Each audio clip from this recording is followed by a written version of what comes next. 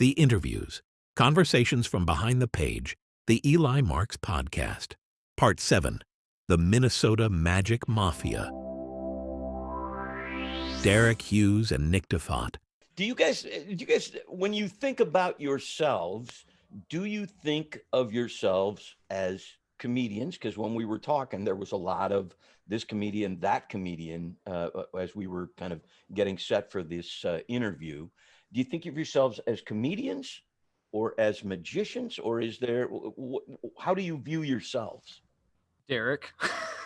Well, I will say there's a conscious hybrid, you know, like I know that they're separate skill sets. So I have worked and focused at different times on that piece of the pie. You know, there's been times when I've booked myself in a feature spot, you know, for a year, opening for Headline Comics, doing no magic, just working on character voice, point of view, and creating build up to a crescendo, making a show happen with just words, which is what the stand-up does. Sure. And then folding that back into my work as a magician. I don't ever book myself straight stand-up right now, because magic is a big part of my brand, my voice, and what I enjoy. But I do feel like I'm both. Nick, what about you? I'd like to think that I flex both muscles. I've never worked solely as a comedian. I've done open mics and tried it, like gone out and done 7 minutes here, 7 minutes there, a spot in a friend's show where maybe I close with a magic trick, but just do stand up to open and try to learn how to feel naked like that. Cause I started out doing magic. So I didn't, you know, I felt like a trombone player without the instrument. You know, it's weird not having something in your hands.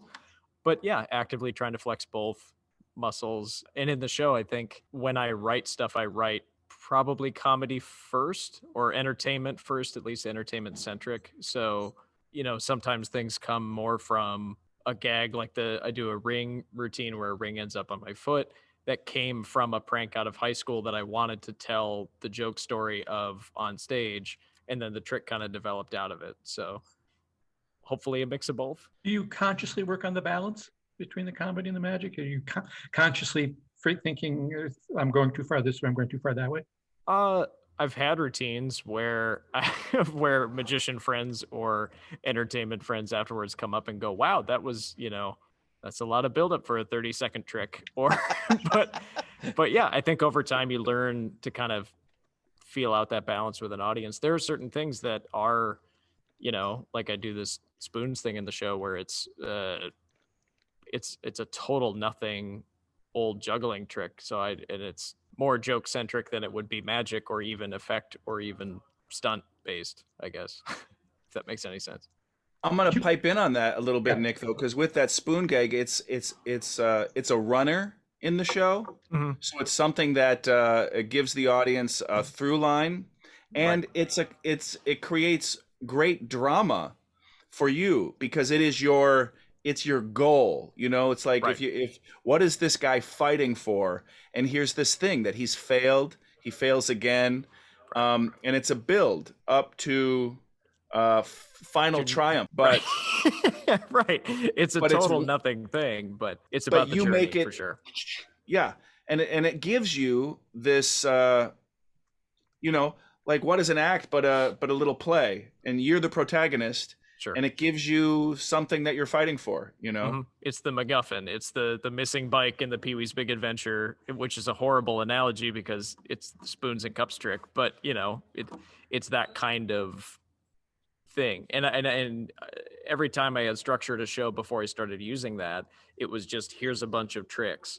But now it's here's a bunch of tricks leading to, you know, under this umbrella feel, if that makes sense at all. Yeah, it gives you a hope and a dream, and that gives you something to then act off of, to have hope and defeat, which is then hilarious in theory. You've seen it both ways. Yeah. How about you, Derek? How do you get that balance? between the funny and the magical? You know, I had a similar experience. Both Nick and I have the wonderful opportunity to have Matt King as a mentor, and Matt King is, you know, an incredible comedy magician. And we both have had the honor of filling his shoes when he takes a break in his room at Harrah's. And early in that opportunity for me, some friends came. My buddy Derek Delgadio and Rob Zabrecki were in Vegas at the same time, and they came by. And at that time, my hour-long set, I was touring a lot of colleges, so I'd open with a quick magic trick, and then I'd go into about 8 minutes of a stand-up routine that related to, I did America's Got Talent, it related to my attitudes towards reality television, and it had some tags, and then I'd get back into the flow of magic. And afterwards, their main note was like, everybody came here for a magic show. And they weren't expecting you as well. So flip that around, do 15 minutes of strong magic, and then you earn the respect and the trust of the audience to get a little autobiographical and kind of go down a thought process. And I thought that was a brilliant note. Sure. But yeah, trying to find that balance. I'll tell you, magic and comedy, I feel they're very similar. Like a good trick and a good joke both have a setup and a climax, right? And both, in their best, the climax is both surprising yet inevitable. Like a good punchline, of course that's the punchline, and you didn't see it coming. Same with a good trick, like that punched me in the face. So there's parallels. And I found that I had a bunch of, in my straight stand-up, I had stand-up material that had setup, punch, tag, tag, tag. And then I had jokes that were one-liners. And all of my magic was like multi-phase magic routines. So a handful of years ago, I started consciously engineering one-liner magic moments to texture and give, like, you know, vary the rhythm of the show to, you know, keep the audience hopefully from falling asleep. So that was something I borrowed from comedy and applied to my work in magic that I have found to be very, very effective. You mentioned Mac as a mentor. Looking back, you're both from the Twin Cities. You might end up saying some of the same names, but who did you look up to? Who are your inspirations when you were just getting started in both the magic? Bill Arnold, Mike Madden. Jerry Johnson, Jeff Williams for me. Fred Beisch. I saw Fred Beisch at a school. It was the best thing ever. I mean, for me, I guess, comedy magic wise, for sure, seeing Jerry Johnson at the banquets and at IBM stuff, just be doing some of the most, you know, tightly scripted comedy magic I'd ever seen was big. And prop comedy. And Jerry Johnson, who I'm going to say, I can see the influence because he's pretty deadpan. Like, yeah, he's not a wackadoodle. For sure. He's like your grandpa, you know? And so I can see that in you. You're like a grandpa on stage. Yeah. You're the youngest grandpa in the, yeah, for sure. I think because, you know, initially when you hear about comedy magic, you think of Big Goofy and for my opener and pulling out the 3-foot opener and doing all this stuff. But Jerry was very dry, and seeing video of Joel Hodgson too. I had seen like bootleg VHS tapes of Joel doing something, and I was like, wait, you can talk to an audience like that? You can you can leave space in a sentence and make the room feel, you know, something other than just joke. So that was big. And VHS tapes of Tom Mullica was huge. Obviously not local, but burned out copies of the Stevens tape and Showtime at the Tomfoolery. Okay, hey, I'm going to pipe in too, and just in answering that question in a little bit more detail. You know, Bill Arnold was the house MC at what is now Acme Comedy Club. But Nick, man, you missed it, and I feel for you, because when I was 14, 15, 16 years old, Acme Comedy Club was called the Rib Tickler. And a man named David Woods called Mike Lacey at the Comedy and Magic Club in Hermosa Beach and said, Mike, do you mind if I make your club in Minneapolis? Wow. And he said, fine. And it was the template, the posters, opening every show with New York. And every week there was a headline comic and a headline stand-up. A headline magician and a headline stand-up working that same little stage. And I begged my mom, and she snuck me in every chance I got. So I saw John Carney with Jake Johansson. I saw Scott Servine. Wow. I saw amazing stand-up and amazing comedy, and clearly that sunk in. And Bill Arnold was the house MC. That's the best thing ever. So I'm 14, 15, 16. I'm watching Bill Arnold do his MC spots, you know, which all that material became his unstoppable 30-minute corporate set, you know, like, I mean, just laugh your ass off.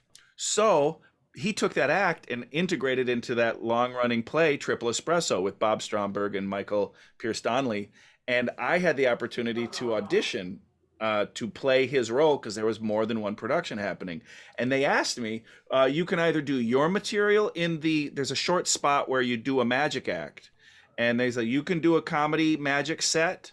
And I had a pretty decent act at that time. Or you can do Bill's set that he does in the show. Scott Servine did his own stuff, right? I said, I'll do Bill's set. Yeah.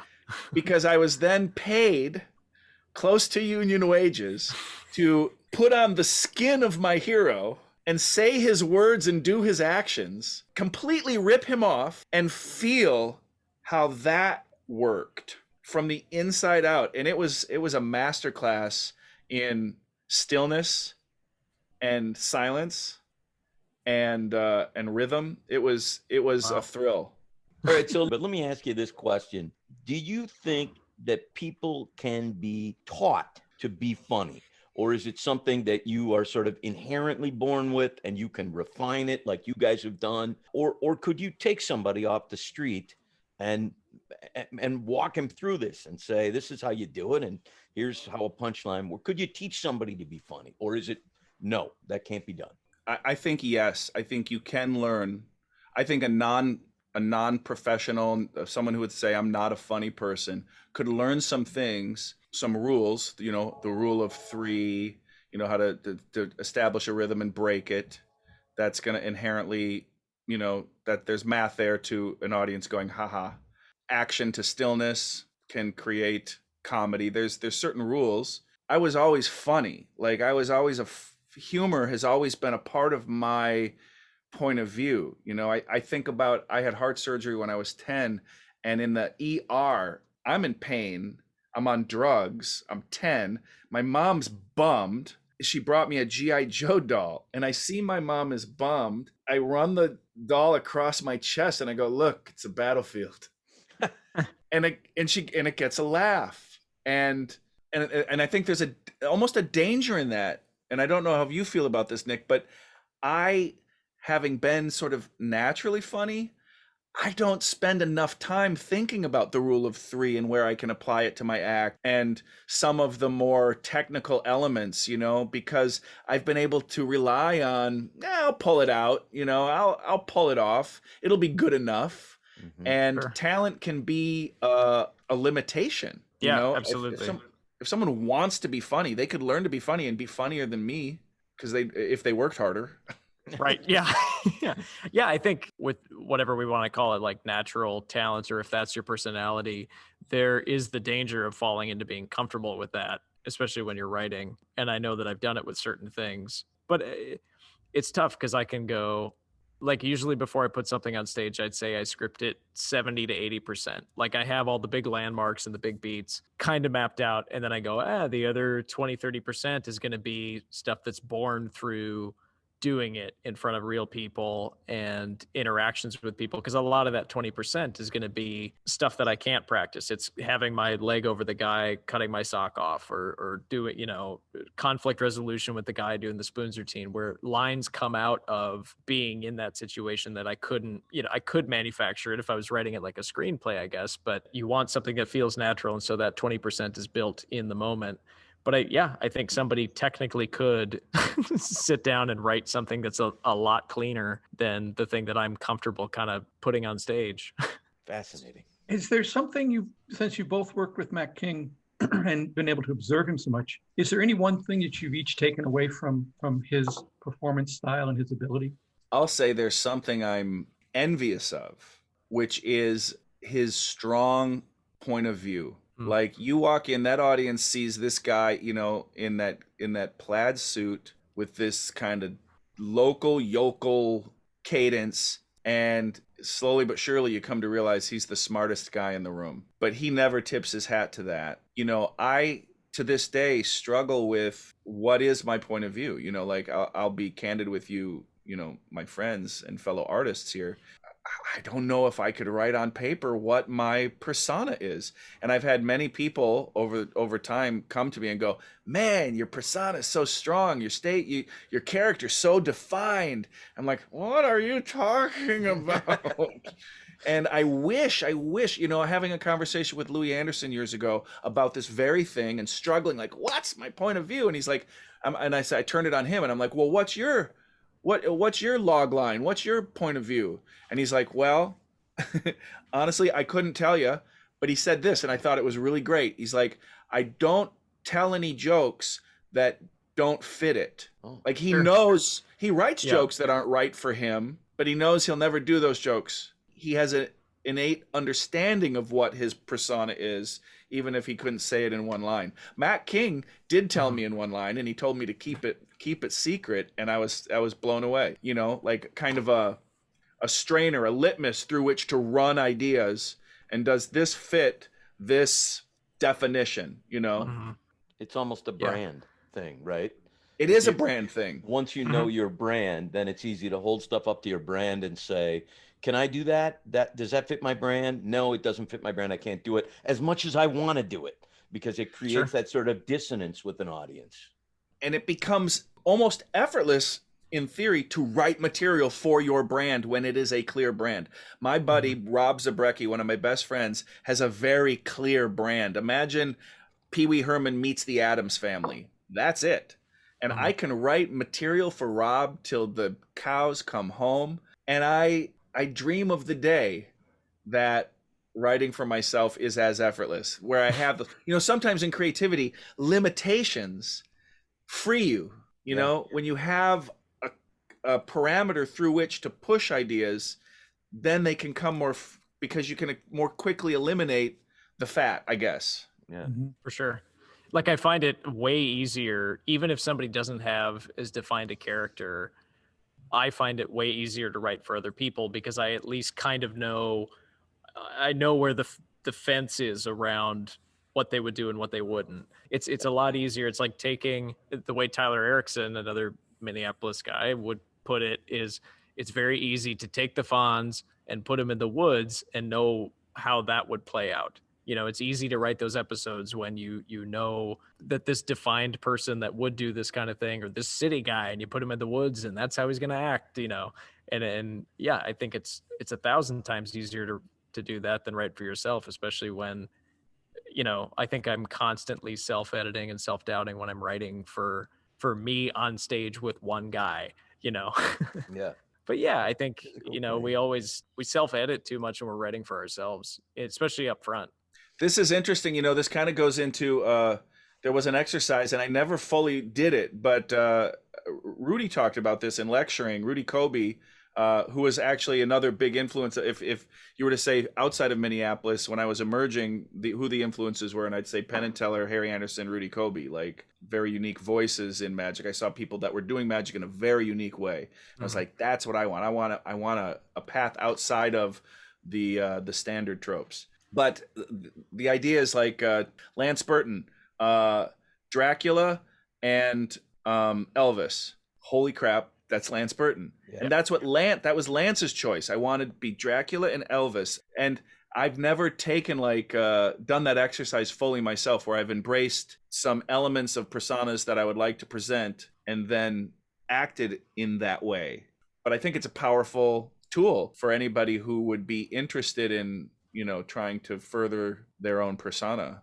Explain that. Nick, have you defined yourself that way? Not really. I never have. And it's funny to me because, like, I've talked to Mac about the Lance thing. He actively, you know, he put that on himself. So it was like he molded, you know, he literally wanted to be this specific Dracula. And so that first appearance on Johnny Carson is him pretending to be that version of Dracula doing this, you know. Is it the Frank Langella version? Exactly. Yeah. Okay. Yeah, you can see that. Yeah, it's stunning. But you know, it's funny when because I think people who are just themselves, like, it'd be hard to go, Mac is this and this, or Joel Hodgson is this and this, or Tom. You know, I mean, And I think it's hard also to see it clearly from the inside. I've asked friends. I had For sure. Jason Sudeikis tell me that rude gentleman for me. And I was Sure. like, I see that. I often wear a 3-piece suit. I'm kind and warm, but I'm snarky. And I was like, that's interesting. I mean, I think for me, it's funny because I can pinpoint where I had a big realization when I was probably 16 or 17, when I had a friend come up to me after a show and he goes, you're way funnier at the house just sitting around than you are on stage. And I developed a complex from that one sentence, but I realized that the way that I act around my friends, I'm very pokey with people that I'm close to, where it's a more abrasive sense of humor. And so it became this active decision of, by the end of the show, I want this guy that's up on stage for 25 minutes I want to be that with him. So in order to do that, for the first 40 minutes of the show, we're building a trust and building a friendship with the audience so that at the end, they know that that's out of love and that that's out of this genuine relationship that I built with them, that I can say these things and do these things and get away with them. It's a lot different if I'm doing 15 minutes and just jump right into that stuff. It's, you don't get literally the first 20 minutes is self-deprecating jokes just so that they know that that's where we're at. Yeah. that it's not all the guy at the end of the show being pokey with the guy. So let me ask this question. We've talked a lot about sort of the magic part of it and the comedy part of it. The magic that you two do, the magic that Mac King does, is phenomenal. The magic itself is phenomenal. So how does the comedy serve your ability does it disarm me as an audience member so that when you then do the sort of the magic, it's even more impactful than if there was no comedy? You know what I'm, is that, I guess that's kind of a, I do. Totally. I hear what you're saying. And I'll tell you, as for me personally, a very, very high caliber of magic has always been, the aim. I don't want to do stuff that people maybe have seen in other shows. And I don't want to do gags. Like Amazing Jonathan is hilarious, a genius.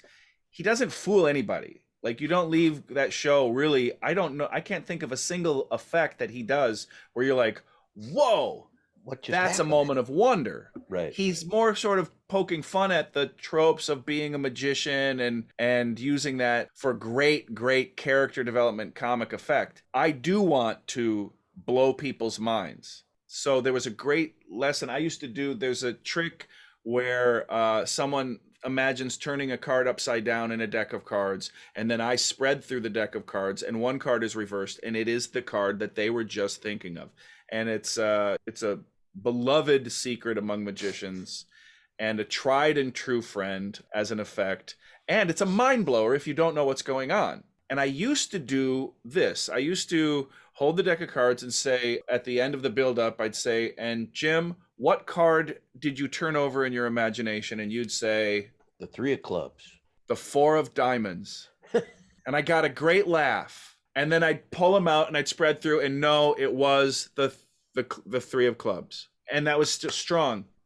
But Juan Tamarez, who's a master magician from Spain and is very funny, he gave a lecture once, and it was like, oh man, I gotta kill that joke, that dumb joke that gets a laugh every time, but it takes away from the blow your mind wonder of that impossible mystery. His rule is comedy, and then as you approach the climax of the effect, the comedy diminishes until there's no comedy leading up to the wonder. And then Eugene Berger, a great mentor of mine from Chicago, he encouraged me to not then go at the end, ooh, lucky that happened, and get a laugh right after the reveal. He taught me to let it linger and let the astonishment sink in and not get uncomfortable with the audience going, what? Because the comic wants to make us all comfortable again, because being blown away is not comfortable. Right. It shakes your paradigm. It changes your life for a moment. Oh my God, my beliefs may not be true. The world isn't flat. Yeah. And anyways, making sure they don't blur each other out is really important. Yeah, I think for sure in my, growth, that has been one of my biggest weaknesses, and something that I've actively noticed is, especially when putting in new material where you don't really know all the beats of the trick yet. So like if you've got a heavier prediction type thing where the ending is really strong, and let's say up to this point I've done 3 or 4 gags where the tricks weren't quite, the most striking mentalism effects or whatever. When we get to a real one, they didn't know how to react. And so it's like I kind of had to learn how to, you can layer on the comedy for up to a certain point, and then there is this cutoff, or like you were saying, I guess you can taper it off a little less abruptly than I probably do. Then, hit the beats you need to do in the trick, and then you can't immediately step all over your own dong going back into hitting them with jokes, because audiences do just need to sit in certain things. And like I put a book test in the show one time and did it for 2-3 weeks, and I just go, this is not going well, not realizing that the like awkward silence and kind of this feeling that I hadn't felt before was the exact intended outcome. I just didn't know what that feeling was, because I was used to just going and knowing the beats of jokes and knowing this and this and this hits in the music, and and so to kind of have the second I guess I started putting good magic at the show, I had to kind of relearn certain beats and relearn how to present that kind of stuff, for sure. I went through that exact same experience with the book test I wrote. Yep. And I sessioned with Max Maven about it, because I was like, Yeah. Max, I don't think it's playing well. Like, I can't tell. And he's like, no, you're killing. Just mentalism has a different set of reactions.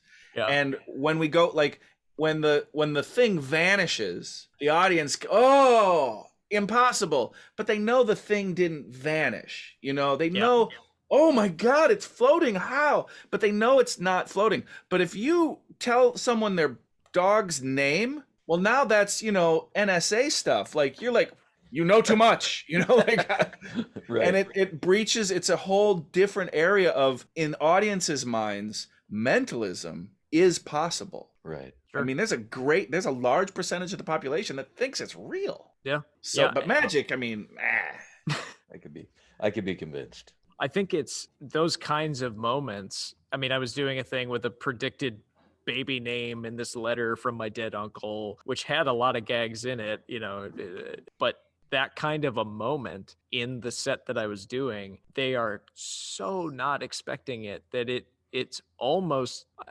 I don't want to say it was like too staggering, but when they're not expecting it, they need more time than if they were to go see Max Maven, where they know, oh my God, this guy's a mind reader, and it's set up in that's the bubble that we're in, is that the guy on stage, knows the PIN number on my credit card and knows this and whatever. But in a show where I give a woman my phone number and do this stupid gag, and I have a hangover and it's a coat hanger with the word hang on it, or whatever dumb gags, it's like they're not expecting you to know something so precise that they do genuinely need more silence, maybe than even in a normal mentalism show, to kind of slow it down and give them that time. So it's hard. Yeah. No, and it's true. Being comedy magician too, that those moments of astonishment do kind of jump out like a Jack in the Box. Like, whoa, like, I didn't know this was going to be good. Yeah. Right. Right. Yeah, I 100% get that 7 minutes into the show almost every time. And now I've learned, we need to kind of bring it back in. What is it that happens 7 minutes in? I do a gag that ends in no trick. Then I do 4 minutes of just jokes about me. Then I do a couple minutes of jokes with the woman setting up a trick that they absolutely do not think is going to be a trick. It's the ball under the cloth trick. Yes.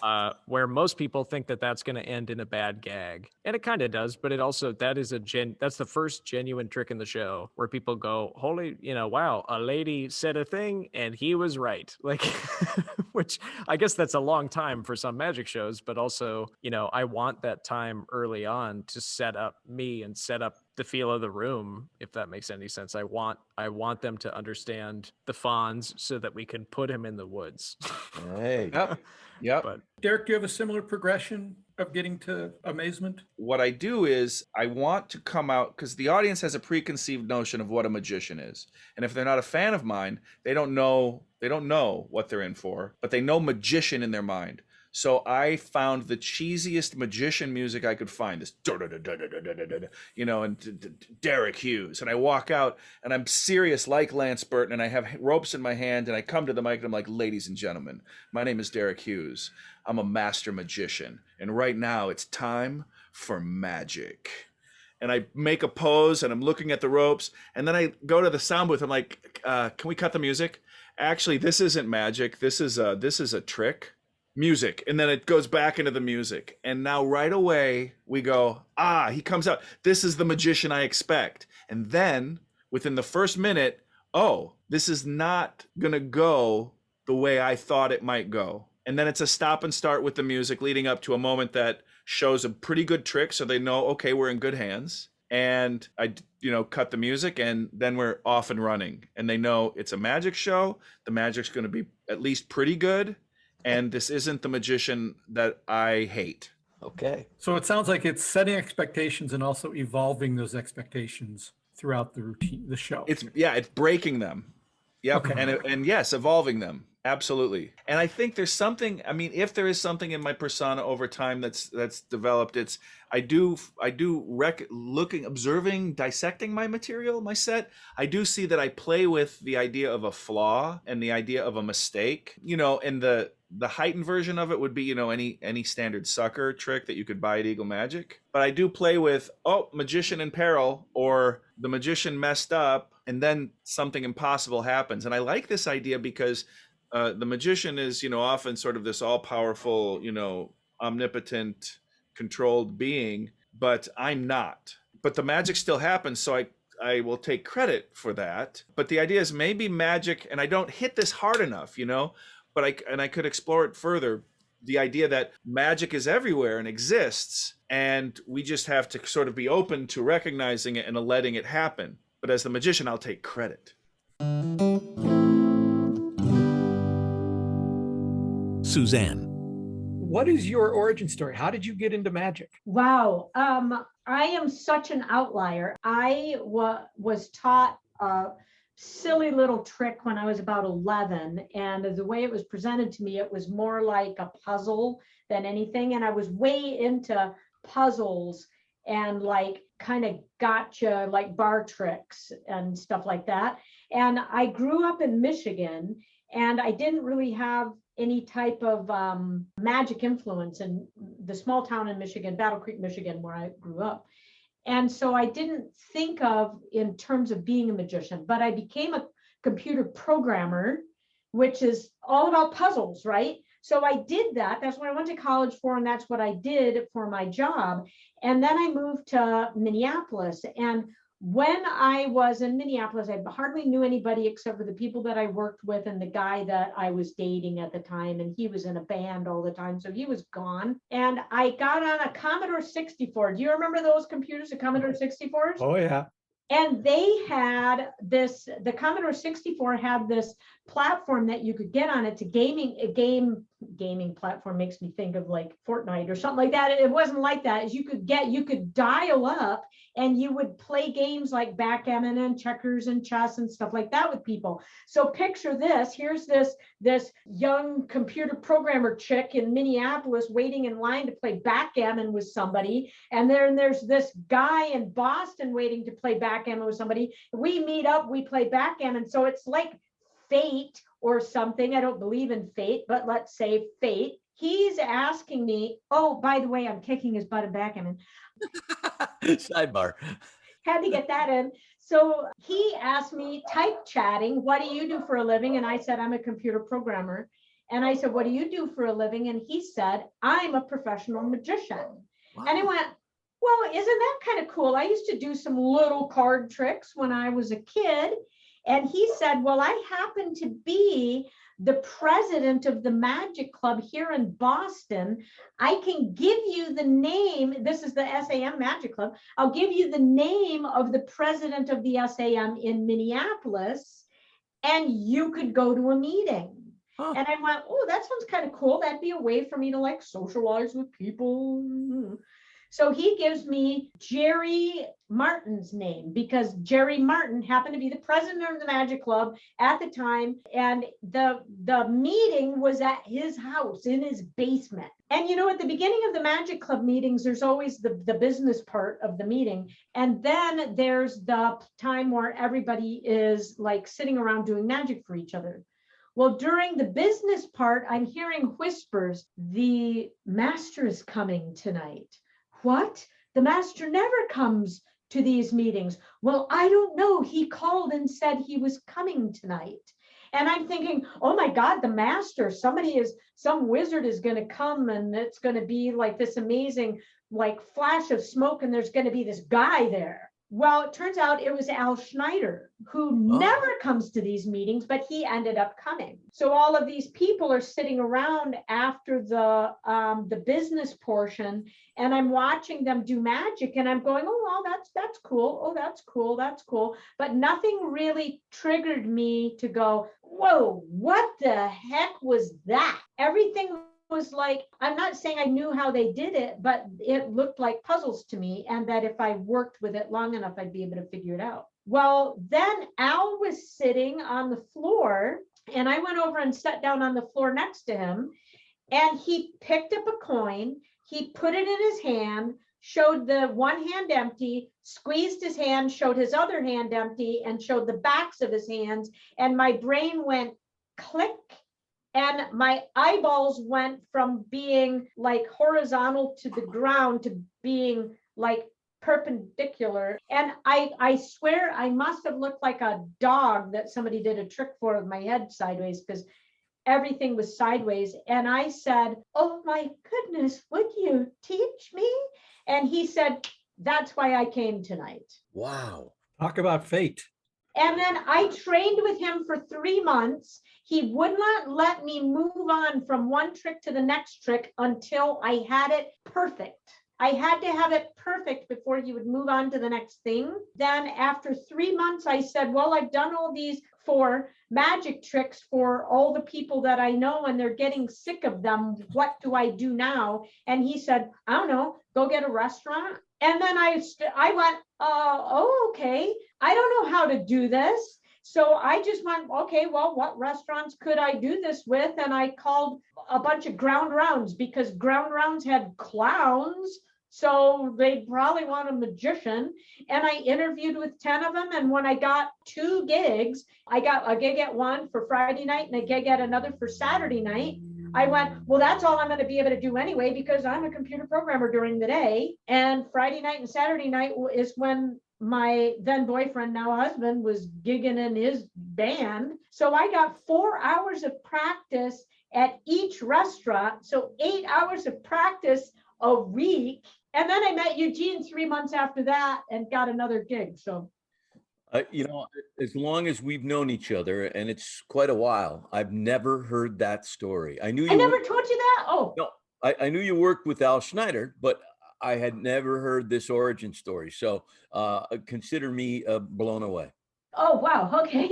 So what was his style like when it came to teaching you? Al, oh, he was brutal.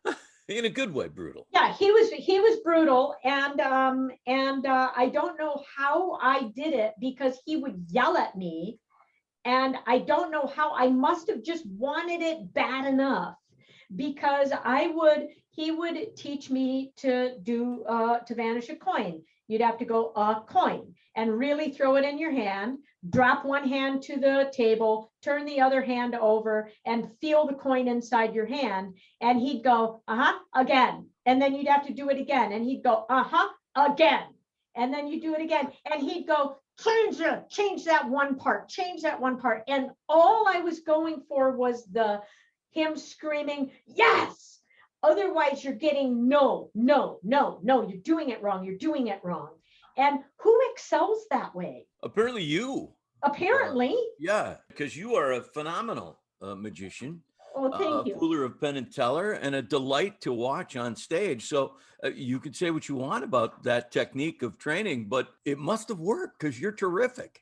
Well, thank you. It seemed to work with me at the time, and I don't know if I would be able to put up with it now but he was brutal. And I was just craving that yes. So if he gave me a no, it pushed me harder. And I think he would have gotten angry with me if I hadn't have practiced. So like I have quite a few students who don't practice, and they get together with me because they just want to talk magic. And that's okay. If you want to pay me $50 to $100 an hour, because depending upon where you are and what your finances are, that's what I charge, $50 to $100 an hour. If you want to get together with me and just chat magic, that's fine. But if you really want to get something done, like I have one student in New Jersey who just sent me an email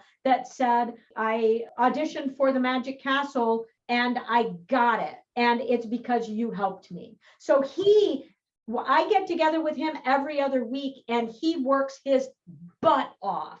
I can tell he videos himself and he works his butt off. But some of my other students are like, yeah, they just want to get together and talk magic. That's fine. So after working with Al for 3 months and now you're doing ground round gigs, at what point did you make the leap from I'm no longer a computer programmer and I'm going to do this full time? I met Eugene Berger, and from the ground round, I was only getting little kids' birthday parties, and you couldn't get enough money for little kids' birthday parties to really make anything. And so Eugene was talking about switching from little kids' birthday parties over to corporate. And he said the way to do that is to get an upscale restaurant that's like just adults go to. And I think in the last podcast that I was in, I talked about Eugene giving me the name of Toby, who was the head chef manager at the American Cafe. So that was 3 months after I was doing the ground round. So that's 6 months after I started learning from Al. Then Eugene gave me that name. I auditioned for Toby. I got the gig at the American Cafe, and I did that for about 6 months. So that's another 6 months. But I had to get the American Cafe before I could quit, because then I was doing a lot of corporate. And then I started traveling with corporate, and then I couldn't do my programming job and travel. So it was about a year. Well, that's, I think that's remarkable to go from a complete career shift in a year in a creative field. If you were moving from computer programming, let's say, to real estate sales, but you're not. I mean, you're talking about learning a skill set like magic, which I think is very demanding. And to go from zero to corporate travel as a magician in a year is, I think, any magician that we've ever talked to would say that's remarkable. And sometimes it throws my head back a little bit, because I have to work with the little parts of me who don't think I'm worthy, because I mean, everybody has those little parts of them who go, oh, well, I'm not worthy. You then just look at your Penn and Teller Foolish trophy for a second and go, oh, no, wait, it's okay. Are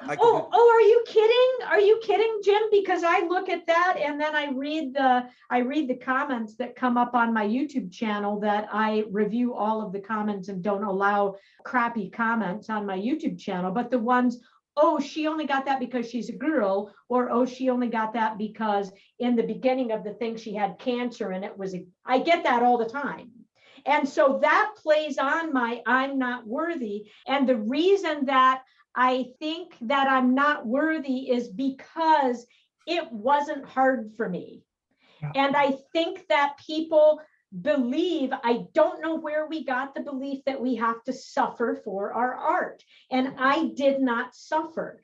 I was fortunate to be in the right place at the right time, ask the right people the right questions, doors were open, and I came into this life with a certain drive. And so because of all of that together, it was like throwing everything into a pot and making the perfect soup, but you didn't have to try for it. And so a lot of what I got at least what it seems like I got, is that I didn't do any work, but it doesn't feel like I did the work because it was fun. But you definitely did the work. Oh, I did the work, and I have to keep reminding myself that I did the work. I would practice when Al was teaching me. I think he would have got mad if I didn't practice, and I would come home from my programming job and I would practice for 3 hours a day. Yeah. If you weren't getting yeses from him, if you were only getting no's, that's how you know you must have been practicing, because he gave you yeses. Right. Well, not very often. Well, enough to keep you going. And I heard Yeah. something recently, I don't remember where it was, that someone said the only people who don't have imposter syndrome are actual imposters. I love that. That's It just comes with the territory. So don't worry about that. in your description of being taught by Al, that's work right there. I mean, you're doing the work. I don't think you could be taught by somebody as renowned and as exacting as Al Schneider if you didn't do. I mean, I think he would have tired of you rather quickly if he didn't sense that you really wanted to do the work and were doing the work. Right. Yeah. He just said, thanks for everything, but I'm not interested anymore. He might have still wanted the money, but. Who needs money? It's just dirty paper.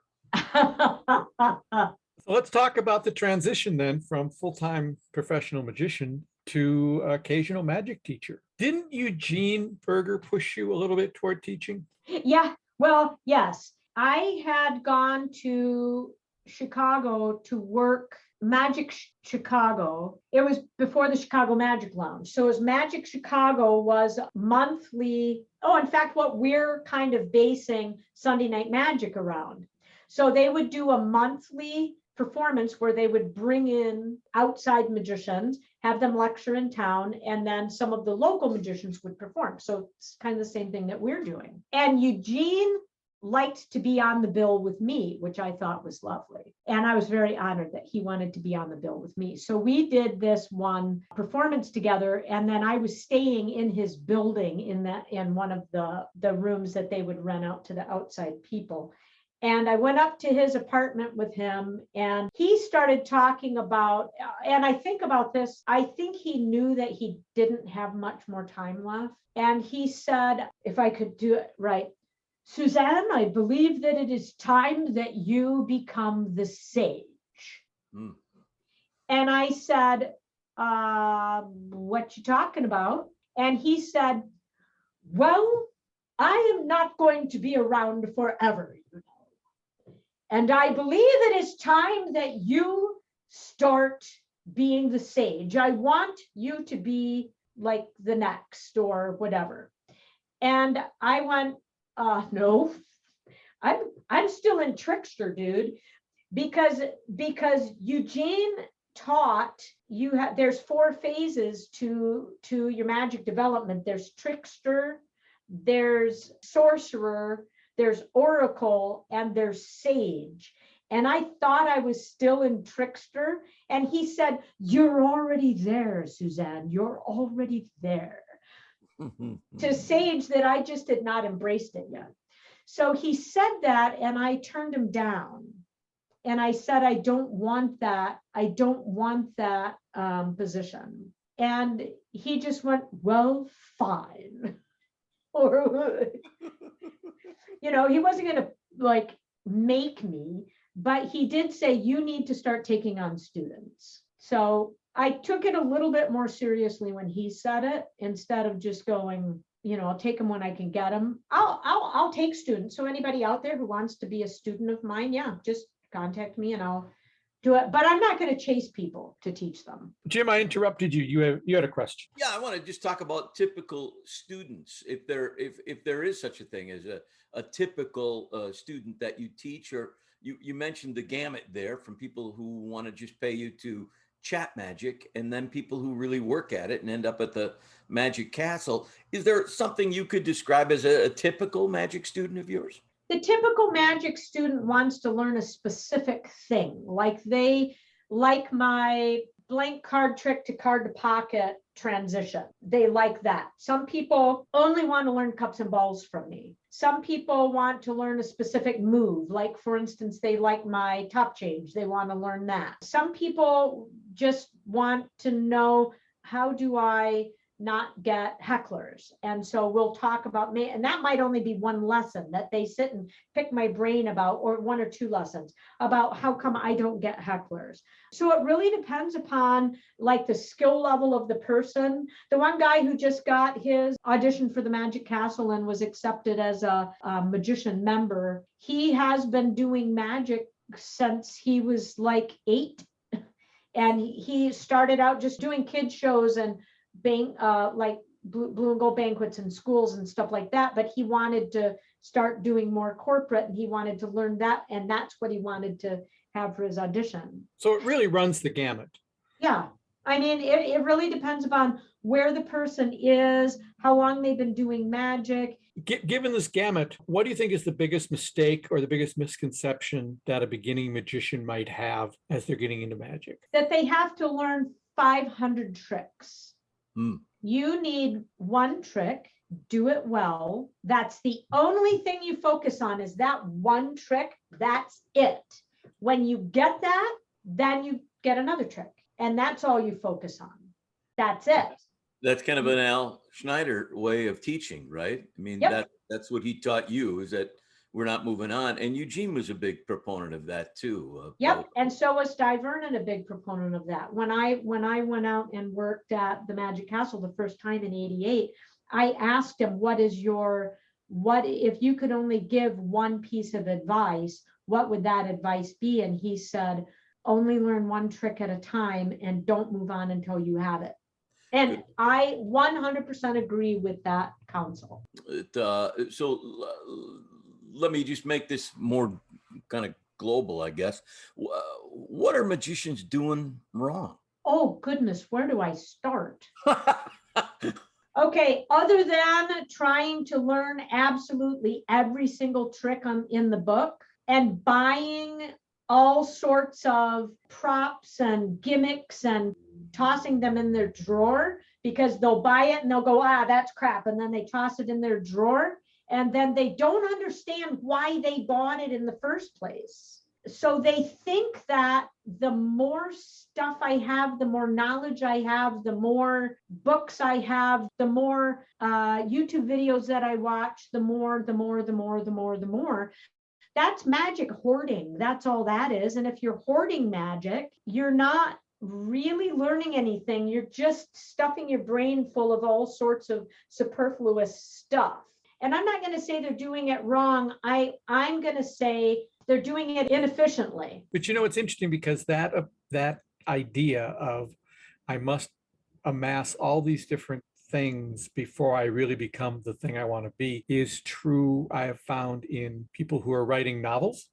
Is I'm going to take 1,000,000 classes before I put a word on paper. It was true back when I was writing screenplays. I ran into people all the time who said, I'm not ready to write my screenplay. I have to read another book. I have to take another class. I have to spend another $500 on something or other before I can start it. And the truth is, you don't really need any of that. I remember we talked to Morgan and West last year, and Morgan and West are very successful professional magicians who learned exactly what they needed to learn and kind of make a point of not really learning anymore. They said, I don't know any new card tricks. I would never learn another. I don't need another card trick. The card tricks I have are the ones I use. I don't need any more. When I teach at conventions, the most common question that I always get at a convention or a lecture is, what are you working on now? I'm training my horse. We're remodeling our bathroom. What do you mean? What am I working on now? You mean another trick? I don't need another trick. You learn one trick and you learn it so that your body knows it.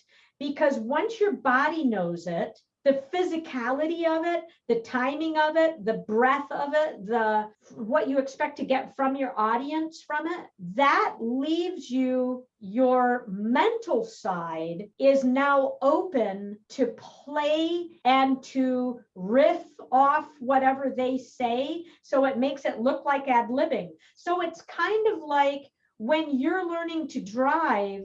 When you first are learning to drive, you need to be able to steer, keep the correct speed. If you're doing with a stick shift car, know how to shift and not run off the road and not hit anything. And when you're learning that's terrifying. But now that I've been driving for feels like longer than I've been alive, I don't even think about it. And I can be talking on the phone and see something that I have to avoid in the road and not hit anything because my body already knows what to do. So you've got to get it so that your body knows what to do to give your brain the room to play. And I want to just circle back because I'm a guy who likes to collect secrets and collect magic, and I seldom perform magic. The stuff that I perform, I learned so that I could perform it. And we quote this all the time about Eugene saying, and he was the first person to say it to me, is that, if not everybody needs to be a performer. You can love magic and collect it and read about it and go see it and never feel like you have to perform it. Right. That's a viable room in the House of Magic. Collector. Right. Aficionado or fan, all of that is acceptable. I think the idea of wanting to be on stage as a performer is where the distinction lies. There are certain steps that need to be taken before I want to inflict magic on an audience. That's an interesting way to put that, Jim. Well, that is why I wanted to shift the word when you said, what are they doing wrong? I don't want it to be about right or wrong or good or bad, that black and white part.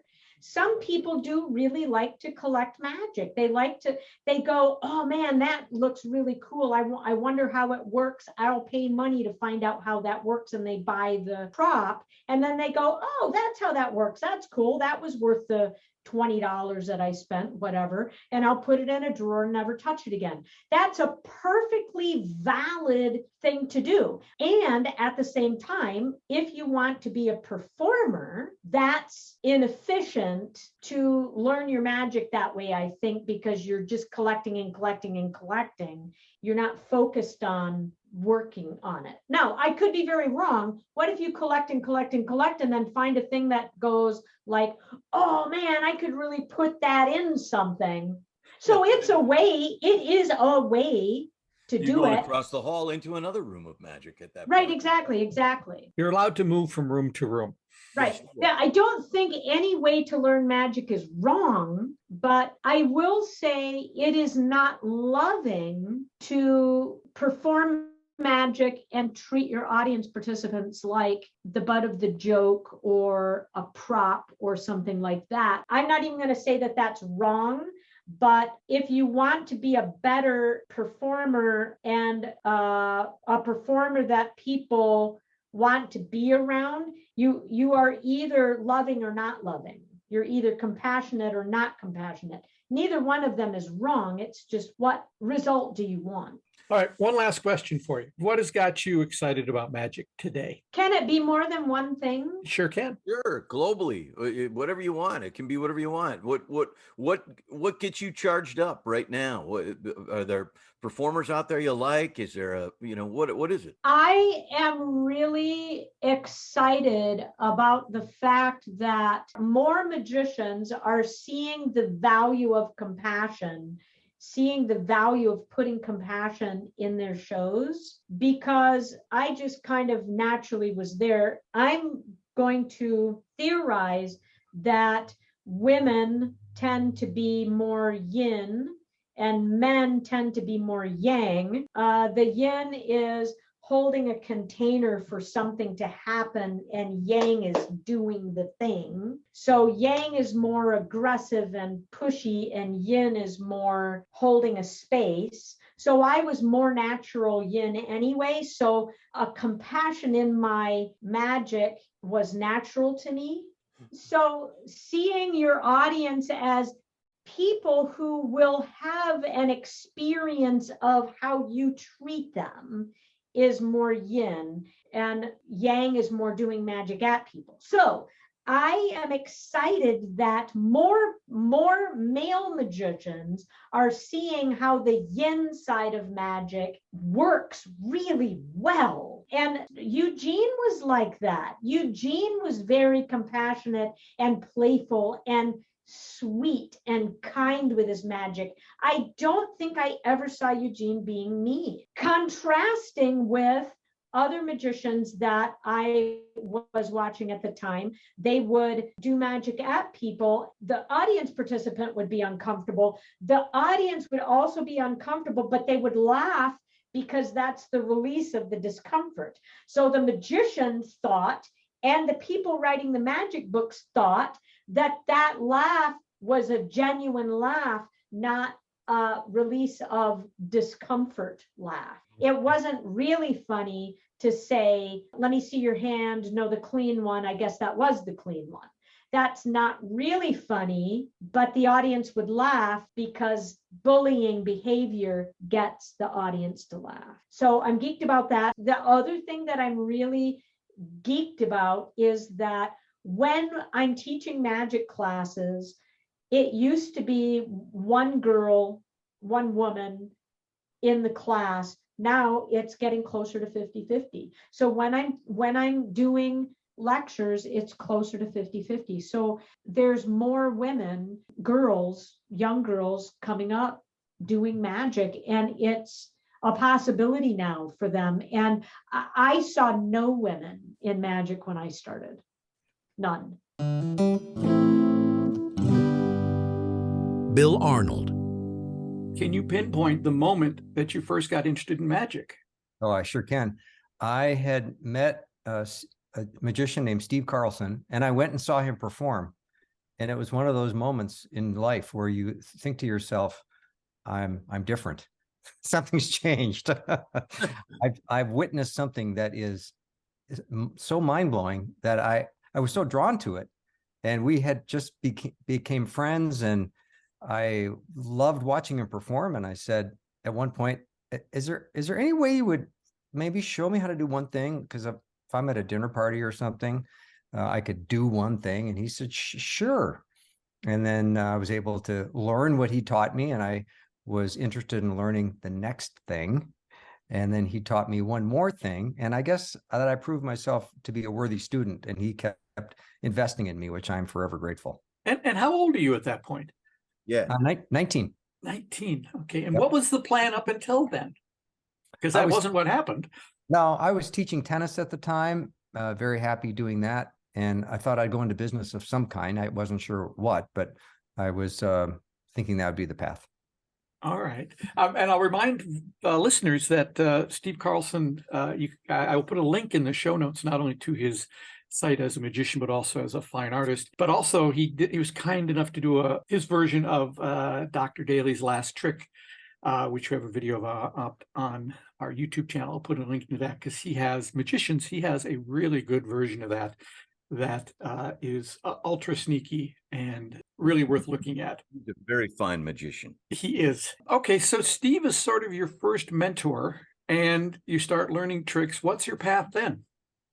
Well, I was very interested in card magic, and I was looking to try to meet this card magician out in Lake Tahoe by the name of Terry LeGerald. And I went out there, and I think I was there 4 days, and I couldn't find him. And on the fourth day, the day I was leaving, I thought, well, I'll take one last chance at trying to locate him. And I found him, and he treated me like I was a long lost brother. And I said, is there any way if I were to move out here to Lake Tahoe that you might mentor me? And he said, sure, come on out. So I went home, and 3 or 4 months later, I packed my car and I drove out to Lake Tahoe and lived out there for a year. And how did you find him originally? What was the impetus that got you to him? Well, I read a couple of routines of his, and he had the most lively animated patter along with his routines that I was so captivated by. And I loved what I heard, and I just went and hunted him down and found him. And it was one of those moments where you go, I think this was supposed to happen. I guess I'm not familiar with that magician. And I consider myself a member of the club, loosely anyway, but that name does not ring a bell. Probably for good reason. He is one of those underground guys. He is unbelievably creative and prolific. I remember, I think it was Paul Harris went and spent 2 or 3 days with Terry and kind of walked away going, oh my, I thought I created stuff. And he's one of those guys that is enormously generous, enormously gifted, and he probably spends 10 to 12 hours a day creating magic. When I left him, he was living in Reno. I think he was in a kind of a small apartment. He didn't have a telephone or a driver's license or anything. He just loved working on magic. One of those true geniuses. Wow. Is he still around, Bill? Is he still? You know, I've been out of touch with him for years now, so this will motivate me to try to find him. Oh. We're going to do a whole episode later in the season about mentors and mentorship. So it's great that we can talk to you about yours. Where do you think you'd be if you hadn't had these mentors? Because you had, I mean, I can't speak to Terry, but there is no finer magician that I know than Steve Carlson when it comes to creativity and his devotion to being the best that he can be. He's an amazing magician to watch. Yeah, he is. No, I had it not been for these mentors, there's no way I would have continued to pursue, magical performing.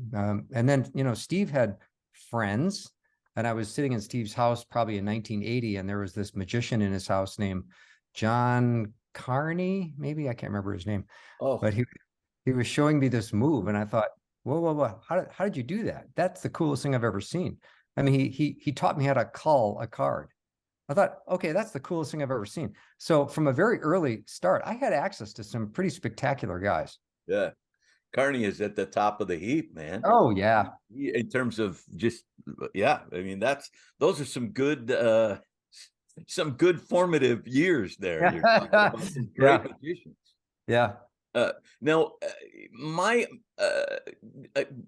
sort of first time seeing you perform was at the Rib Tickler, which was a tremendous venue here in Minneapolis that sort of melded magic and stand-up comedy. And you emceed and hosted a lot of shows there. And I went to a lot of shows there, so I got a chance to see you. How did like being an MC and working in the Rib Tickler kind of shape you as a performer? Oh, it's graduate school.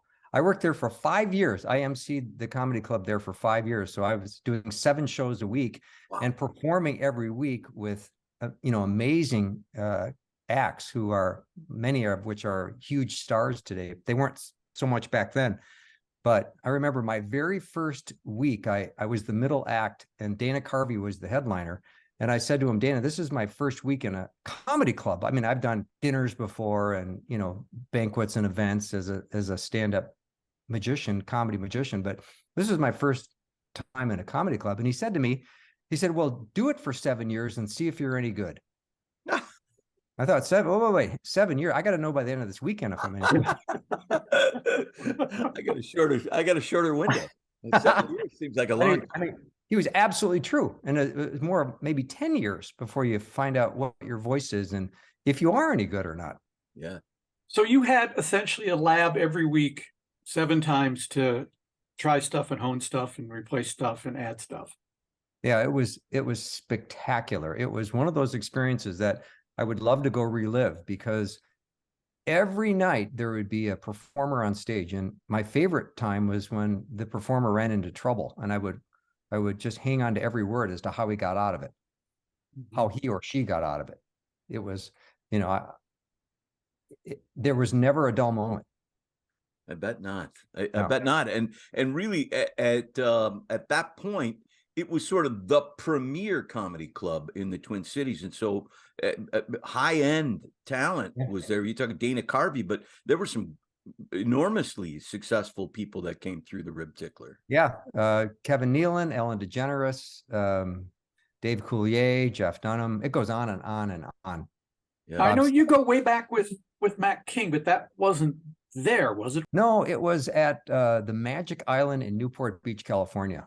Mac and I were working together there for a month, and we were in the comedy or magician's condo together. And we'd wake up in the morning and we couldn't wait to get out of there. So we'd go to a coffee shop and talk magic all day. We had a blast.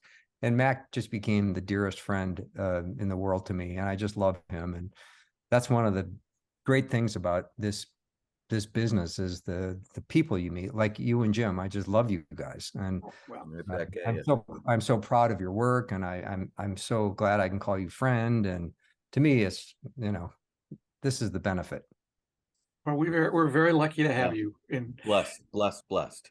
But I do have a question, because you've dropped the name Magic Island, and I didn't know there was one in California. I remember there being one. Was it in Houston?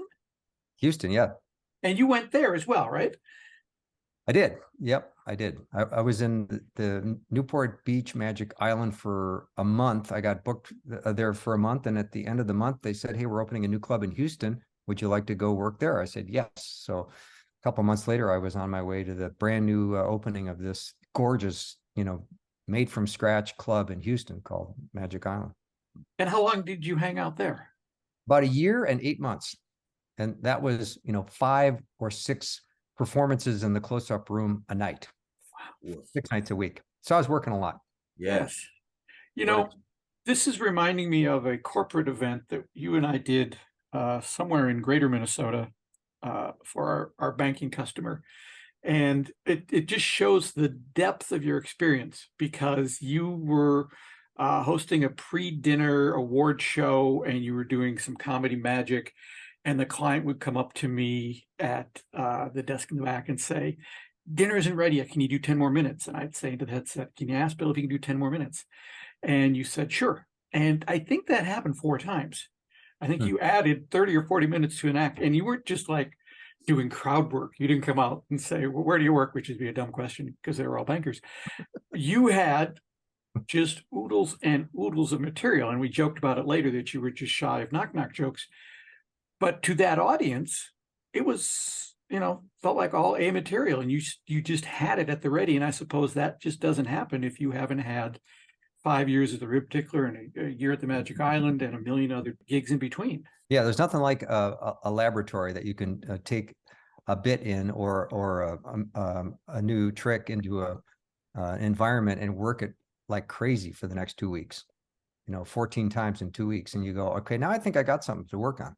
Yeah. Okay. Well, I'm going to jump ahead now, because you sparked something here when it comes to having a lab and a workshop. I got to see Triple Espresso very early. And for our listeners, Triple Espresso ran in Minneapolis for a very long time. It was very popular. How long? 13 years. 13 years. Years, everybody. And you made this show with 2 friends. They each had unique skills. You had a unique skill. You found a way to make an evening's entertainment out of that. And it was a hit. And it was a hit here, and it was a hit in San Diego. It went overseas. We can get into the details of that, but I know it was a lab for you, because I would get an email or a text that say, "We have a new bit, come on down and watch this show." And I would go down, and the thing you wanted me to watch was one fraction of a new thing that made a laugh a little bit longer. Yeah. But that was the beauty of that show. And then when you had different companies running all around the country, you'd say you would videotape that and send it off, and they would add it to the show. Can you just tell us a little bit about the genesis, where that show came from and what the intention was originally? Well, the 3 of us wanted to put something on stage that would make people laugh really hard and make them feel good about what they were laughing at. And that was the ultimate workshop, because I think I did 3,800 performances. Oh my God. And being on stage with the 2 other writers of the show gave us an opportunity to tighten it every night. Our policy was, let's suck the air out of it, or air the suck out of it. That should be on your business cards. Because sometimes you would tighten things up and you would suck the air out of it and make it tighter. And other times you'd go, this isn't working the way I think it should. Let's just, air the suck out of this. Mm-hmm. So, we had so many opportunities to make it better, and we never rested thinking it's good enough. We always said, how can we make it a fraction funnier? And then we come up with something, and I'd call you, John, and go, come down and see our 1/2 of 1% fraction. Yeah. And it was always worth it. It was always worth it. Yeah. Thank you. Yeah, I thought still think it's one of the funniest, most delightful evenings in the theater that I ever experienced. And I saw it late. So, but after I had, before I had seen it, actually, I was on Twins Caravan, which is something the ball team does here to try to get people from outstate to come down to the cities and see a Major League Baseball game. And I was with John Gordon, who was the voice of the Twins at that point. And we got talking one day in the car from place to place about Triple Espresso. And he said to me, this is before I had seen it, "Oh, it's a very religious show." And I said, it is? And he said, "Oh, yes, it's very religious." And I said, Mr. Gordon, I don't think that, because I always called him Mr. Gordon. I was never comfortable enough to call him John. Mr. Gordon, I don't think I don't think it is. "Oh, Jimmy, it is." And I said, I can't, I don't think it is. "Oh, it absolutely is." And I said, "Okay." And he said, "Do you want to bet on it?" And I said, "Sure, I guess I'll bet on it." He said, "How about we're going to a car dealership. If I'm right, you buy me a car. And if you're right, I'll buy you a car." And I said, "You're on." And so we got to that car dealership and I had nothing to do. So I found the number to the Music Box Theater and I called somebody there and said, "Hey, I'm thinking about coming to Triple Espresso and I want to make sure that there's not going to be anything in here that's obscene for my church group." And they said, "Oh, no, it'll be fine." I said, is it a religious show? Does it have a religious theme?" And there was a long pause. And the woman said, "Well, it's not going to offend anybody in your church group for sure. That much I can tell you." And I said, "Well, is it religious? Does it have religious themes?" Another long pause. I don't think I'm not sure how to answer that. And I said, "Well, does it talk about Jesus? Is it religious?" She said, "No, it's not, but it's very gentle and sweet." And so I went to him with that, and he didn't count it as good because he hear this. So I never got a car, I guess. I don't know if you owe me a car or if Mr. Gordon owes me a car. John Gaspard, I know you don't owe me a car. I owe you a car. Well, so if one of those two guys give me a car, I'm just going to give it to you. Here's what I would have said to Mr. Gordon. I would have said two things. One, who are you? Because I know nothing about baseball. And two, I would have said, Gordon? Yeah, don't know, haven't an idea, have no clue what you're talking about. Right. But two, I would say, and I think Bill will back up on this. It was born in a church basement. That's where it started. Am I right on that, Bill? Well, when we put the show together, we had to figure out a place to put it on. So I called a friend of mine who is a pastor and I said, "Any chance you would like a evening of entertainment for your church family? It's kind of a new play we're writing. It's family friendly." And he said, "Sure." And so 30 days later, we put it on his church and we had not written one line 30 days out. So we were in a panic and we put it on and 600 people showed up and laughed themselves silly. So yeah, we did start in a church, but the three of us all have a strong faith life.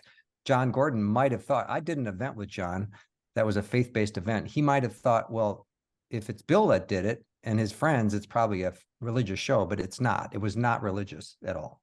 Well, he's a tremendous guy and was a huge fan of the show and a huge fan of yours.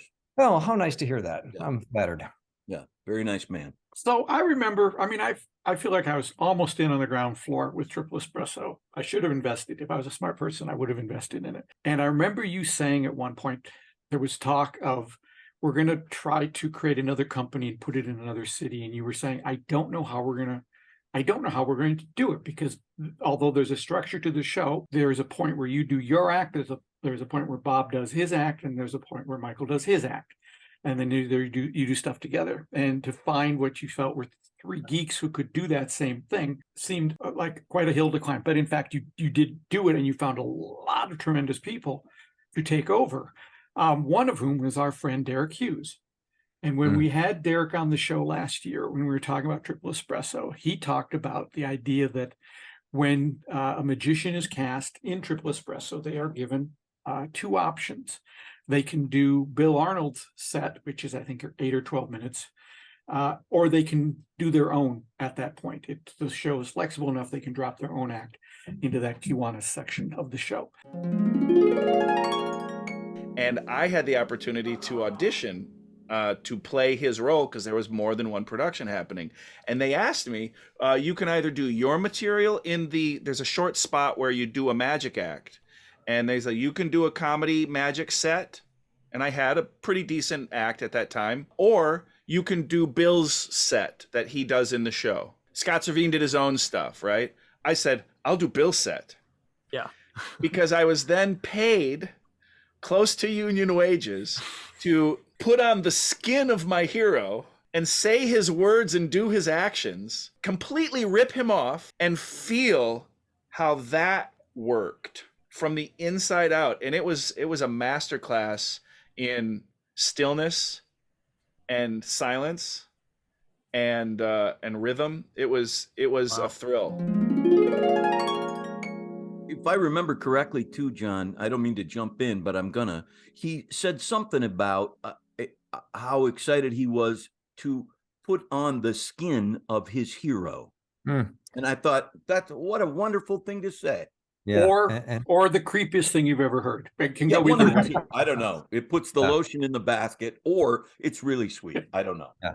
And now the roles have reversed because I think Derek is just such an amazing performer, and I'm so proud of him. And I celebrate his success, and I just love everything he's doing. And he's such a wonderful guy. And yeah, we did start originally with that. Do you want to do the set that I do in the show, or do you want to do your own? Scott Servine was the only guy that brought his own set to the show. That was early on. After Scott Servine, everyone else did the set that I had put on for the show. Mm-hmm. And, a lot of the guys that you have had on the show, John Lovick was in the show for quite a bit. I don't know if you've had Christopher Hart on, but Chris was in the show. Yeah, Chris was in the show for a long time.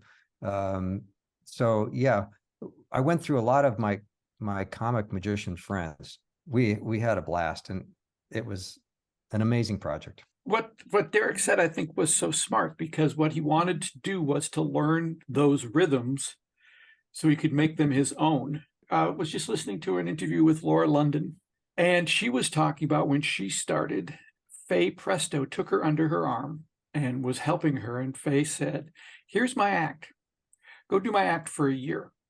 And by the end of the year, you'll have your own act. And I think Johnny Thompson tells a similar story where they wore someone else's act for a year, and by the end of the year, they had become their own performer, which I'm sure was not your intention when you created Triple Espresso, but you did create this lab where performers could come in and kind of find themselves within this larger machine that was running. And I think that's a really interesting point, John. And I've seen a lot of guys do the act, and all of a sudden it evolves into this really beautiful version of their own presentation of some fun material. I mean, Patrick Albanese, I think he's done it 3,400 times. He's a great example of a guy who came in as just a complete student of the show and wanted to be the very best he could be. And he performed for 20 years in the role. Wow. Well, are there any other points in that show? We'll leave Triple Espresso in a minute, but it is for me just one of my favorite shows of all time, and watching it develop was so great. We had John Carney on talking about honing things, and we talked about how you honed the show. Are there one or two moments from that show that really stick out for you as this is something we discovered while the show was up and running that really made a difference? Most certainly. And when there are bits in the show where my character was this very nervous guy, and he was mildly in a sense of panic, where he had a brown paper bag he would breathe into, almost in a hyperventilating way, just trying to calm his own anxiety. And I remember taking a couple of weeks off. I had performed for about 8 months in a row, and I think I'd taken 3 weeks off. And I came back, and you kind of, after a break, see things with fresh eyes. And I have a trick in the show where the duck finds a card. And my first night back, I went to pick up the duck, and I thought, the duck needs to breathe into the bag too right now. And he did. And I could not believe the size of the laugh that night. He couldn't find the card, and then he wanted to breathe into the bag. And at that point, I thought, it's not bad to take some time off, because you see things through fresh eyes. Yeah. I think I heard an interview with Chris Rock who said you have to, as a comedian, you have to take time off because that's the only way you can recharge and come back at it. If you just constantly work, you can't get any better. This is what I've got and I can't, but you take the time off and you come back with a completely fresh perspective. And so I agree with that. You know, John Carney's name has come up 3 times in this podcast so far, and he does talk about honing things. How important do you think that is? It just in terms of, he talked about sanding things rather than pounding at something. Give me your take on that. I completely agree with John's take on that, and the beauty of having so many opportunities to be presenting something in a live performance is, I think you have this incredible gift to say, what if I do something slightly different this time? And you're keeping your mind sharp, you're keeping yourself engaged and focused, and you make discoveries by what John said, just keep constantly sanding things a little bit more and more. And I think that's the result of a repetition, time and time again, little tiny experiments, taking something and just adding a little bit of nuance, and that over time just ends up being this really lovely, finished, polished product. Absolutely. So one of the things you and I talked about, Bill, when we talked about you coming on the show, was the idea of being in a position to always be ready to create a miracle. Mm-hmm. Can you define what that means for you? Taking advantage of an opportunity that you are aware of that the audience is not. That's the most simple way to put it. And I think that happened one night. I was at the Magic Island in Houston. It had been a long night, and there was a card that got bent, and I did a quick card fold and put it in my right side pocket. I had nothing else in my pocket but that. A friend of mine came in with an engineer that he wanted to really impress, and he said, hey, do something for my friend. I did a ribbon spread of cards, showed him the deck. I said, think of any card. He said, 10 of hearts. I said, all right, if you would look at the deck, you can see the card's not there. If you would now, just with my hands in the air, reach into my right coat pocket and see what you find. And he pulled out the card, unfolded it, and he dropped it like it was on fire. It like it was burning his fingers. And I thought, I'm done. Yeah, I'm done. And then it occurred to me, wait a minute, that was just an accident. And I was able to recall that, oh, wait, I think I got the 10 of hearts folded in my pocket. Oh, I can actually make a miracle right now out of nothing. A no skill required miracle, to which this day believes it's still the finest magic trick he's ever seen. And it is. Yeah. So I thought, why don't I prepare for this every show? And I have since done that. And what does that preparation entail, if you don't mind sharing that secret? Well, I have 4 revelations ready to go at all time. And if you happen to bite on one of my 4, I'm going to produce a miracle that is going to recreate what happened that night at the Magic Island. Wow. Yeah. That's smart because I probably would not have taken that step. You know what? It would never have occurred to me. Hang on a second. I could always fold up a card and put it in my pocket and, you know, name a card. Nah, shoot. That's not the one I've got folded in my pocket. I'm going to have to do something else. But it's so brilliant to think that through and go, oh, I could recreate that miracle. Yeah. And just put yourself in a position where you can take advantage of a once in a lifetime sort of miracle. I mean, it's when people bite on those cards, there's nothing more powerful than a true miracle. And when people say, I have to tell you what he said, or if they share it with somebody else, people go, that's not the way it happened. But it really was the way it happened. Yeah. Yeah, because other magicians go, well, that's not even possible. Yeah, that's they don't. You couldn't do that.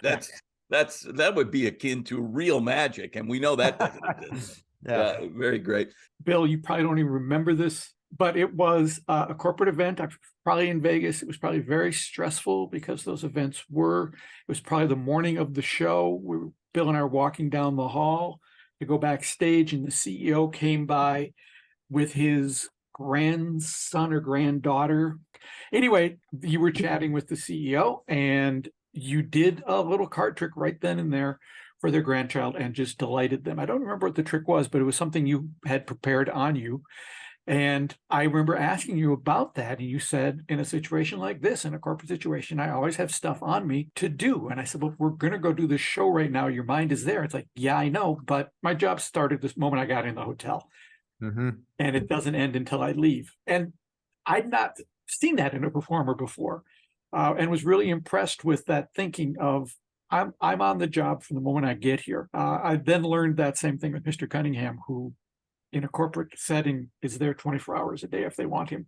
I wouldn't recommend that because after about 18, there's diminishing returns. It's pretty salty after 18 Yes. hours. Yes. Well, salty is a nice way of putting it.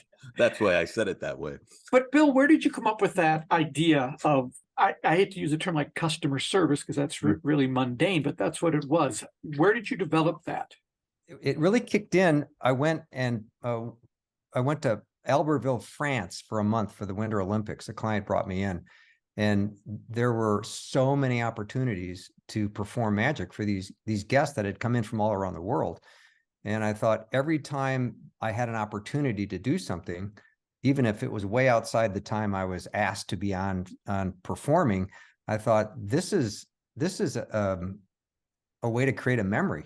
And to me, it was like, I couldn't wait to do it. So there were days that I was doing, 7-8 hours of magic because I would always find a group that would want to see something. Hey, I heard about you from a group last night. And, to me, it was just like, how fun is this? It's fantastic. Really, that's the lesson that my father taught me was if you can find something that you enjoy, you're never going to work a day in your life, which is something my father always said. So that tickles me that you could do 7 or 8 hours. And for you, it was, how great is this? Rather than, oh my God, if anybody says the ace of spades to me, I'm going to take their head clean off.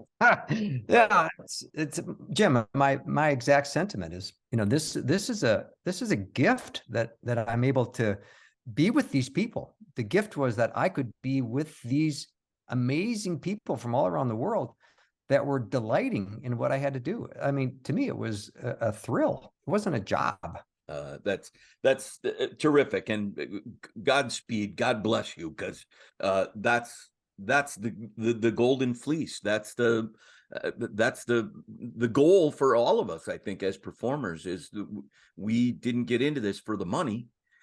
We got into this because we couldn't do anything else. We had to perform.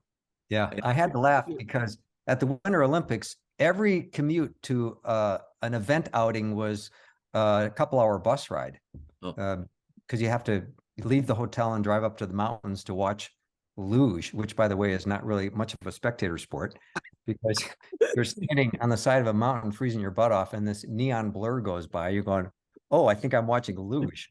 Yes. The question is not only a spectator sport, is it a sport? That's I think that's right. So I would do magic on the bus. I was on the bus going, we got 2 hours to kill. And I remember a friend of mine sent me an article.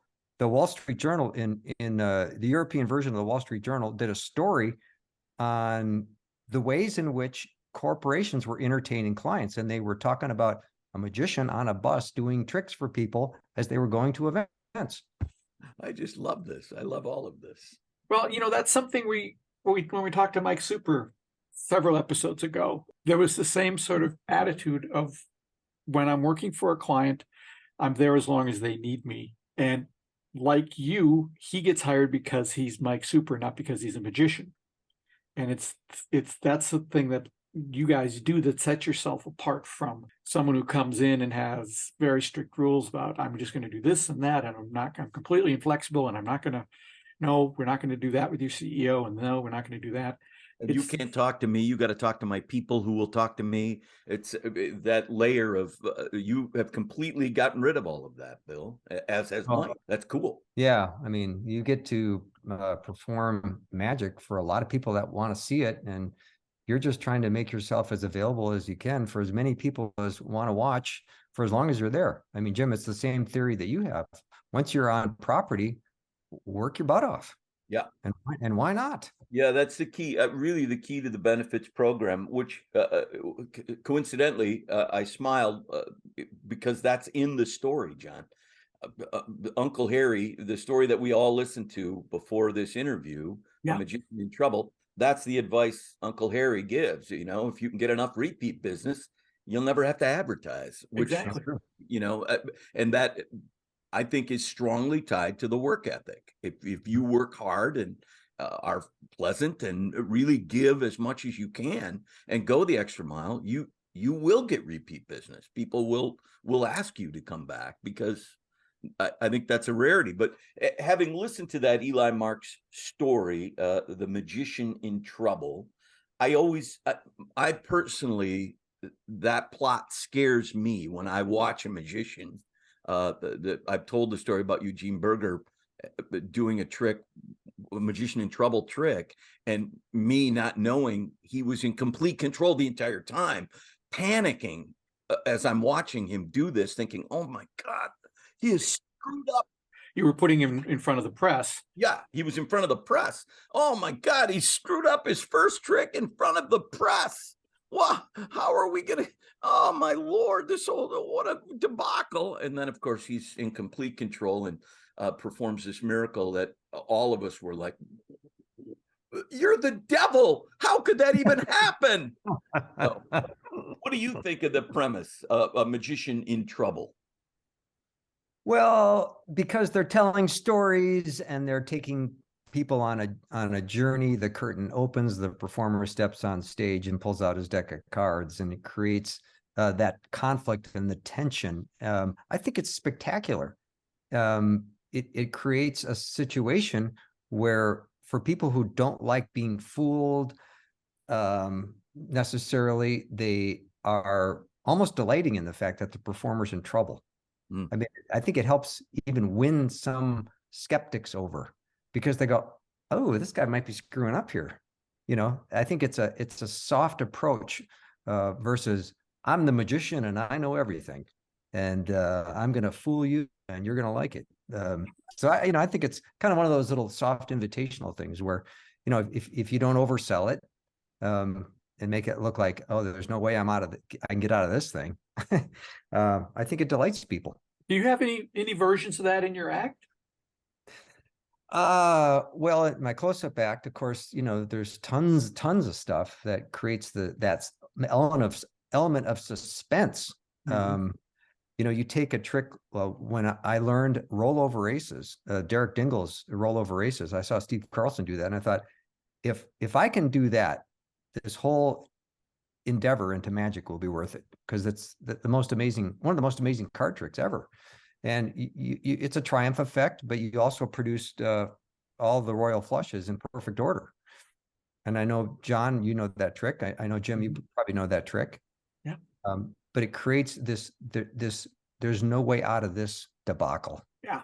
It's funny, when I was working on that story, when I was working on it, I wanted to get some idea of what does a opinionated magician think of it. So I emailed David Regal and said, what do you think of that premise, Magician in Trouble? And what he wrote back, I put almost word for word into Uncle Harry's mouth in the story, except that I cleaned it up because Uncle Harry wouldn't use language like that. But David's point of view was, it's just not, you're being mean to the audience. You're trying to create a relationship, and then you're pulling the rug out from under that. And why would you do that? And I tend to lean more toward what Bill was saying, which is it's all the suspense. It's all part of the act. It's all part of we're telling a story, and stories take left turns. Yeah, I guess for me, in the right hands, anything is possible. So in Bill, in your hands, as you have a wealth of experience and ability, you can do something. Eugene Berger could do something like that, but my gut on it is only For the same reason that I don't think insult comics, I don't think everybody should be an insult comic. Somebody who, Don Rickles, who's really good at it, yeah, we can enjoy that. But in lesser hands, it's not enjoyable. It's ugly, or could be ugly. And the same, I feel the same way about this premise. In a professional's hands, okay. But in my hands, or a lesser performer who, that's a terrible premise, because I can't, I can't fix it. If it's a terrible premise. But in a great magician's hand, it's a fine premise. I want to push back on that just a little bit, because I think, and I'm not a magician, so I don't even have an opinion, but I think that it's actually an ideal premise for someone who's just starting out, because they think you're going to be screwing up. And you may have screwed up already on something else. And so it's a nice little thing where you can go, yeah, I made a mistake there, but I didn't, because there's your card. Yeah, if you can do that. So, I mean, and that's the bottom. I suppose if Eugene's deal was, and Bill, it may be your deal too, for all I know, is that I'm not scared, because I've got 15 ways to get to that card. If I, I got 15 different ways. It can be folded in my pocket. It can be in the matchbook. It can be back in the box. I got 15 ways to get out as a not professional magician, but a guy who dabbles in magic. I don't have 15 ways. I don't even really have one way. And so if there's a comfort, if you are a professional at something, that those of us who are not shouldn't attempt. I shouldn't insult my audience, because that's not my thing. I shouldn't pretend like I've screwed it up, because 9 times out of 10, I'll probably screw it up. You got to be at a pretty high level to, I think, to work that premise successfully. Well, and if you use the premise to show vulnerability, I think you have your audience on your side. Yeah. If you do it in a mean way, well, shame on you. But if you do it in a way that's inviting and inviting and vulnerable, the audience is all on board. Ooh, there could be trouble. I wonder how he's getting out of this. Yeah. They're cheering you on at that point. I like that idea. Yeah, you're not pulling the rug out from underneath them. You're creating, like John said, the suspense. You're building a story that has suspense, that has people more engaged. In a professional's hands like yours, I think it's sublime. In my hands, or a lesser performer, I think you stay away from it until you get to be you, Bill Arnold, or Eric Hughes, or John Carney, or Eugene Berger, somebody of that level. Yeah, that's a great premise. But in lesser hands, I would stay away from it. But that's just me. This is probably the deepest dive we've ever taken on a magic topic. I don't think in the history of this podcast, you have never pushed back against me, which was thrilling to me. Oh my God, we're going to have a discussion. So great by me. I think we just flash forward, and all I'm doing is screaming at you from now on. You idiot. And some people like that. So yeah, absolutely. Might get more listeners. So Bill, before I let you go, because you've been ultra patient with us, what is it that's exciting you about magic these days? Well, I love my roots. I love the way in which, if you got into magic, you came alongside someone, you somehow made friends with somebody, you somehow developed a friendship, and there was a trust level, and you showed interest, and that's how you started to get into magic. Nowadays, with a credit card and a laptop, you can be learning any trick from anybody at any time. And I do miss the camaraderie that came along with the community, the magic community, that would make learning magic more of an insider's game. So is that a good thing or a bad thing?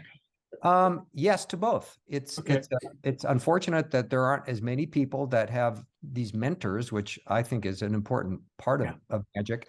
And there's also now more accessibility for people to learn good magic online. So I'm excited that there's going to be more magic being shown. And I think there's more performers now out there that are doing some really cool stuff. Yeah, it seems like, and you tell me what you think, Bill, but it seems like magic is in the middle of a sort of a rebirth or renaissance, if you will, that it's now an art form, I think, that we respect and are not we don't, as an audience, we don't look down on it. The idea of my uncle doing a bad trick for me, and that's my experience of magic, is gone now. And it really, Penn and Teller's show and some of the other, where we're featuring really good magic, has elevated or rebirthed it in people's minds, that it's not just a schlocky guy in a bad tuxedo doing things that are not entertaining at all.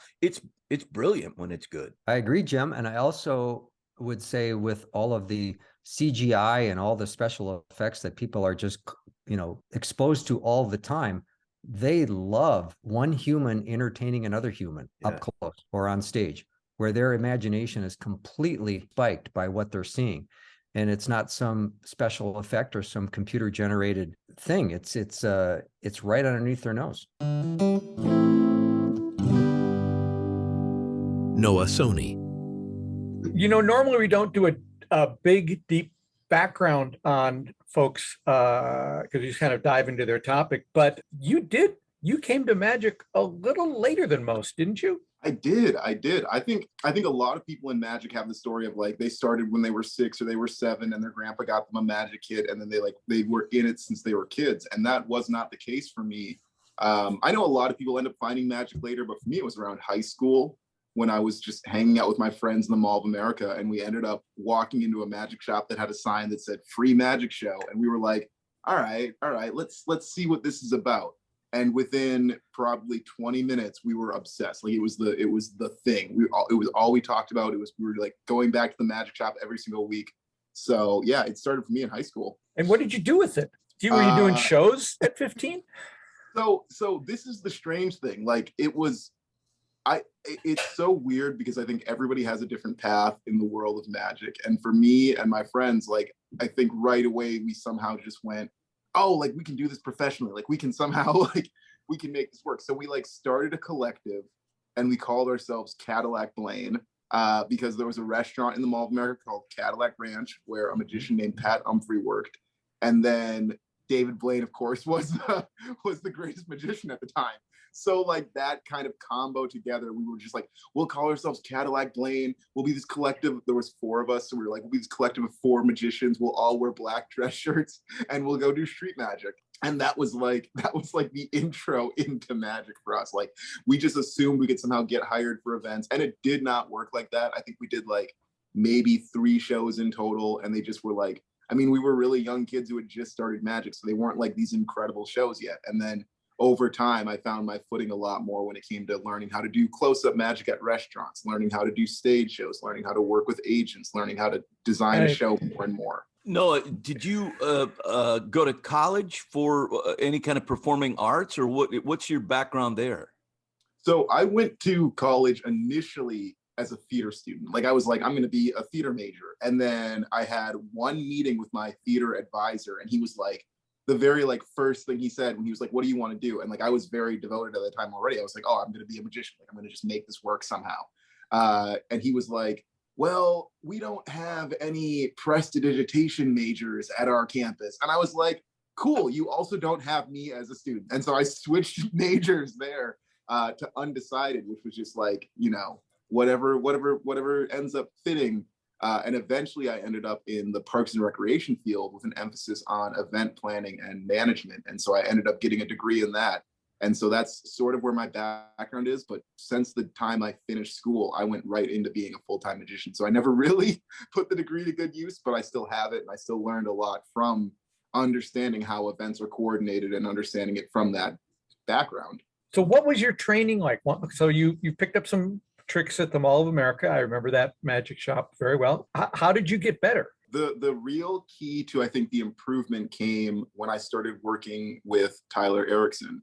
And I know that a lot of other people here in Minnesota have also worked with Tyler, but right now with magic, I think a lot of people get into magic and they really get caught in this trap right away of there's this marketplace that is behind magic. And there's all these companies that have things and trinkets that they can sell you that aren't actually practical. They don't work that well, but they look really shiny and they have a cool trailer and they come in a cool box and they have a cool name. And maybe there's a cool magician on the cover and you're like, oh, I need this to be a professional.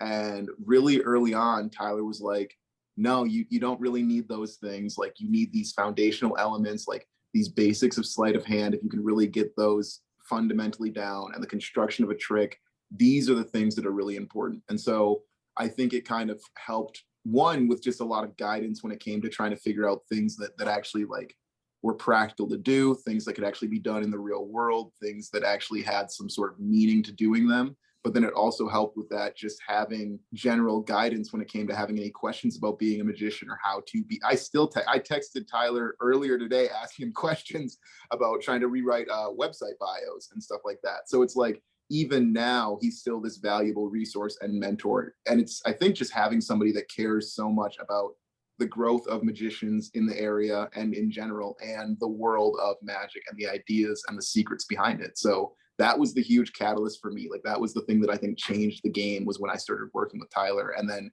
on top of that, just meeting other magicians that inspired me and that had work that made me go like, this is so cool and different, and it doesn't feel like what your traditional magician would do. You know, in this season of the podcast, we're looking at the second book in the Eli Marks series, The Bullet Catch.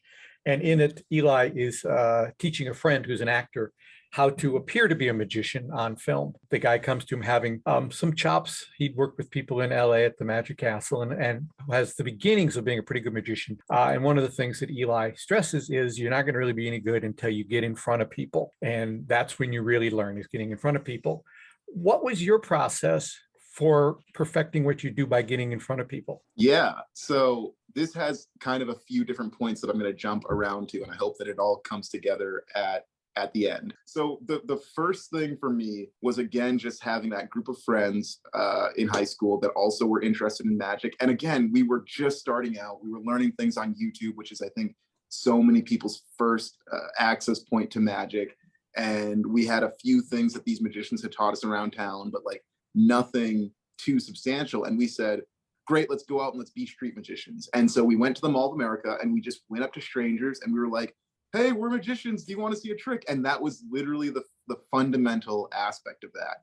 And of course, for a long time after that, when I started doing it professionally in the sense of getting paid to do shows, that sort of fell off the radar for me for a while. But then I realized again how much value there is in that random encounter with a magician. That idea of like, you're just going about your day and then somebody walks up and they're able to show you something incredible.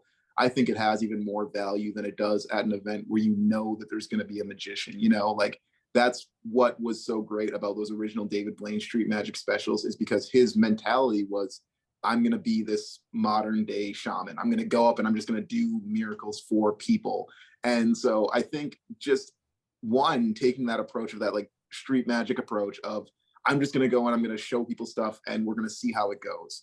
That was massive. That was huge, to just being able to workshop material and understand.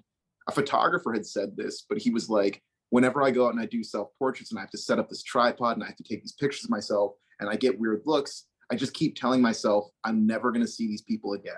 And I think when I was first doing things close up and doing street magic, I kind of had to have that mentality of like, well, even if this goes wrong, the stakes are so low, I'm never going to see this person again. And chances are they're going to go in and they're going to be like, oh, that was cool, but it's not going to be like their main story that they tell at parties forever. Like, I saw the street magician, he was so bad. You know what I mean? Like, it's so low pressure. People don't operate like that. That was one. And then I also started right before I left to go to college. And being a magician on a college campus gives you a ton of people that always want to see magic. So I had that great kind of, I worked at the front desk of my dorm.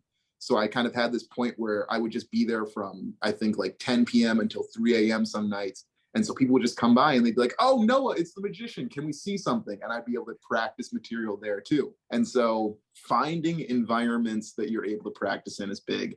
Finding that area where you can go around and just show people stuff with no pressure. And then another one, this goes back to Tyler Erickson, but he would always say, like, when we were doing like dedicated weekly classes, he would say, perform magic every single day, at least once, as if your life depended on it. Like, if you didn't do a trick for one person today, you would die, with that mentality. You know what I mean? And just like forcing yourself to do it every single day is the thing that's going to get you so much improvement. You know what I mean? Like, always knowing, okay, today I have to find one person to show one thing to. It's going to help you so much. So those were, I think, the three biggest things. It's very brave to go out and do that. Did you have any encounters with the security force at Mall of America saying, "Get out of here"? What are you? No, that was the wild thing. I think it was also such a strange sight to see. Like, I mean, we were 4 high school kids all dressed in like black dress shirts, like buttoned up, like it was doing card tricks. I mean, like it must have looked kind of ridiculous in some extent, you know what I mean? But like almost like it's something out of a sitcom or a movie where you're just like, what is this? Where is this coming from? I think we had like a secondary tagline of like the 4 Horsemen of Magic or something like that, which, by the way, Now You See Me took after we did. So I'm just saying, I think they owe us some creative liberty there. Like they absolutely do. Did you do any open mics, Noah? Not a ton when I was younger. I've done more now when I want to workshop new material and try things. But when I was younger, I went to school in Mankato, so Minnesota State University, Mankato, which the only open mic in the area was in Rochester or in St. Peter, run by my friend Michael Callahan, which you guys also know Michael. Absolutely. So he had second story comedy. And so that was the experience that I had. It was less of an open mic, but he would let me open those shows. And so I'd be able to do 5 minutes of material there. And when it comes down to like places that I really got to cut my teeth being on stage, that was one of the first spots where I got to experience that comedy club vibe. I was trying to write like stand-up style jokes. It was great. It was the closest, I think, open mic situation I had when I was younger. Before that, it was a lot of like things around campus. Poetry nights sometimes were things I would end up performing at. I would do a few coffee shop things, but it would never be more than like 5 or 10 people, you know? Well, I got to say, the work in the front desk of the dorm, it's not exactly an open mic, but you know, what a great slot to have where you have people just filing by all the time. You can try new stuff, and it's a pretty low key way to try out new stuff. Yes. And that's what's so great too, is having that kind of captivated audience that is interested in magic and kind of having that casual way of being able to just say like, oh, do you want to see something really quick? You know, like it was great because every time I had something new that I wanted to try, I knew that at some point throughout being there, somebody would come up and just by having cards out on the table, I wouldn't have to be like, hey, do you want to see something? Sometimes they would just be like, oh, do you do magic? Or, oh, you do magic. Like they would be the ones asking to see something. So it kind of took away that barrier as well that I think a lot of early magicians feel, where they're worried to make the approach. That's always, I think, the thing that like is so difficult at first. I think even when I had first started, I remember telling a few other magicians like, oh yeah, like we just go around the Mall of America and we ask people if they want to see tricks. And they were like, really? like it seemed like kind of a shocking thing to like just approach strangers. But I think, again, growing up in the age of that like street magic special and like David Blaine, Chris Angel and stuff like that, like those were the first magicians that I really saw. And it just was kind of like, yeah, I guess we thought that was how magicians did it. Like, you know what I mean? Like, yeah. Yes. I also did restaurant magic there too. For the first 5 years of my career was at Cadillac Ranch. So I ended up getting hired there as a magician eventually. And so every single weekend, Thursday, Friday, Saturday, I was driving 2 hours from Mankato to the Mall of America to do 2 hours of strolling magic. And then I was driving back. But it was, again, that was one of the even better environments to do magic in, because one, I was actually getting paid to be there, which at the time I was a college student and I was like, this is the greatest, like, this is my job, you know? But then on top of that, again, it was never the same people, because it would always be tourists visiting the Mall of America. So I always had fresh eyes to work on this close-up material again and again and again. So like the set that I had at that time, I would say arguably was really, really sharp, because I was just doing it again and again and again. And that's like the real secret to magic that people will sometimes tell you, but it's always just repetition. It's always just doing the things again and again and again until you figure out what clicks into place. Well, and it sounds like you've taken all the right steps when it comes to particularly the most important thing, as Eli tries to teach his friend in the bullet catch, is getting up in front of people and just doing it. And your Mall of America experience is unique in that most people starting out wouldn't do that. Your restaurant work is, I think almost all the best magicians we've talked to at one time or another, Jim, correct me if I'm wrong, did restaurant work. Yeah. It seems to be a really good launching space. Yeah. But the thing that really I find interesting is, while we were doing Sunday Night Magic, you and some friends went out and started doing what essentially was an open mic night for magicians, which did not, as far as I know, exist in the Twin Cities. And I went to a couple of them and they were just fabulous. Thank you. What was your inspiration for doing that? And how hard was it to pull it together? So I've always really enjoyed things that like feel sort of like underground. You know what I mean? Like when it comes to like, you see great contemporary art that just comes from things that were found on the street and stuff like that. And I think of magic in that way a lot, in the sense that I've talked so much about street magic too. And just this sort of like taking regular things and making them feel extraordinary. And I think that what was beautiful about Sunday Night Magic in the Twin Cities is that you had this amazing theater and you had this great space and it felt very theatrical. And I think there was this sort of desire that we had as well to start something similar, but with a little bit more of this underground sort of like grungy feel to it, because there aren't a ton of magic venues that feel very, like underground, or like that feel sort of more like a comedy show. And so we were kind of like, well, what could we do to just create like this open mic area where people can just come in and we'll let them try anything on a stage. And we were like, right away, we were like, well, let's find a comedy club that'll let us do it. And let's like call it the Magic Underground if we're going for this underground vibe. And like, let's advertise about how like we don't wear suits and things like that. Like it's this sort of like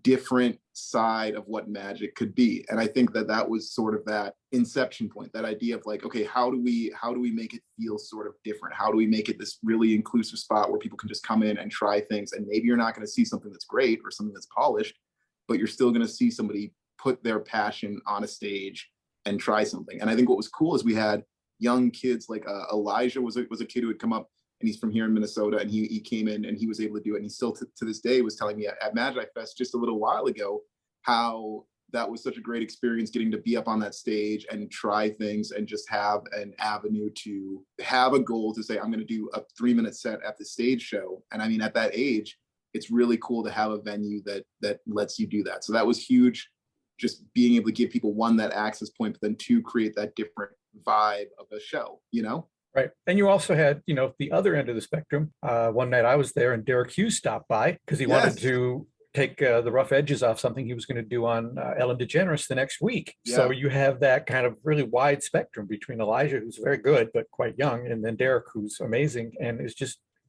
looking for a place to try out some stuff.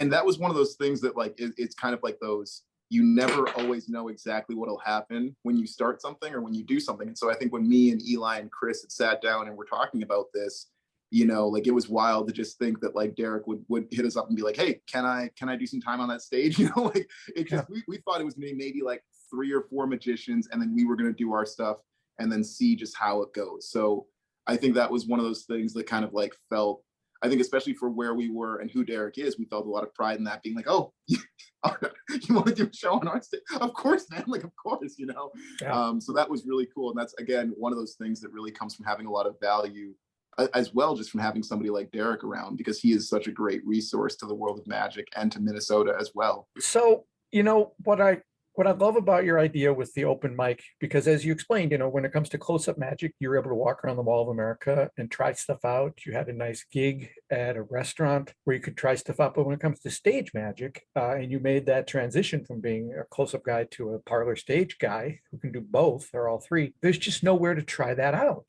I mean, you're either on the stage or not. So to create that kind of environment, did you guys find that really helpful? Incredibly, so helpful. I think I myself felt so much of an improvement having a low pressure place to just try out ideas, because when you get into the rut of, I shouldn't say the rut, because it is in itself its own like form of blessing, being able to like do corporate shows and repetitively do shows.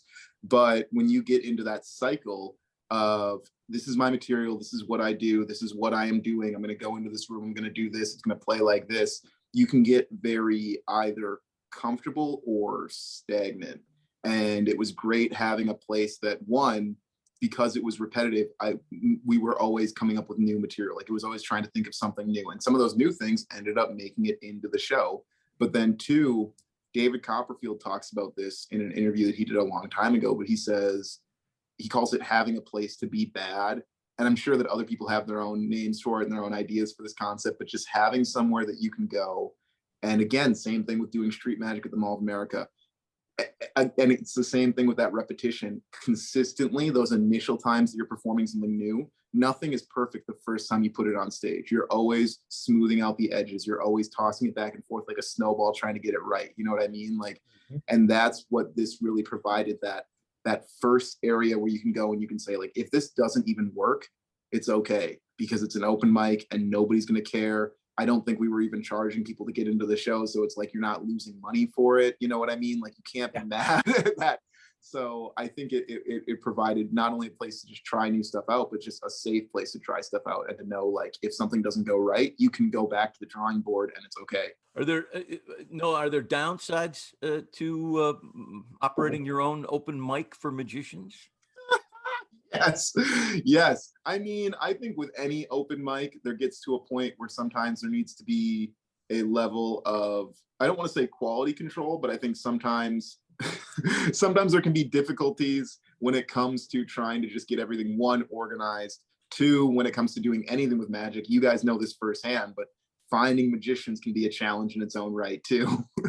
And finding capable magicians to at least perform or do something, because you don't want a ton of people just doing card tricks again and again and again. So I think those were some of the challenges, and then just finding a way to make sure that at least the show was somewhat enjoyable and interesting for people was a big one too. I suppose that's an issue, is if everything's failing on stage, the magicians may be learning that night, but it's kind of a rough time for the audience. Yes. So we always had to make sure that somebody was doing like a 7 or a 10-minute set, or we had a host in the middle that was doing their usual material, and that would help it make it feel structured. But we also had to stress, like, this is an open mic. You got any advice for magicians, Noah, that might be listening to this and thinking about starting out on their own career path? You've had a really unique, I think, at least from our discussions with magicians, a very unique flight plan to get where you are today. What about advice for people, performance options, anything? So one is having a mentor. I think right away I talked about Tyler in this, and having somebody that can just look at the stuff you're doing, and sometimes they have to be brutally honest and just say, like, yeah, that's not good, because it's the old saying, the eye can't see itself, is so true sometimes. Like, sometimes you'll work on something so long and you'll be like, this is going to be so great, this is going to be my magnum opus, this is going to be a work of art, and then one other person looks at it and goes like, why? You know what I mean? And then you kind of are like, huh, you're right. You know what I mean? Like, it just took that outside perspective at once. And so having a mentor to kind of have that eye on things, and then to also provide guidance, is so helpful. Two, again, having a place to be bad is huge, or just having a place to try stuff out. And so every time I talk to somebody who's getting into magic and they're like, well, how do I take the step to becoming professional? How do I take the next step in my career? It's always, my first suggestion is always restaurant magic. I'm always like, well, have you contacted restaurants? Have you tried to get a restaurant gig? Because again, it's that repetition that's going to be so helpful for anyone trying to work. It's that, one, you're getting some sort of, if you're able to get paid for it, you're getting some sort of base income from it. And for me, when I was in college, that was huge, being able to just get paid to do magic. And then again, it gives you a little bit more of that freedom to say, like, oh, I don't have to like look for another job that's going to take time away from this. So if you're trying to make it your full-time thing, getting a restaurant that can give you consistent pay is always going to be huge. But then even bigger than that, it gives you consistent audiences to perform for. And it always is going to give you, one, you'll get so many lines from people that will just say things in the moment that you'll be like, oh, that is really funny, I should have thought of that. And so boom, you're getting material from it. But then two, you're rounding out the sharp edges on those really difficult pieces. And so then when you're able to go into a situation and show somebody really strong close-up magic, you can book stage shows from it. You can get business cards on tables at restaurants, and you can get clients from that. And so you can start building your business from that.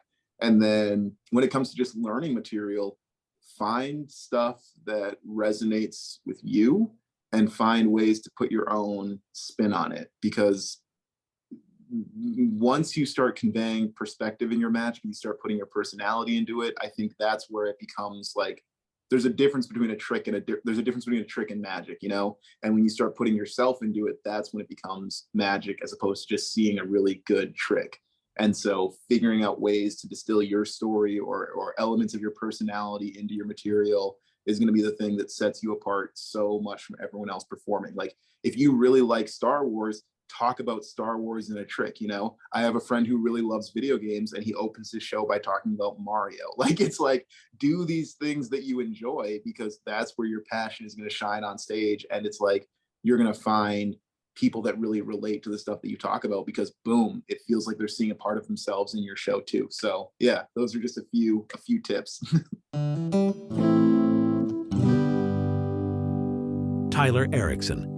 Yeah, Tyler, so great to have you on the program. You have helped me with my magic and been a mentor to me. How did you get involved in magic in the first place? Oh, my origin story is pretty simple. I think it's best that I give you the stages though, because I think a lot of people got directly to magic through a magic kit, and my journey was a little more tangential because I was watching cartoons on a Saturday morning, and my friend came in with a trick that came out of a Cheerios box. And it was one of those kinds of tricks that is all about the setup. And he proceeded to set it up in front of me. So of course I saw exactly how it worked before he even did it. So when he did it, it was completely unimpressive. But when Monday rolled around, then I was walking around school and I saw a big congregation of people, the thronging mass, and I was like, what is this? And I get to the middle, and there's my friend with his tube and two strings getting all this attention. And it occurred to me, hey, I'd like to get a lot of attention. So I told my mother that I thought I might be interested in magic, and she brought a book home from the Virginia Public Library, and it was the Eldon Day Handbook of Magic, a fantastic book. And I still just really thank my lucky stars how all these things came to be, because the reason there was a magic trick in that box of Cheerios is because of Dan Witkowski. That was a marketing campaign on his part. And the reason that I stayed in magic was because I got the Eldon Day Magic Handbook, because there are other books in the same library that I absolutely would have quit magic before I even started, because they had no pictures and very terse explanations, whereas the handbook had actual photographs and very strong magic for a beginner's book. So that was what got me in. I stayed because of books from the library system, the Arrowhead library system, second to none. They would mail me books. I was getting books from the Duluth Public Library, which is 100 miles away from where I was living. And then I hooked into a group of magicians from the Duluth area. But the reason, it's funny, I bypassed Duluth going to the Twin Cities because I started shopping at the magic shop, Twin Cities Magic and Costume, and Fred Beisch told me that there was a group of guys in the Duluth Superior area that I should know about. So lo and behold, I connect into them, and they foster me. I might get my first two mentors there, John Bushy and Terry Roses.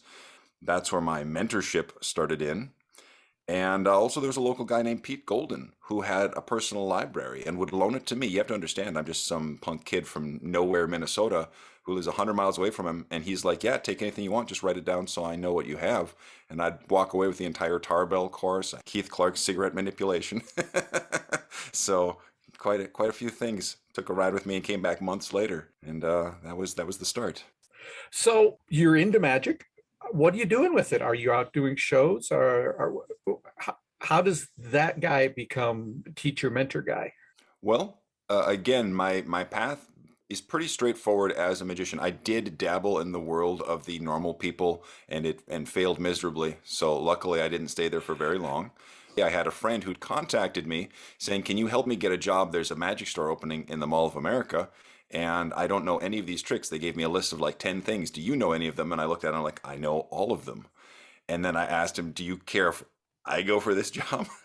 And he said begrudgingly no. So actually he didn't say begrudgingly no. He just acted begrudgingly and said the word no.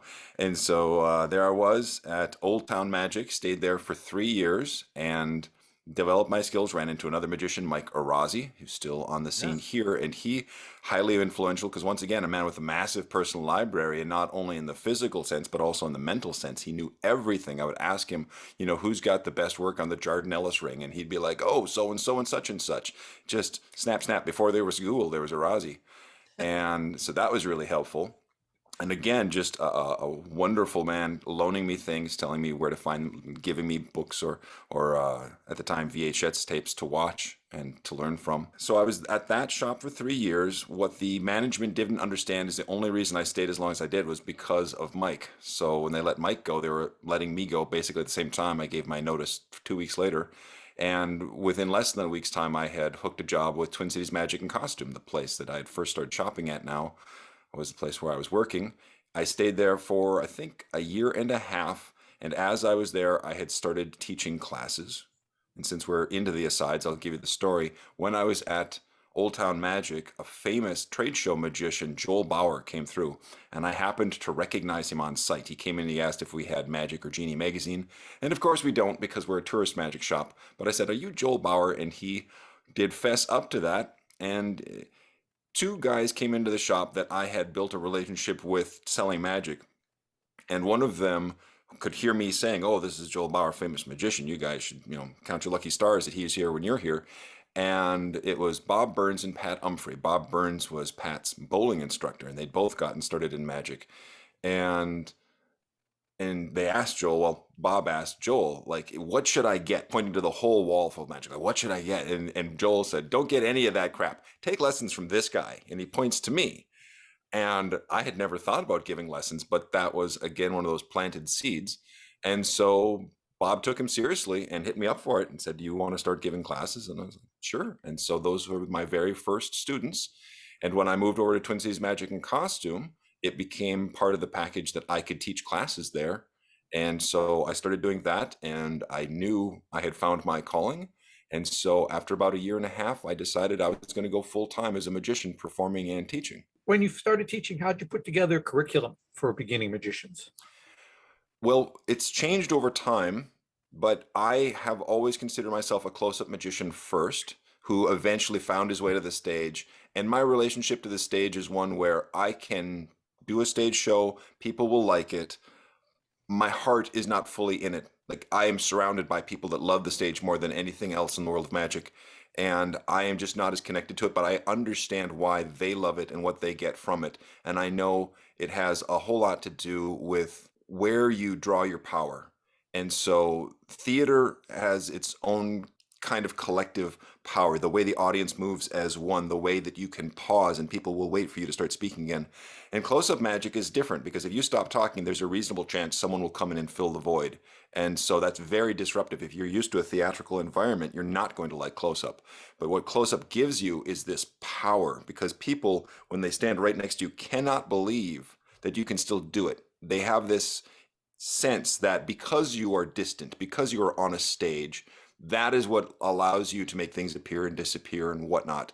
And so once you are in that kind of proximity, they've got nowhere to go. And it hits so much harder that when you go to the stage from a close-up world, you constantly feel like you're failing, because it's just not killing them the way you're used to. And I've found my footing for the stage where I get enjoyment from a stage performance, but I'd be lying if I said I love it as much as I do close-up. So my early curriculum was drawn from my background in sleight of hand. And so I drew up what I thought would be the fundamental sleights that anybody getting in should know. And then I found what I thought were reasonable representations of those sleights within an actual routine. So you weren't learning just some disembodied sleight. It had some place to live within a larger construct. And one of the first things I found out was that what my understanding of a basic routine was well beyond what actually is basic. It amuses me because I remember being on the other side of that. I remember when my mentor John Bushy said, "Well, here's a basic cups and balls routine," and then just started telling it to me move by move, like I was just going to remember it, And it was the Vernon 3-cup routine. I still, like, what was he thinking when he started? I kind of think he knew that it would be overwhelming. But I know when I started teaching, and I'm like, well, here's this routine, and it was a multi-phase bit, and I could see people glaze over and not fully absorb it. And I'm like, I'm doing that thing. I'm giving them too much. And so the early curriculum that I developed changed fairly rapidly when I realized the speed at which most people are going to absorb stuff. And of course, what throws you off is there's always some wonderkin that shows up and you tell them something, and 2 or 3 days later, they've got the whole thing down. And you're like, well, see, now they did it, so I guess everybody should be like that. And the less it is, people are different. Let's talk about that. In this book, Eli is trying to teach an actor how to be a magician, at least on screen in the movie that he's working for. Talk about magic students. Is there a typical magic student? Can you describe them to me? Well, there is and there isn't, because what goes on is there is a fairly typical path. Now that we live in the information age and everyone has this magic box in their pockets that connects them to all information, they tend to get in through the internet and the internet gives them a starting point that isn't necessarily the best place to be, yet most of them have that. Before I see them, the internet has seen them and has filled their head full of sometimes some significant nonsense. I'm going to answer your question, but I think I'll back up and go straight to the heart of, if I'm working with an actor that's going to learn the part of a magician, that is an entirely different thing than taking just a normal person and teaching them magic. Just to clarify what the difference would be, I think actors have a much stronger grip of motivation and internal monologue. They know who they are as they do a thing, what they are trying to portray as a narrative, like a card rising up out of a deck or something is disappearing.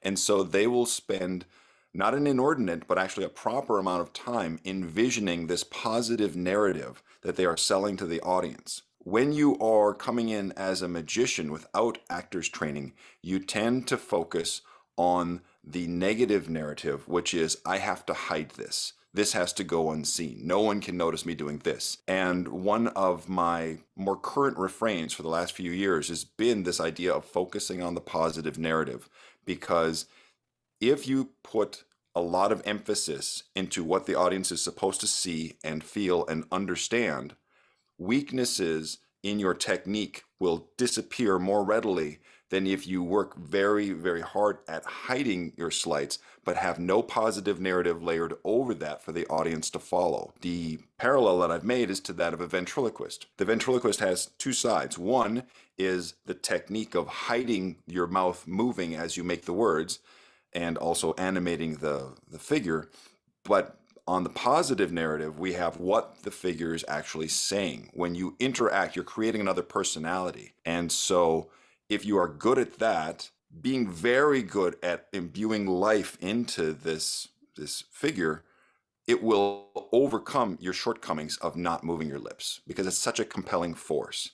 And I have seen that. I know there are magicians, I won't name names, but their technique is really quite poor on the grand scale of things. And it does not matter, because they are so good at emphasizing the positive narrative about how impossible this is going to be and where people are and how it's not their deck of cards or they haven't touched it or whatever it's going to be, that they will own a room far more so than a more skillful, dexterous magician who doesn't understand how to sell those points.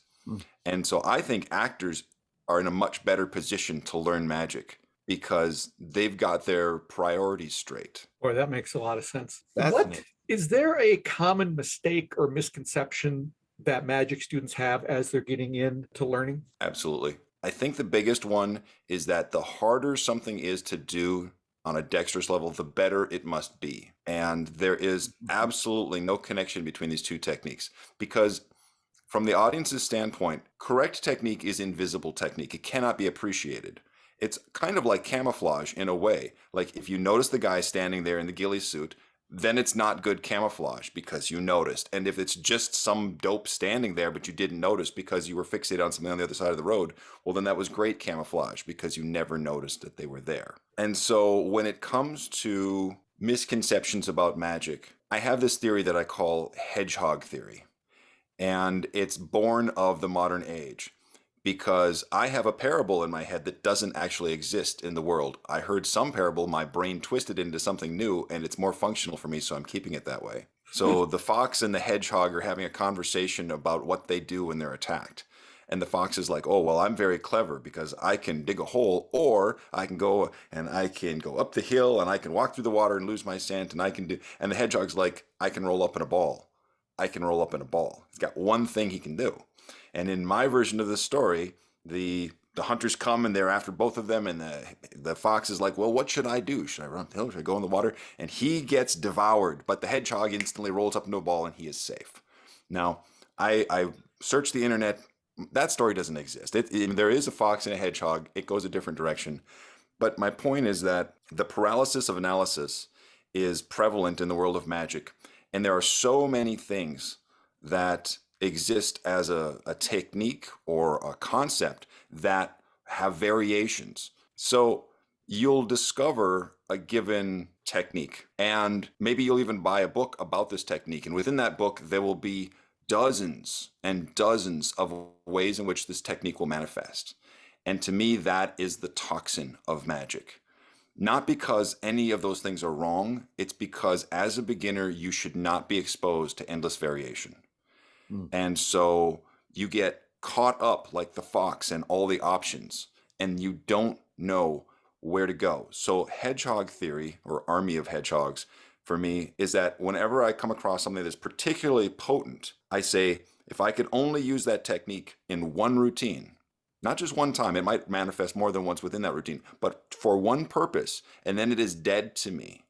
What is the best manifestation for my purposes? Where will it have a home? And now I bring it in exclusively in that way, and I take everything off the table so that now I can focus on presenting an effect with that technique and lean into that and make it strong instead of letting myself get pulled in all these different directions. And I think that is the problem with a lot of modern magicians, is they have the mindset of, I guess I'll just say, a hoarder. More information is always better. The more things I own, the better.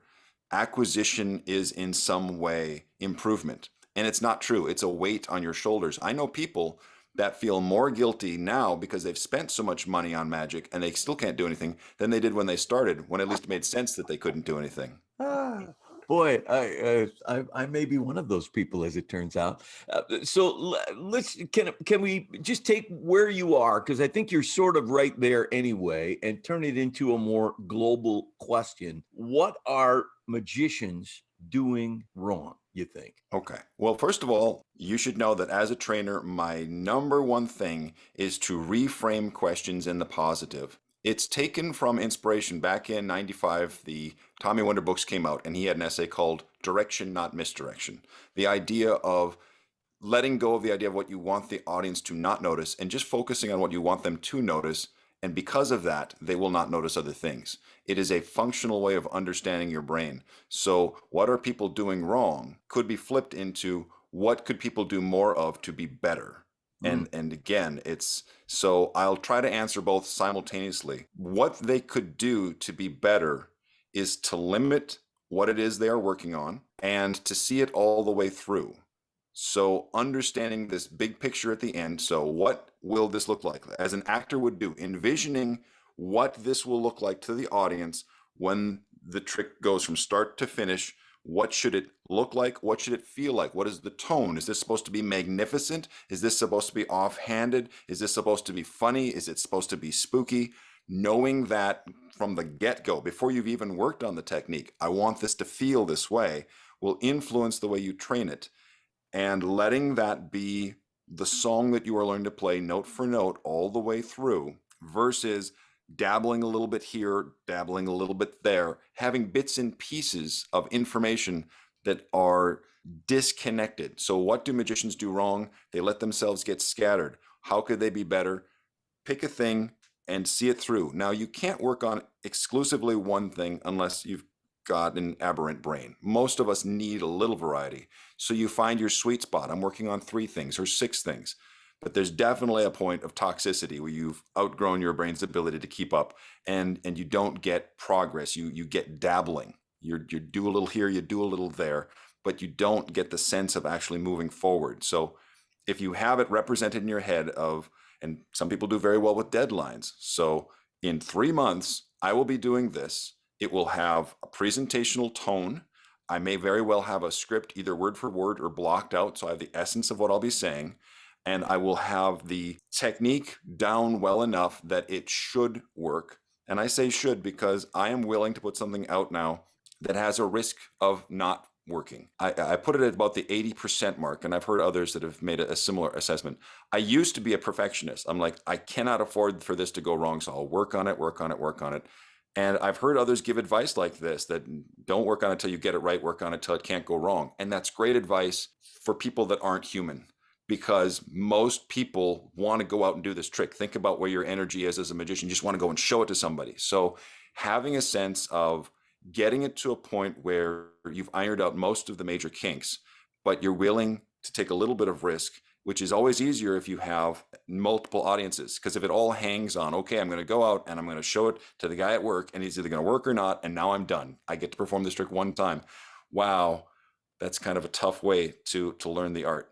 As a teacher, how did you learn to use the more positive approach? How did that? It's a few different things that kind of layered over each other. A hypnotist told me once that you can't put negative ideas into someone's head. You can't say you don't want to smoke. He says the brain will latch on to the active parts of the thing and smoke. So you end up with thinking about smoking. But if you said you want to be healthy, well, smoking is not considered to be a healthy activity, therefore it would be cut away. And so that was the start. I heard that back in the early 90s, or no, you know what, now that I think about it, it was the later 90s.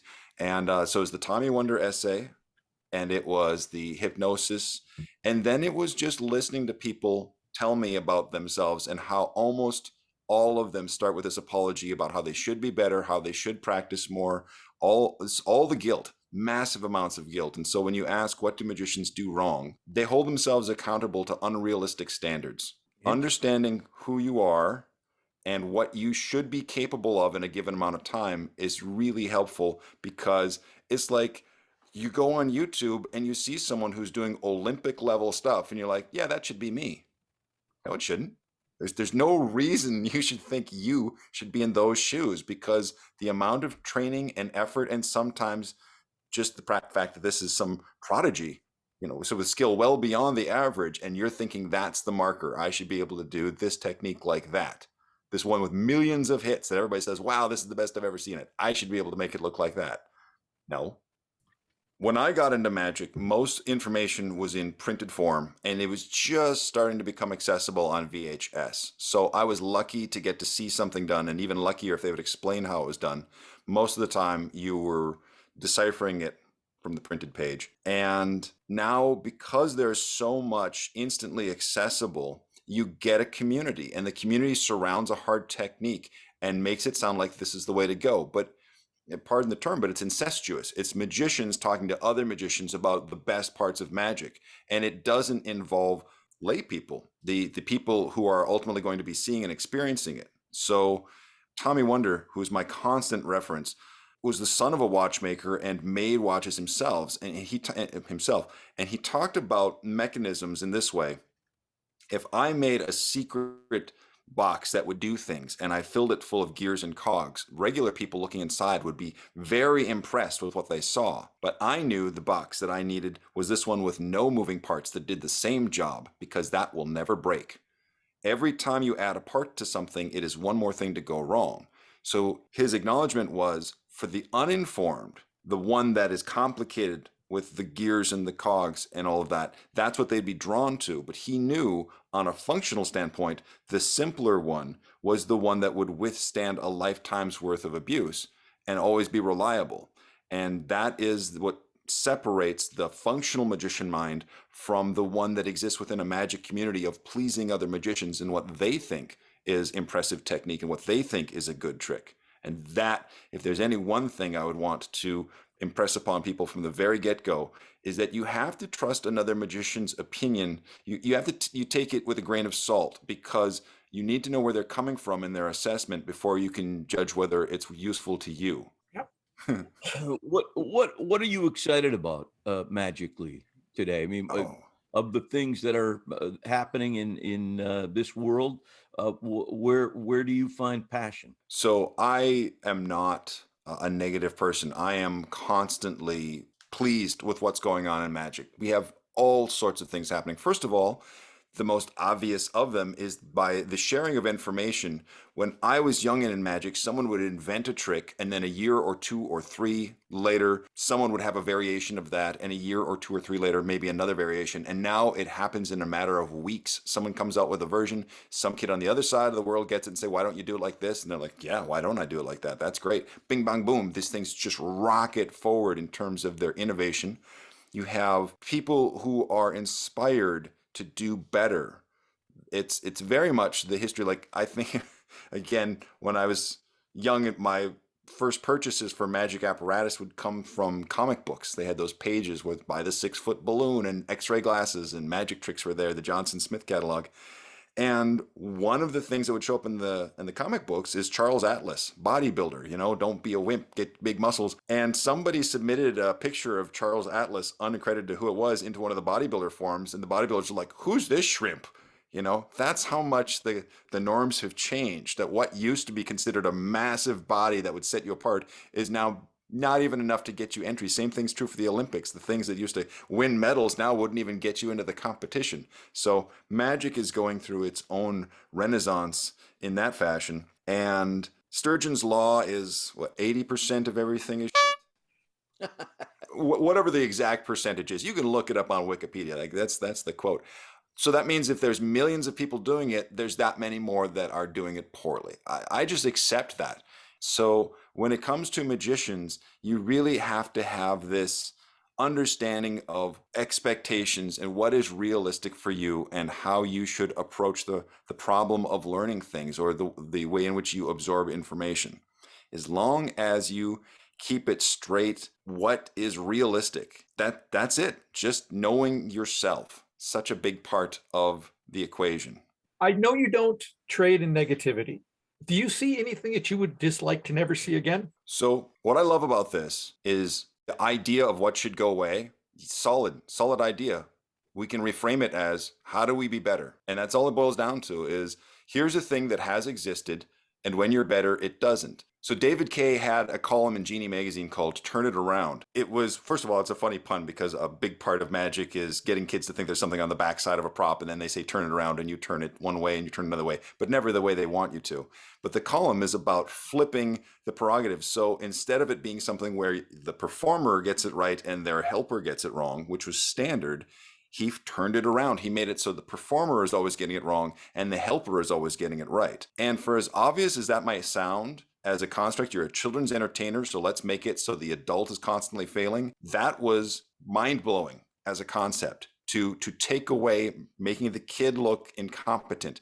And when you think about it, kids typically don't have all the information. They're always looking to adults for how to do a thing. So it's normal for them not to be able to do the thing that the adult can do. So to turn that around, to play the part of the clown, to have them so easily be able to get a bottle to be right side up in a tube, but you to constantly fail no matter how hard you try, that was a mind-blowing concept. Yet there are still those who would resist it. No, I'm the magician. I should have the power, and they should be unable to duplicate me. Okay, I mean, if that's the way it has to be, but the insight that David Kay had, Silly Billy, by the way, stage name, was profound in its simplicity.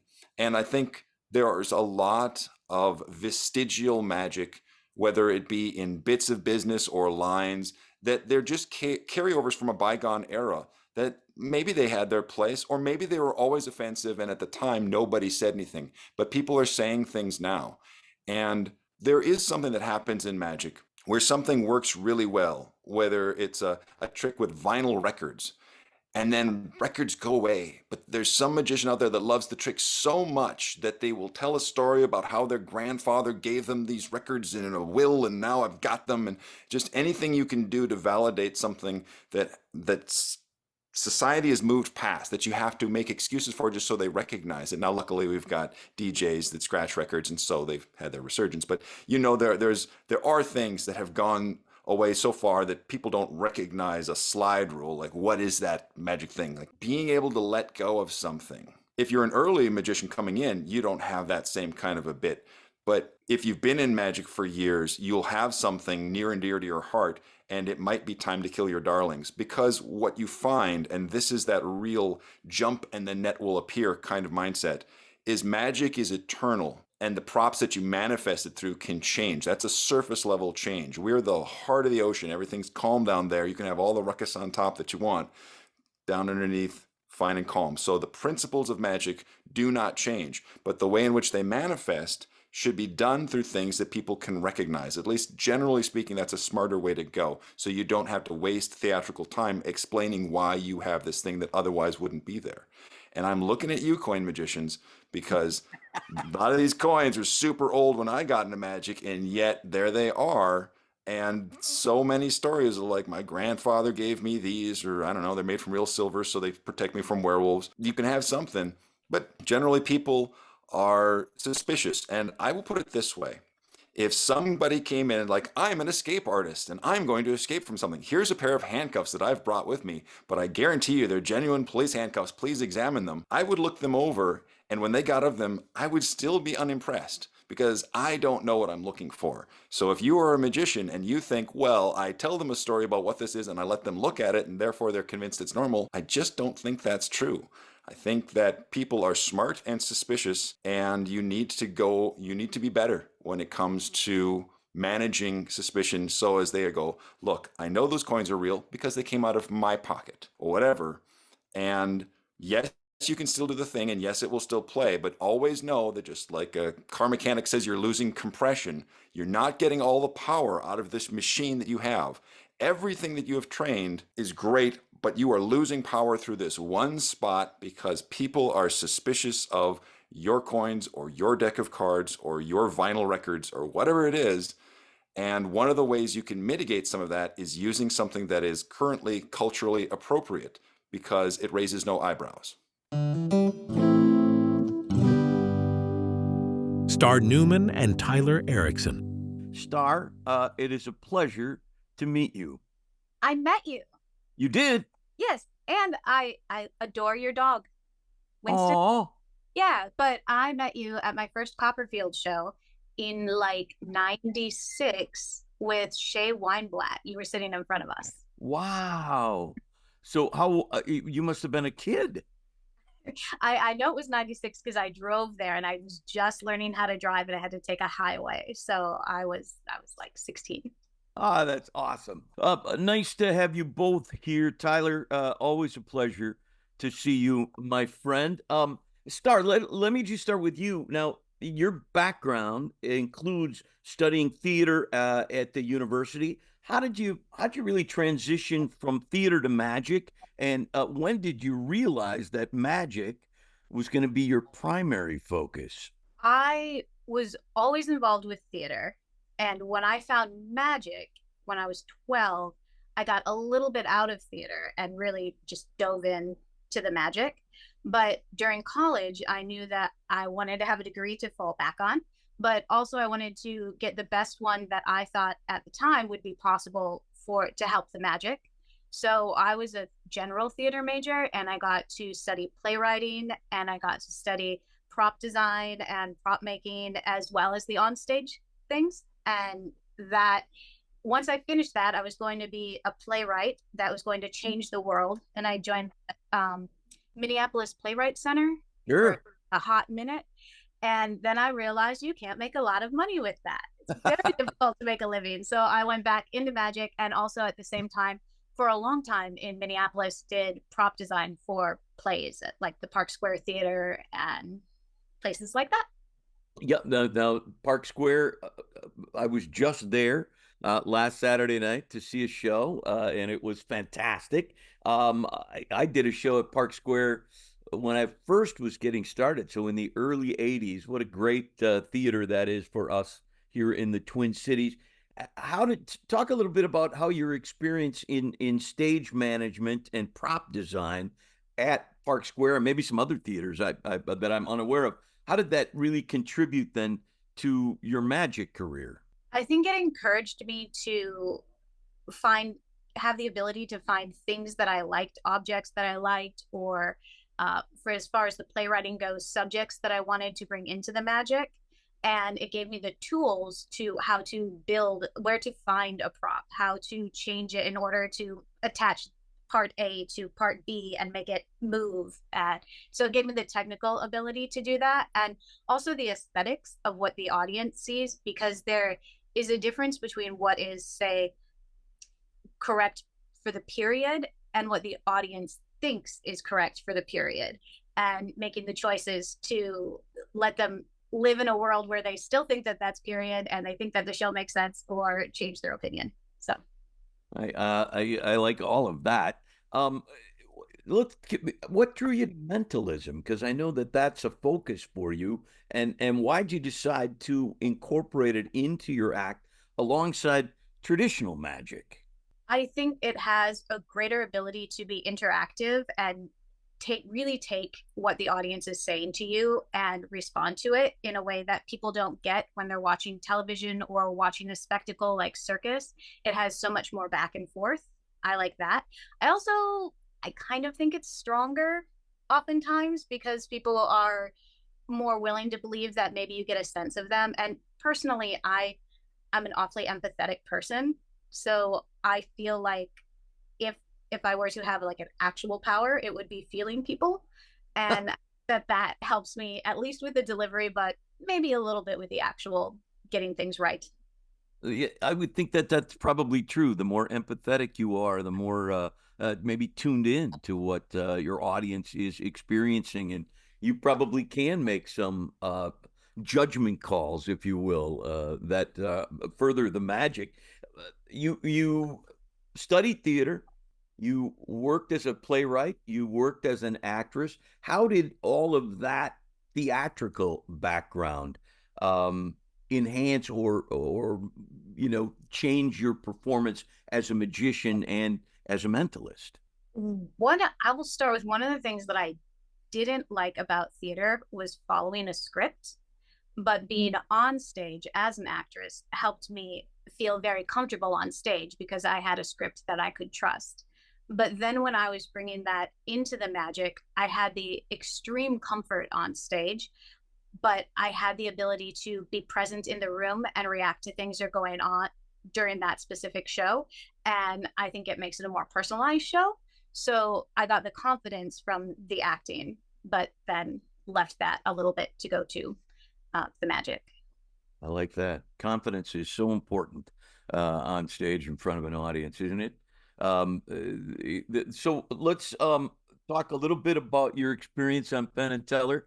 I thought you were spectacular. Tell us about that experience. How did you prepare for it? Was our friend Tyler involved in that? So Tyler has been involved with that trick. I remember us sitting at Chipotle in West St. Paul and having the idea. We knew that I was just physically very good at the putting the hand on the floor and twisting it illusion upon which it's based. And we wanted to find a way to bring it up visually in front of the audience so that my hand was facing the audience. And kind of, we call it co-creation. We both at the same time hit on the idea of having the piece of plexiglass so people can see from the audience the hand actually turning. So that trick has been in my show for 20 years, perhaps. Wow. Oh. Yes. And I had sent it to Penn and Teller. And the first year I sent it, Lincoln wrote back and said he loved it. It was amazing. Could I add something else to it? Because, well, they did make me prove, like using Michael Close, one of their magic consultant that I worked with. They made me prove that it did actually have magic and it wasn't contortion. And so we successfully proved that, but they were still worried that it looked too contortion-y and wanted me to add a trick. And we didn't hit, I suggested the one that I ended up doing before I do the arm twisting trick with a box, and it got kind of brushed away. And then the next year I sent them back another idea. I think that was the trisector. No, they had sent me the trisector and said, could you do this, the arm trisector? And I said, only if I can find a legal, like ethical copy or ethical version of it to use. I don't want to use a copy. But I have a friend, Matt Dunn, who I know you guys just visited, who had made one for just a display. And I used that to perform for them, and they didn't like it. So and then I think the next year I didn't send anything. And then the year that I ended up being on it, Lincoln called me and said, hey, we still like that arm thing.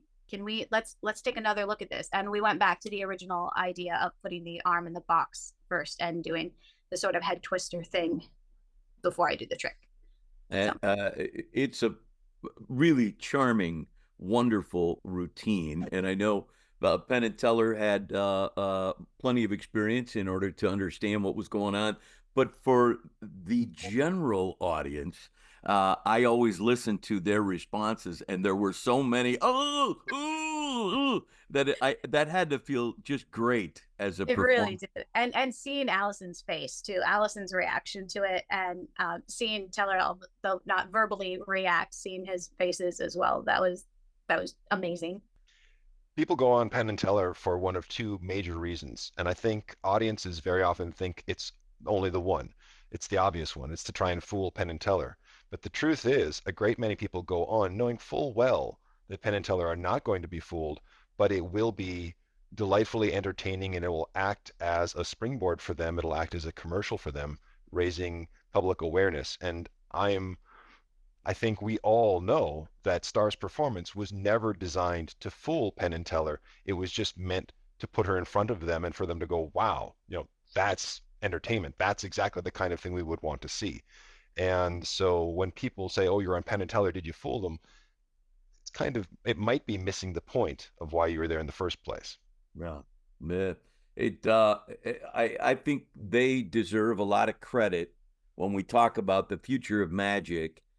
They deserve a lot of credit because of that show in sort of showing America that this is a wildly entertaining art form when it's done well. We're just there's so many uncles and grandfathers that are doing magic at birthday parties not well, that's the concept many people have. Oh, it's that thing that my Uncle Ed does. And then when you see Star or any of the other people on Penn and Teller, it's like, wow, this is really fantastic fun. And so I really give them a lot of credit for the sort of renaissance magic is going through right now, because they're showing it to people. And because of that, people are now having an appetite. And when somebody says, there's a magician in town, coming to town I think more people now are likely to go, oh, I'd go to that. I'd like to see that. I think that'd be fun. Where before, I think maybe people would have gone, yeah, not for me so much. They really have. And in addition to the variety of what they do and the types of performances that they do, exponentially, they have showcased the variety of different races and different genders and different ages of people who are putting amazing things on stage. Yeah, I agree completely that sort of the palette that they exhibit of magicians of every race, creed, color, sex. It's fantastic, because especially, and I hesitate if we're recording to say this, but it is great for me to see Star or Suzanne or some of the other female magicians on Penn and Teller, because it's just like, that's just fantastic for me. And I think for an audience, just to see a different look, get a different feel for magic coming from a different place. And it opens the door for, a 12-year-old girl who's watching the show going, I never thought that, I never saw myself that way, but maybe I could do this. And I just think it's great. And so I'm a huge fan of theirs for many reasons, but not the least of which is they're showcasing magic at its best, and that's giving legs up to everybody who's doing good magic. Yeah, what a great experience. Congratulations. Not everybody gets a chance to perform on that large a scale. So good for you. Star, how did you first connect with Tyler, and how long ago was that? Wow. I want to, I'm totally aging myself, but I want to say it was about 31 years ago. So it was right after you were born then. Bless you.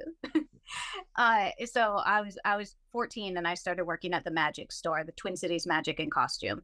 Okay. He was also working there. And during the first few years, I didn't know him very much. We just kind of saw each other in passing and didn't react that much to each other. And then I went away to college in California. And when I came back, started working at the magic store again. And he was much more present and would give me tips and things. And then this is a little personal, but I was having a very bad day and I was very sad. And he took out a box of stuff and he gave me 3 identical objects. And he said, do something with that. And he just took my mind off of what I was thinking about. And we just slid into working together. And so at what point did that become sort of more formal rather than coworkers who are sharing some lunches and ideas together? When did it become more, hey, can we work together? Can you help me, as Tyler does for so many, including me, make my magic better? I would say around that time, just a few years into being back, like 2 years into being back from Minnesota, it became close to a once a week or once every other week situation. We didn't, our focus has definitely changed over the years that we've been working together, from stage shows that I was presenting to recently we've been working on more of my close-up fundamental skills, because maybe I loved the presentation of it and had gone pretty easy on my physical ability to do sleights. So he kind of decided it was time for me to start doing sleights. And then now a lot of our focus is on finding the right pieces for it. So over the years, and then now I've moved to Florida and we meet via Zoom, although I did spend a month in Minnesota last year and got to meet with him in person, which is awesome. But we meet via Zoom, and it's very about half sleights and fundamentals and body blocking when you're performing and all the things that he is amazing at, and half making sure that everything that I do is a reflection of who I am specifically. He is an amazing performer and an incredible teacher. Tyler, talk to me about your memories, your first encounters with Star. What do you remember about that? Well, first of all of that's lies. Just making up my so yeah, that pretty much tracks. I think that I might say that we started off talking about close-up, sleight of hand kind of things, because at the time that was most of what I was focused on and most of what I was teaching. And so the three identical objects is, if I remember correctly, I had a shoebox just full of what looks like junk. It looks like a junk drawer. And put that in front of a magician and say, can you do anything with what's inside of here? And a lot of times the answer is no. But with only a moderate amount of training, you start to realize, boy, the things that are in this box, while they're not traditionally used for magic, there's no reason they couldn't be. And so you start learning in what I tend to call templates. So because you originally learned this with, let's say, little pieces of sponge, there's no reason you couldn't do it with rolled up pieces of paper or this or that kind of thing. So that's where we first started working together. And then I did not have much of a background in stage magic, so my advice for the stage was rather limited. And so that's why most of our upfront conversations, that they would definitely follow the idea of being true to yourself, or what do you want to talk about and how do you want to be seen by the audience, but it didn't have the specificity. So when Star left, then there's the big gap. I had more time to work with more people and get a better sense of how to train and design shows for the stage. So by the time that she and I started talking again, I was now in a much better position to start talking about how to develop those kinds of things. Now, Star, you talked about some of the work you have done with Tyler. I want to revisit that for a second. Just talk to me about the kinds, because I know what I bring to Tyler when I have an issue. What kind of things are you bringing to him? What kind of issues are you talking to Tyler about? Presently, I'm trying to find the line between too much exposition and what I want to present and finding the subtext within it. And he's very helpful in telling me when I'm talking too much and when I can show, whether it's with the props that I'm using or the actions that I'm making with them, how to show the subtext rather than exposition on what I want to tell them. That's a big part of what we do. Yeah. Tyler, talk about how you see your role in working with a magician like Star. Well, we do talk about how to convert as much text, as much talking into action as we can. Like, does this need to be said? Is it possible that this can be an expression? Is it possible that people already get it and this is redundant information? And so I would, if I was going to tweak this just a little bit, for sure we're doing that, but I think more often we're talking about branding. And one of the metrics that I use is I say, if someone else took and did exactly what you are doing, they took the same props and used the same words, would it work just as well? Because if that's true, if just any random magician can do it, then you have not personalized this enough. There's always supposed to be something there that if someone else were saying it or doing it, it would feel somehow inauthentic or forced or fraudulent. And so we're always trying to make decisions about material and say, for a lot of magicians in a show, they start with and end with, is it a good trick? If the trick fools people, we're done, and our starting spot is, well, of course it fools people, and of course it's a good trick, but that's not enough. Is it right for you? Are you getting the images out there that you want? Are you getting the topic out there that you want? Are you getting the interaction? Sometimes the whole point of a piece is that it just allows you to showcase a certain skill that you have. Maybe, like I always think about Lance Burton. This is one of my favorite things to ever bring up, is like when you see Lance Burton in his stand-up show, he's just amazing. Cards are appearing, birds are appearing, very suave and everything. But you'd have no idea how good he is with kids unless he puts kids on stage with him. So yes, he gets a trick, or he has a trick where he produces a bunch of eggs from a hat and then a chicken, and it's amazing. But that's not the point. The point is we get to see him with those kids on stage, and that's another facet of his personality. So we spend a lot of time kind of looking for those things, how to expose hidden talents or understandings. Jim, what sort of issues have you brought to Tyler, and how does that relationship work? I went to Tyler initially to learn a cups and balls routine, and I'm still so interested in that as a trick for me and for myself, and a chop cup routine. And so I will revisit those things. But I have hired Tyler specifically to work with me on pieces for the Halloween show that I do. We worked on spoon bending together, and we worked on Boave together, and Tyler, like Star in getting your hand up on a piece of plexiglass, had me move the Boave cards up so the audience could see it, which was such a simple thing, but I may never have thought of that myself. So, and I'm just starting work on a new show where the focus is Charles Dickens, who was an amateur magician, and I have hired Tyler to work with me to come up with some things that may fit nicely and feel, as Star mentioned, while they may not be period, I want them to look and feel period.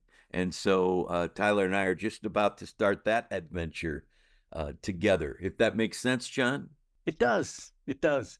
I'm wondering, Star, can you think back on your history with Tyler? Was there something you brought to him that was just the bane of your existence, and he Tylerized it and made it work? Do you know what I mean?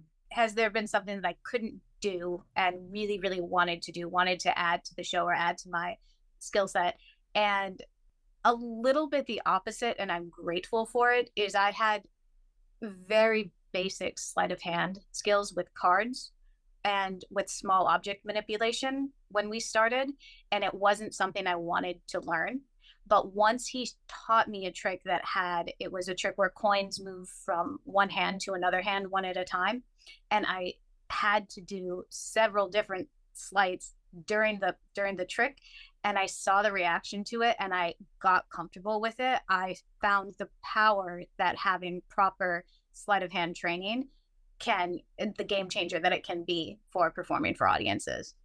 Tyler, in your relationship with other ongoing students or collaborators like Star or like me, what are the most common issues that come up and that you work with folks on?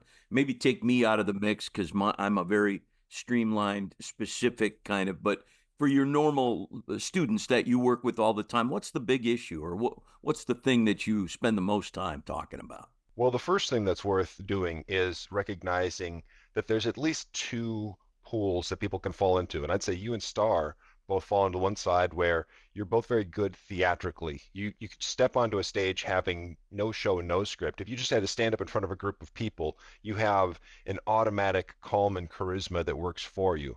And for people that have that just automatically there, a lot of times you're helping them, coaching them in different ways than you do with people who are not automatically good on stage. I would consider myself one of those people who I have a good enough voice and I'm very comfortable in what I'm saying, but I don't have the physicality and the charisma that tends to hold the stage as well as any of the number of people that I've worked with. So, you know, in a sense, I'm always like, so jealous because just like little shining, effervescent people on stage. But so then it becomes just like Star said, if you have the ability to just step out and talk and people will just listen, you might lean into that and just start talking and saying all sorts of things. And so you have to dial that in and say, no, now we really need to reserve things because this is the ongoing battle is when you're good at something, it's easy to ride on your momentum and to not actually have to design because, hey, you can just freewheel it and you're going to already be doing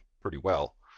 And for people who don't have any of that, then giving them just a fundamental understanding of a very basic script. And oftentimes I'd like to come at it through close-up because close-up demands less of you on a presentational angle. People are much more conversational. You can say all but nothing or just kind of go off of their own reactions, which is why close-up entertainers, when they try to transition to the stage, often have no sea legs because for however much time they've spent doing magic close-up, they've spent no time with the actual specifics of scripting and the blocking and all of the other theatrical elements that matters so much more when you're kind of on your own up there on the stage.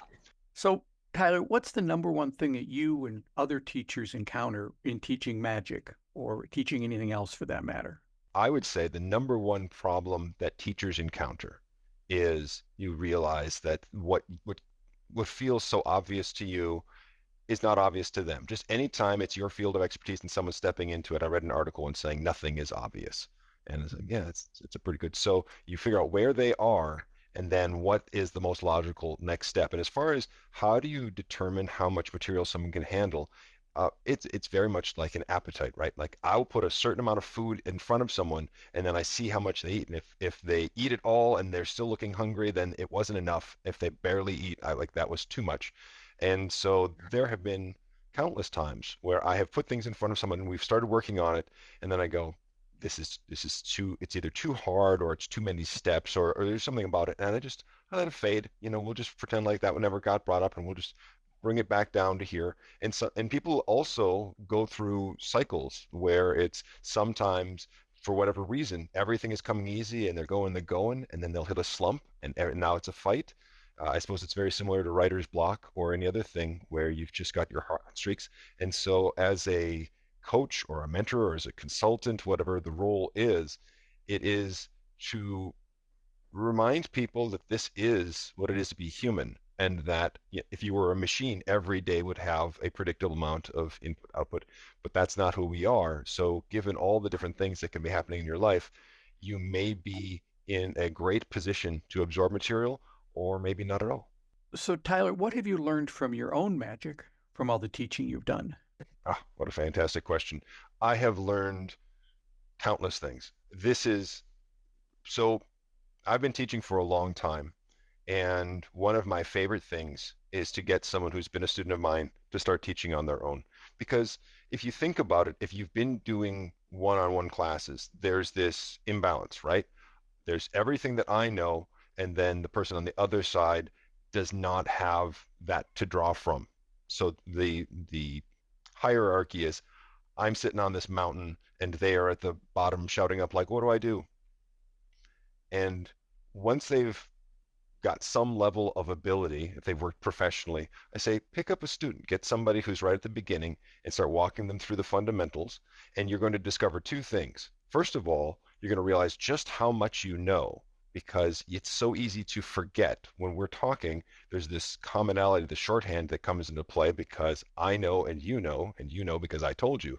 So that's where it is. As soon as you take it outside and start talking to someone else, you're reminded of, oh no, this isn't common knowledge. And it's empowering And secondarily, you'll be talking about something you feel like you really understand, and they will ask you the most basic question, and you'll realize it lands in that empty hole where you don't know the answer, and you go, oh my God, how do I not know why we do this or how this happens or anything? And so you go off and you seek out the answer, whether you have to go to your books or you go to your upstream person, which would be me. But that's what it was for me. When I was teaching, I would get asked a question and realize I didn't know the answer, and then I would go seeking. And if I didn't teach, I could have been a fine performing magician, but I would be nothing like what I am now, simply for having had to encounter these dark spots that never would have needed to be filled as a performer. But when you're teaching, you do need an answer. And a lot of times the answer is, I don't know, let me get back to you. I've got one just about value. I can guesstimate based on my own experience with you, but I want you both just to talk about the value of an ongoing teaching relationship that you share. What has it brought to both of you? Star, let's just from your perspective, and then Tyler, I'm going to have you weigh in on that too. I think over the years, Tyler has gotten a really good sense of my own fears and hesitations and personal psychological blocks on things. We discovered early on that I somewhat felt bad fooling people, not fooling people, but I always wanted to be nice about how I did magic, and a way to still do strong magic that's very fooling, but be the nice, kind person, not the haha, I got you person. So he was able to take that fear and strengthen my magic with it, but still helping me maintain truth to myself. And truly, he knows me better than most people in my life. So if I have a question about rates, like my rates that I charge, he'll know why I'm worried about what I'm charging and be able to speak to me in a way that I understand what I'm offering. So I think those are two big fears that he used, and because he knew me over the years, to be able to get me past those blocks. So, those are great, and not something that I think I would have. It was just, those are so interesting and specific, rather than, well, it's the French drop was something I struggled with. You know what I mean? I mean, it's that. So that triggered something. Oh, did you mean physically? Like what? No. I think your answer was terrific. But what I'm saying is, it's a really cool answer, because I was expecting, well, it was this move that, and so it's great. And Tyler, from your perspective, what is this ongoing relationship brought to you as a teacher and a person and a performer? Well, to build off of what Star said, if I'm working with anybody over a good deal of time, I consider it almost critical that I know something about them, like how they conduct themselves. Are they somebody who spends a lot of time with other people? Do they mostly spend a lot of time alone? Are they extremely academic? Because the art of teaching is about customizing, and the art of performing is about customizing, making an audience feel seen. So a lot of these same ideals are coming into play. And when it comes to the commonalities, and what you start to recognize when you work with different people, is that for the most part, people are very bad at seeing themselves clearly. And more often, it's they don't give themselves credit for what they do well. Like Mr. Jim Cunningham here knows he has a good voice because he does voiceover works. But you'd be surprised how many times I encounter somebody that has a voice of a similar caliber and has no idea. And I'm like, do you not know what you sound like? Or do you not know what it's like when you were on stage? Can you not see just how people, if you were up there with a dozen people, all eyes turn towards you? And sometimes you think, well, if someone's really good looking, well, sometimes that's it. But I keep track of people like, I don't know, Steve Buscemi would be a good example as an actor of like, that's not about good looking, but he is magnetic. You're watching and you're like, I like this guy. There's just something about him. And so starting to keep track of someone's skill sets, remind them of what they do well, and keep them in their battlefield. This is in the ongoing classes that I have with everybody of Stars quality, I will say this is not your battlefield. You are trying to fight on someone else's territory where you're always going to be second to what they are doing. You want to be here because this is what you do better than the vast majority of people, and draw your strength from that spot and make them come to you. That's the essence of it, to know your brand and to not let things in that aren't on brand. That is another thing that he is very, very, and after having known and worked with him for a long time, very good at reminding me when I'm in situations. Earlier this year, I was in a situation where I was strolling at the same event as Michael Amar, who I had learned like 3 of the tricks I do on the reg from his VHS tapes when I was 15. And Tyler was able to tell me, look, these are his skill sets, but these are yours. And when you're there, remember to work your skill set and just take the fear completely away, because like he said, a different battlefield, and helping you know your battlefield. That's great. I like that analogy quite a bit. Based on your experience, this is for both of you. Where do you see the art of magic headed in the coming years? Tyler, you start. I feel like the technology that makes it so easy to connect us is also dividing us, in that more and more time is spent with a passive existence. We stare at a screen and it amuses us, but we don't feel seen. And magic offers the ultimate expression of feeling seen, at least in my mind, if you're doing it well, or if you're doing it the way that I like it the most. And so people are going to seek out magic in a way. I think it's going to become even more popular. And while certainly magic secrets are getting exposed left and right, I dare say that there'll be people who become less and less interested in the how, much like movies have the special effects. We all know they're special effects, but we care less about that. We just like watching somebody turn into a werewolf, and it just makes you feel all kinds of weird. That people will seek out magicians and live magicians. It will not be something where it happens through a screen, specifically because it reminds them of their humanity. And it'll be this event that binds you not only to the performer, but to the other people in the room. It's a shared experience. I can easily see that becoming a piece of the future. Star, what about you? I totally agree with you. When magic is good, it can approach a religious experience, just in terms of its sort of mind-blowing, take you out of your adult brain and put you back into that childlike wonder. When it's done well, it's astoundingly enjoyable. Star, what about you? Where do you see magic going?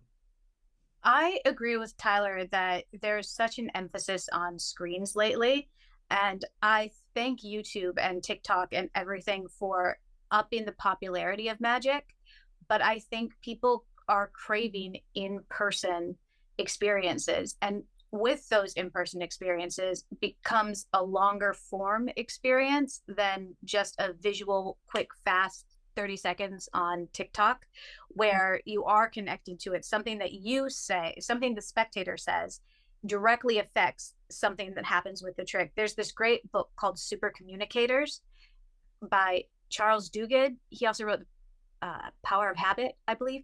Anyway, he says that the best conversation is where both people walk away feeling smarter, not necessarily because you learned something, but because something that you said may have contributed to the conversation going longer and bigger and better than it was.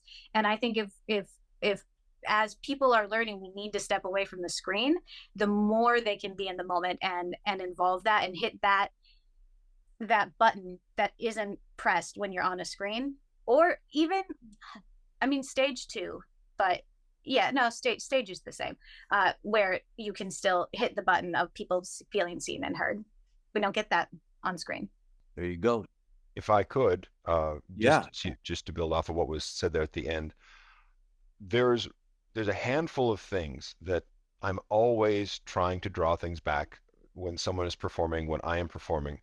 And one of my students long ago was a student of the tea ceremony. In fact, was so good that he was going to have his own, I don't know what it's called, house of tea dojo, but he would be the person instructing. And he said, because I knew nothing of the tea ceremony, I'm just like, I don't know, it seems like this formalized thing where people get tea. Is that correct? And he says, well, yes, but you can think of the tea ceremony as the ultimate expression of customization. If you realize the person is left-handed, you put the cup down on the left side with the handle pointed to the left. If you see that the person has trouble walking, perhaps you adjust the seating or the path to where they'll sit and drink the tea. Any number of things that the person experiences this, hey, this was changed for me. That's what the tea ceremony is at its heart. And I think of magic as the same kind of dynamic where not only do I want to see my audience, of course, but I want them to feel seen. And I advocate for that. And I think Star is one of the very best at doing this. As she said earlier, she has great empathy. And so you can write a script and say words, but as you know, every audience is different and they'll land differently. And if your next response is the same, regardless of the audience in front of you, then they do not feel seen. They do not feel heard. We've all had examples of performers that they're going to say what they're going to say, absolutely regardless of what's going on in front of them. And the audience can feel that disconnect. So the more you can build in those moments where you read the room, comedians are fabulous at this. They say what they say until they cross a line. The audience goes, and you're like, oh, too far. Okay, fine. And then they walk it back. But now they know the room they have. Magicians don't tend to have this kind of exploration, with some notable exceptions, Star being one of them. And I think that is one of the best parts of the show. Oscar Wilde said, tact is knowing how far to go when you know that you're going too far.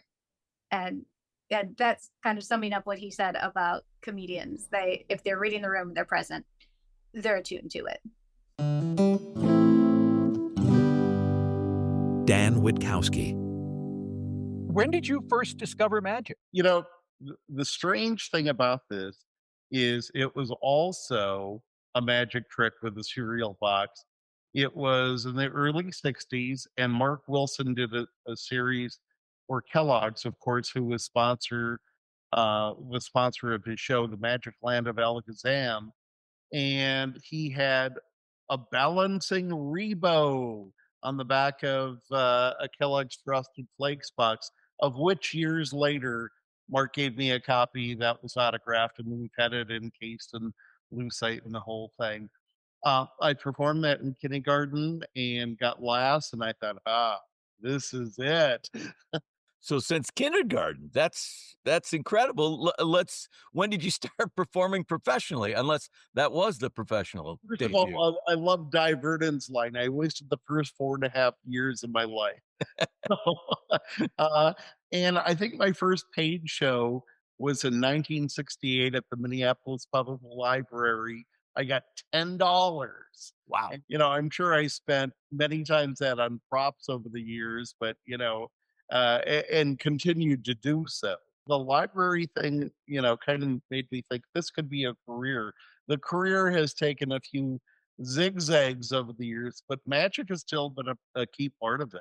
And premiums for cereal companies, fast food companies, and that type. So what did your act consist of at that point? If I came and saw the library show, what sort of stuff would I have seen? I think I did 2 tricks. I think I did the Chinese sticks and a milk pitcher. Maybe I did a little bit more. I was on the bill. There was a woman who ran the children's department at the Minneapolis Public Library, and she had already booked a magician by the name of Scott Farr, who went by the name of Great Scott. And so I was added to that show. Of course I wanted top billing. I said, Dan Witkowski and Farr. So, but it didn't work out that way. I had a bad agent at the age of 11.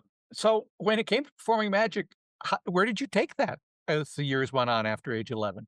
Well, I did the usual route, blue and gold Cub Scout banquets and birthday parties. And, there were still club date shows in on the weekends and the evenings for corporations. But then we started doing corporate work when I was in high school, and the Caterpillar Tractor Company was my first client.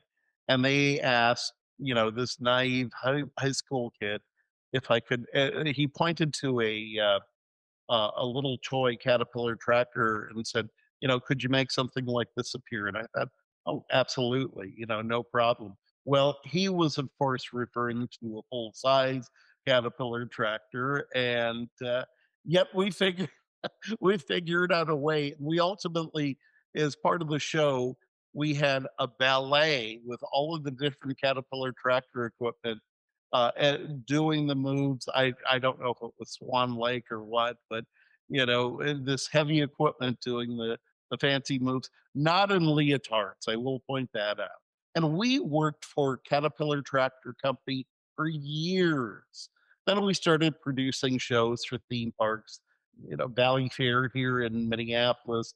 We did a lot of Disney shows at both Disneyland and Disney World, and Yeah. So how did you make the transition from a single magician performing things to a guy who's producing shows that involve lots and lots of people? I was never a great magician, and I'm not the first to. I'm the first to admit it, but many people have probably said that beforehand. But I was always pretty good at organizing large groups of people. Give me 5,000 people, and I can organize them. I can't find my car keys half the time. But our biggest claim to fame, after one of the Super Bowl shows we did, we got a call from London from British Airways ad agency, and they wanted to do a commercial with 10,000 people in it. And I said, why do you want to do it? Because we can. And that commercial, it was a 90-second commercial. This is before, you could have done it all with a computer now, but we actually had 10,000 people. It was shot all over the world. And, because again, an airline was the client. So I would get these unusual projects where they didn't know who to call. And that kind of became our claim to fame. Call us when you don't know who to call. Consequently, we got a lot of very unusual, but a lot of very interesting requests over the years. Let's just talk about the breakfast cereal thing for a little bit, because I'm thrilled to find out that you came to magic through breakfast cereal, but you produced so many great cereal boxes with magic tricks either in them or on them for General Mills, a local Minneapolis fortune. General Mills. We also did a lot of work with Quaker. We would only work with one cereal company kind of at a time, and some things through Post. But the whole thing of having an incentive in a box or whatever, a children's product, it gets back to a thing that technically is called in the industry the nag factor. And it's the kid saying, Mom, I've got to have this because it's got such and such. So I think overall with magic alone, we've done about 2 billion premiums over the years. So again, I apologize to the families out there and everything. Well, hopefully, or not hopefully, but inspiring young magicians, all because of that nag factor. You remember what the first one was? I think we did a magic set for 3M, and it was called the Invisible Man's Magic Set. I think we designed it and the whole thing, and then after they had quite a successful run for it, they wanted to redo the kit, but in the colors of Scotch tape, green and white and all of that. And for years, because even though we designed all of the stuff in it, we didn't print it. I never saw this green and white kit. I had to buy one on eBay a few years ago. So I found out it does exist.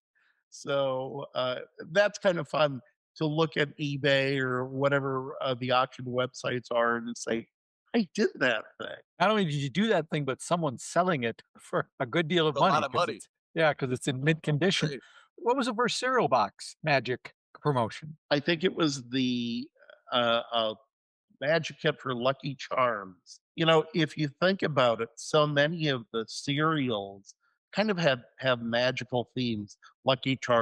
Charms is magically delicious. Tricks are for kids. Of course, you have the rabbit with that.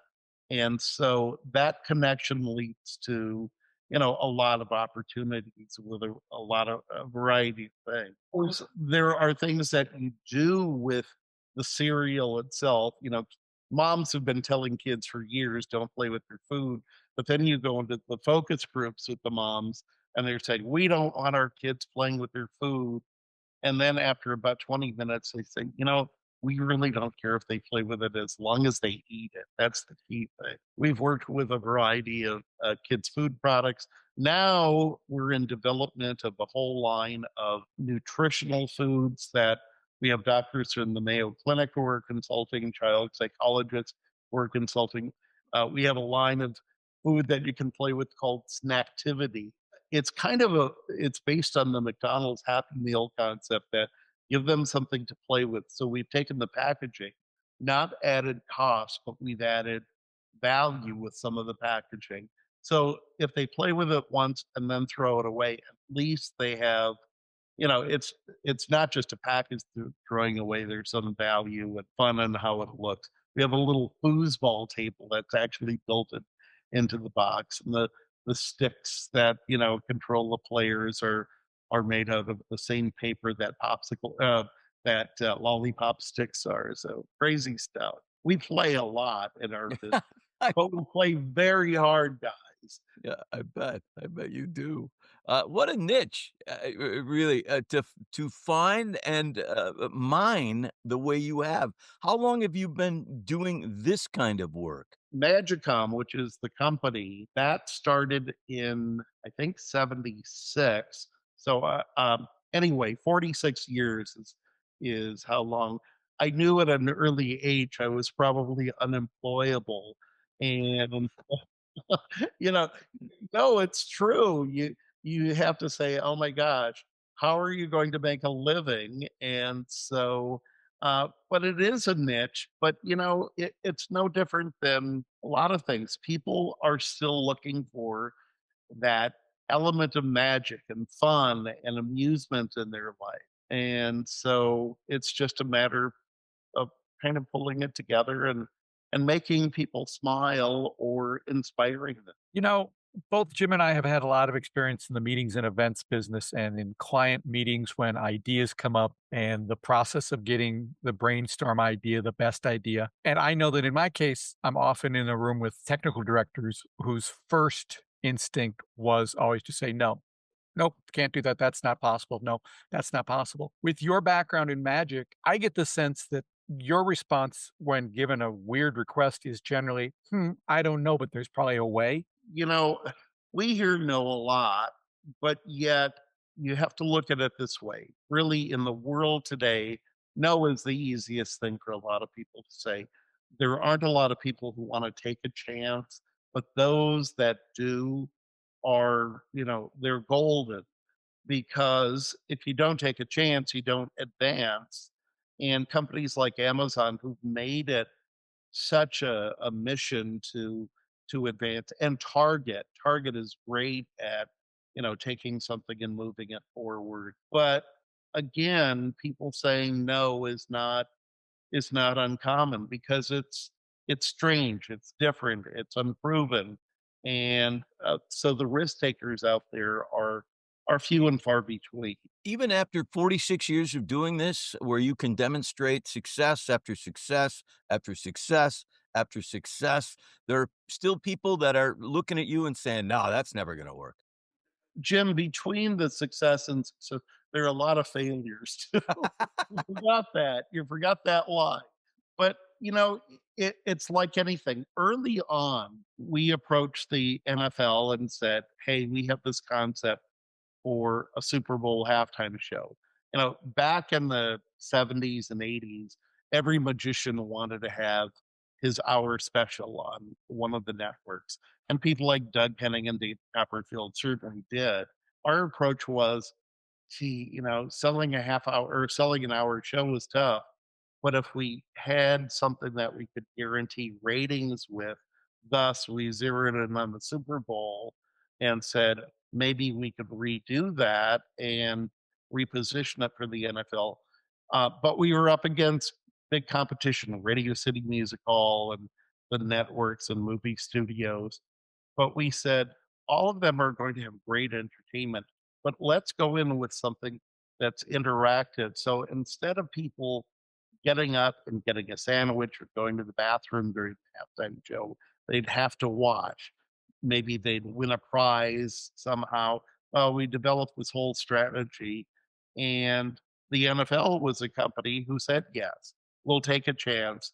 There were 20 companies competing, but they saw this as something that could bring in a new audience. Back then, women and kids weren't watching the Super Bowl as much as, it was a male dominated event.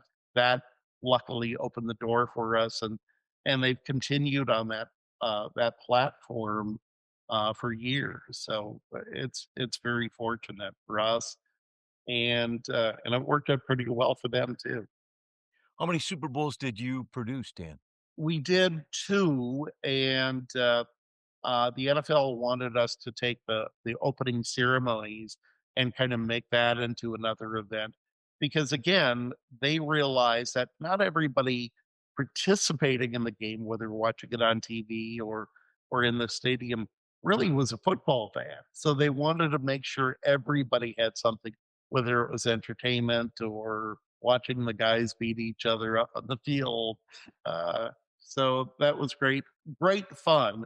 And Jim Steig, who ran the Super Bowl for the NFL, was a chance taker. And that's the great thing. For us, the thing that really is exciting is when we show something and we get to the point where they go, wow, I've never seen anything like that. That's absolute nirvana.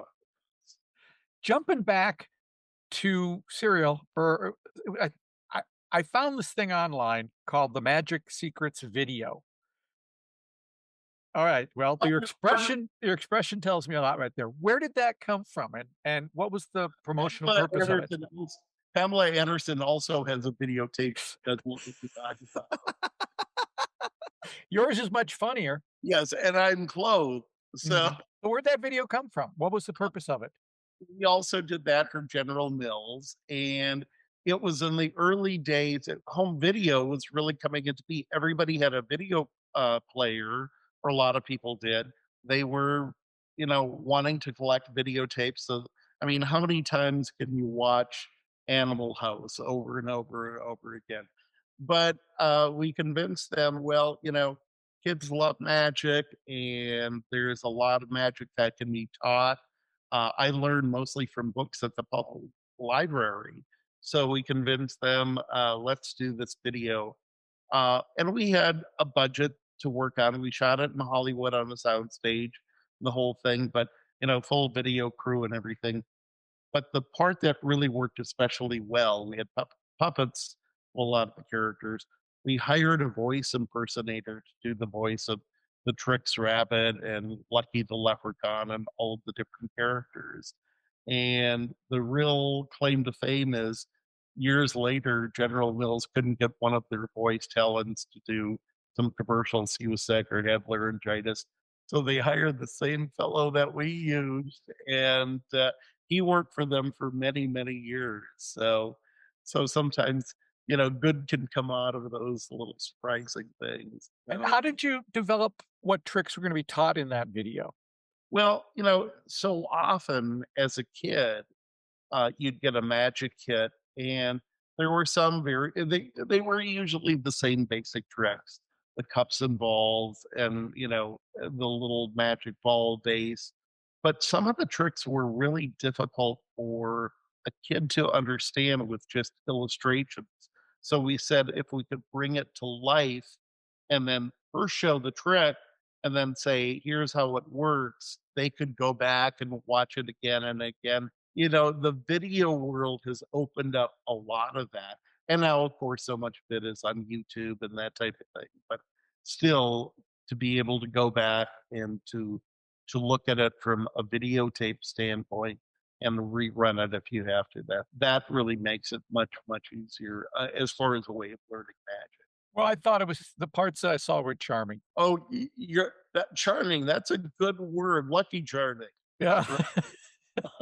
Sorry, the bad jokes continue. So as the years have gone on, and you did, I think you said, was it 2 billion promotional pieces have gone out? Over 2 billion, and we lost count. So all right. Like I said, we've heard from a couple magicians just in our very select interview process that they were inspired by the promotions that you came up with for the cereal companies.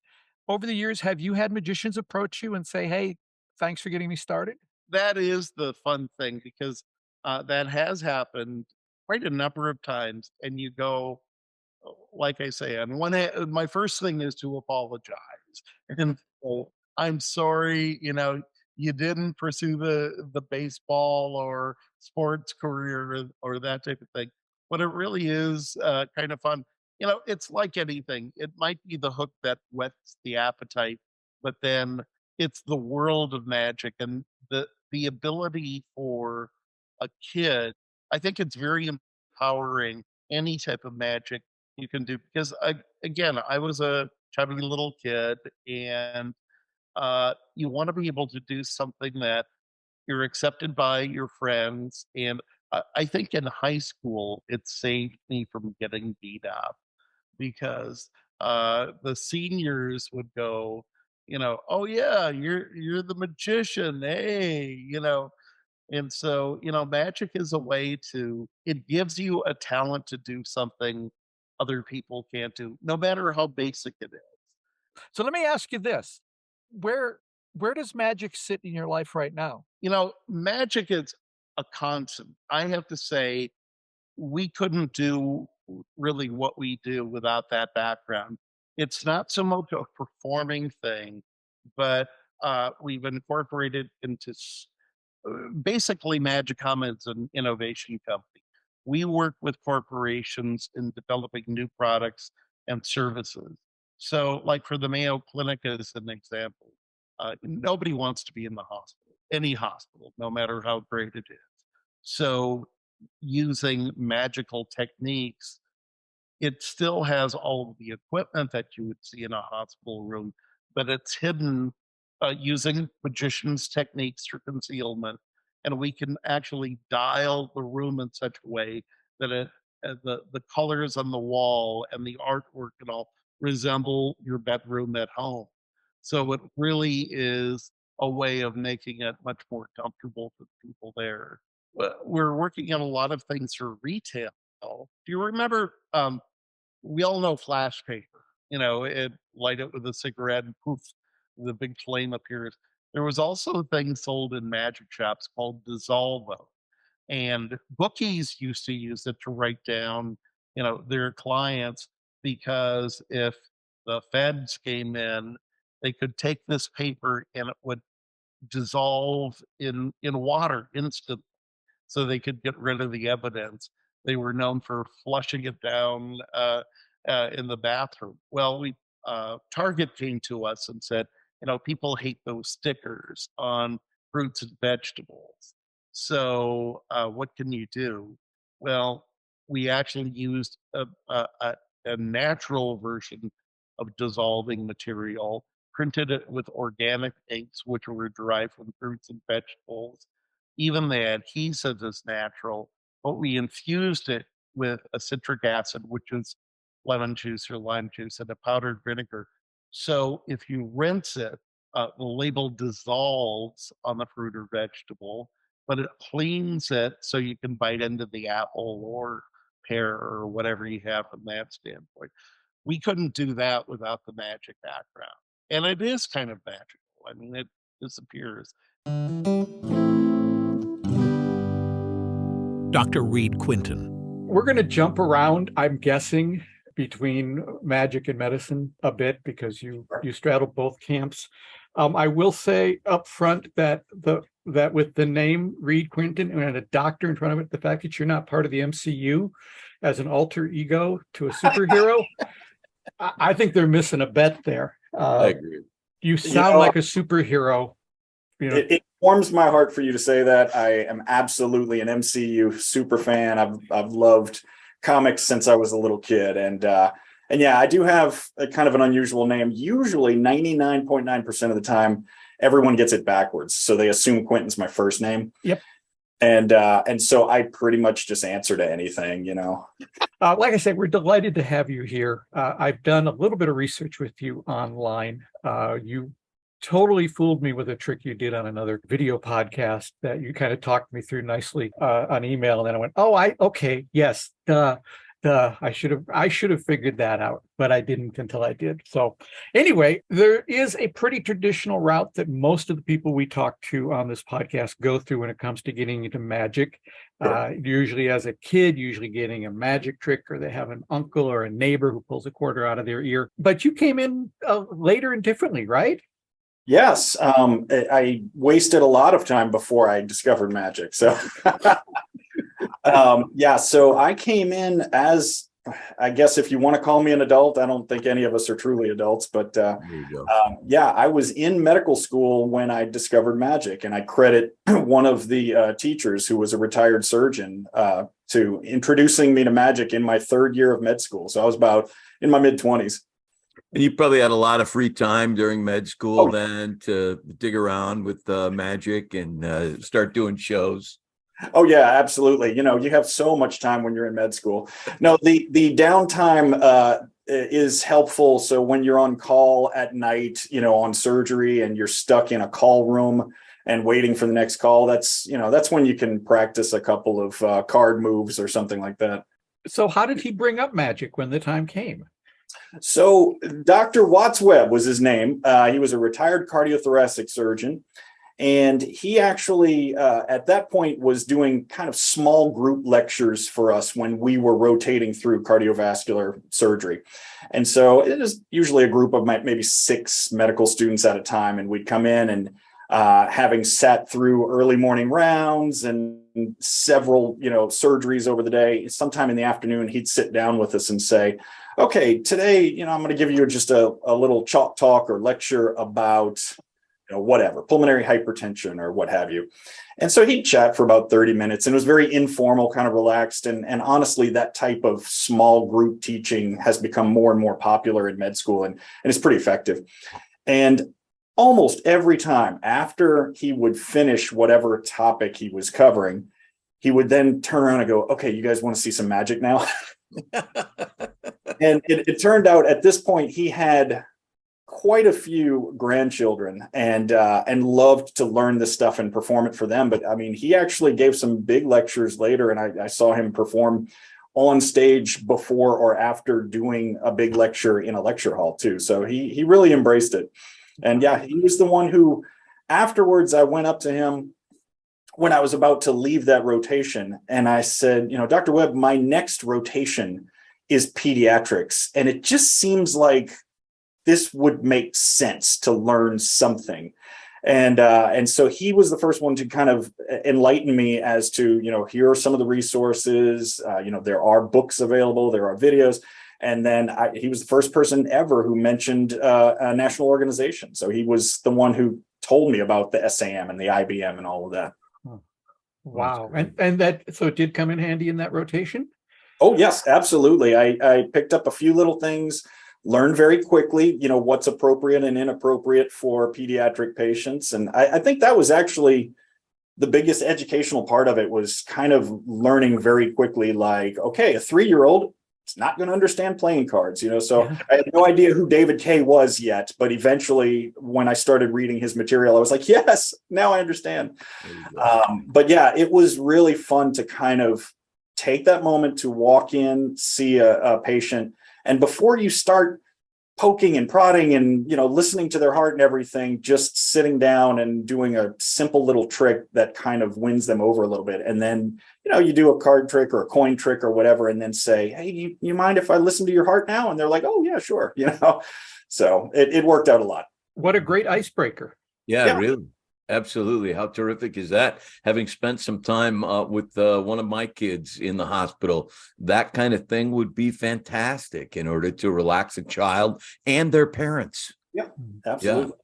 Yeah. So if you come to it later in life, as you did, are you mostly then self-taught, or did you seek out a mentor, or how did you get better at it? Sure. So great question. So that was during my third year. The best part of this story was that I went home and, bought my first book off the, bargain rack at Barnes and Nobles. And that's how I started. And I remember my wife going, this is great. This is a hobby you can get into that's just so inexpensive. You just need some cards and a couple of books. I was like, yeah.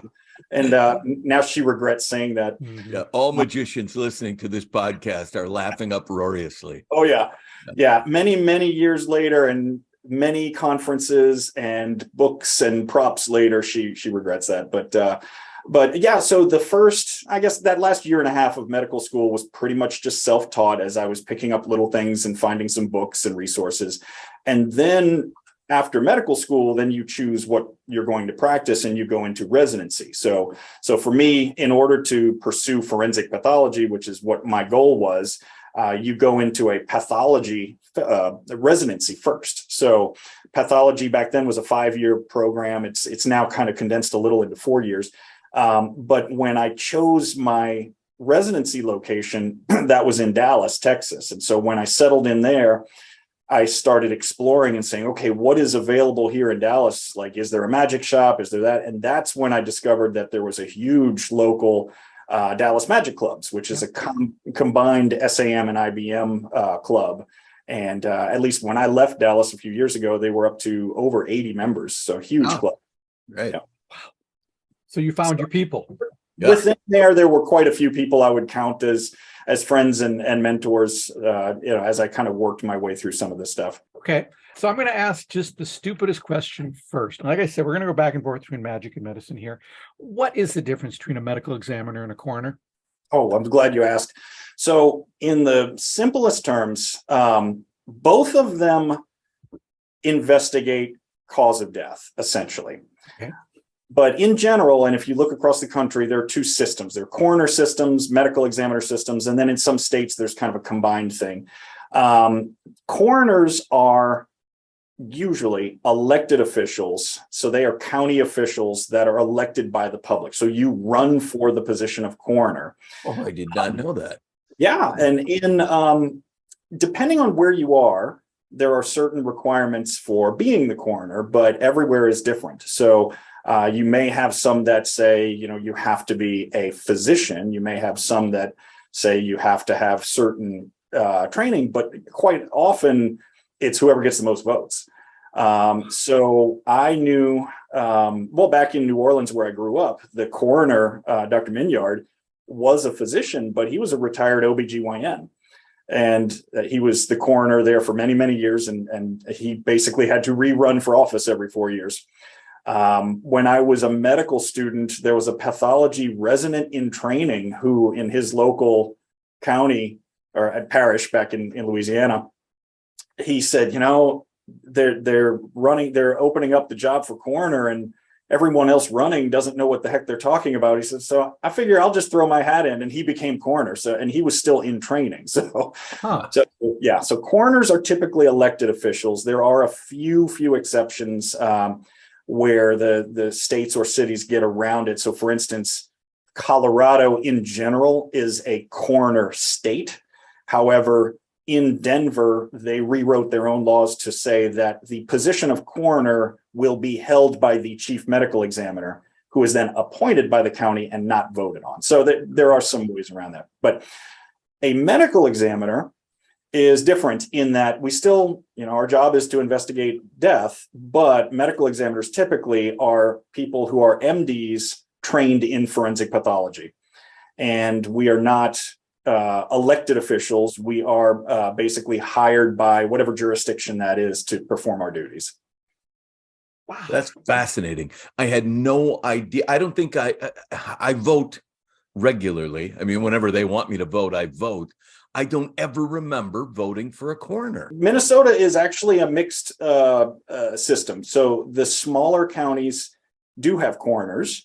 Larger county systems just have medical examiners. So like in Olmsted County, where I am right now, you wouldn't vote for a coroner because there's a medical examiner. There's us.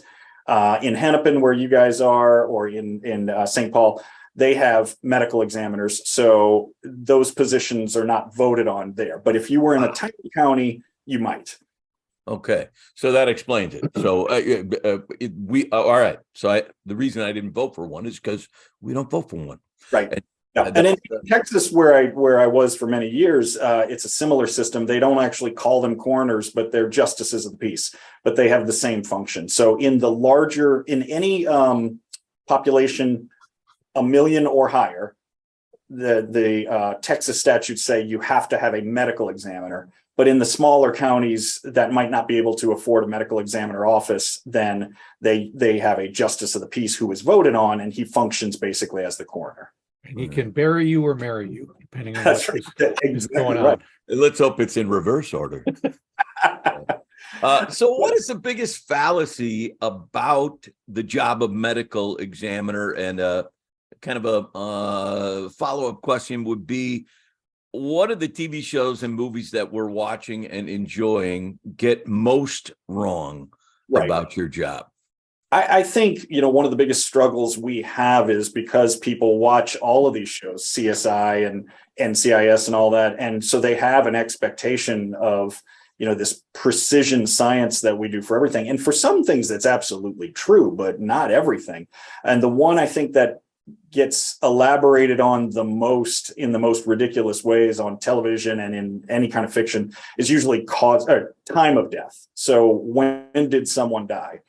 There are ranges I can give where I can say, this person's been dead just a few hours, or this person's been dead within the last 24 hours, or they've been dead, much longer than that. But we don't do, I don't look at it and say this person's been dead for 3.5 hours. I never forget watching an episode of NCIS where, Ducky pulls out some kind of sensor of some sort. I don't remember what it was, literally points it at the body. It's like a thermometer. And then he looks at the digital reading and goes, oh, he's been dead for 4.5 hours. I'm like, oh my God, I want one of those. I want it. That's funny. Of course, as a layman, I assume that exists. Yeah. I mean, we have generalities, but there are so many factors that go into things like that. That it can never be perfect. So, you're not just looking at the body and the body temperature, but you're looking at, what's the temperature of the environment they're in? What were they doing at the time? Are they buried or not buried? There's so many factors that go into it that it's better to just give a general range. Right.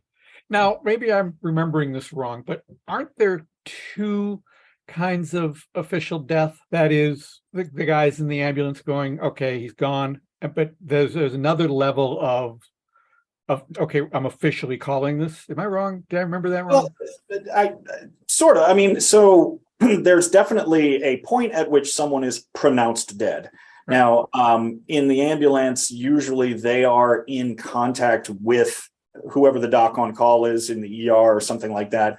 And sometimes they are allowed to pronounce at the scene or, pronounce on the way, but then sometimes the doctor pronounces the time of death when they get there.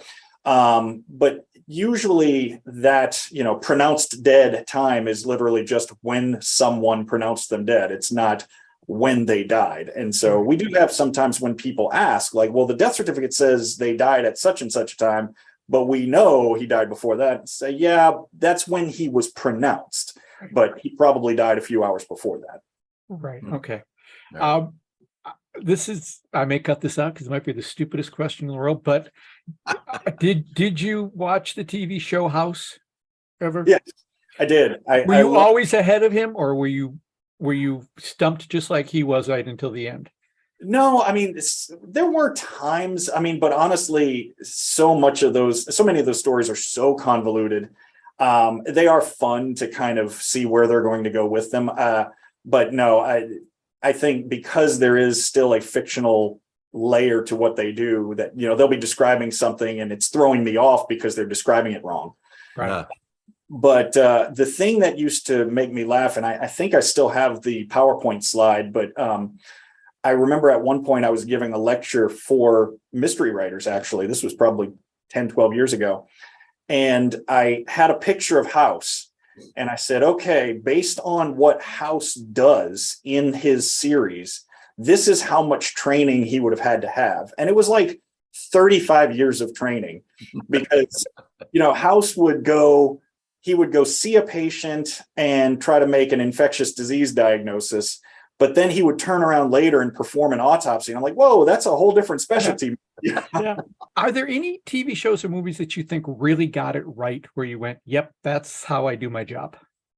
Gosh, it's hard to say. There are always little snippets of things that, you nod and go, yeah, that feels right. But then the next sentence, they'll turn around and say something that you go, I honestly like the shows and books where they really kind of just pull back and don't get too technical, because the more technical they try to get, the sort of worse it becomes.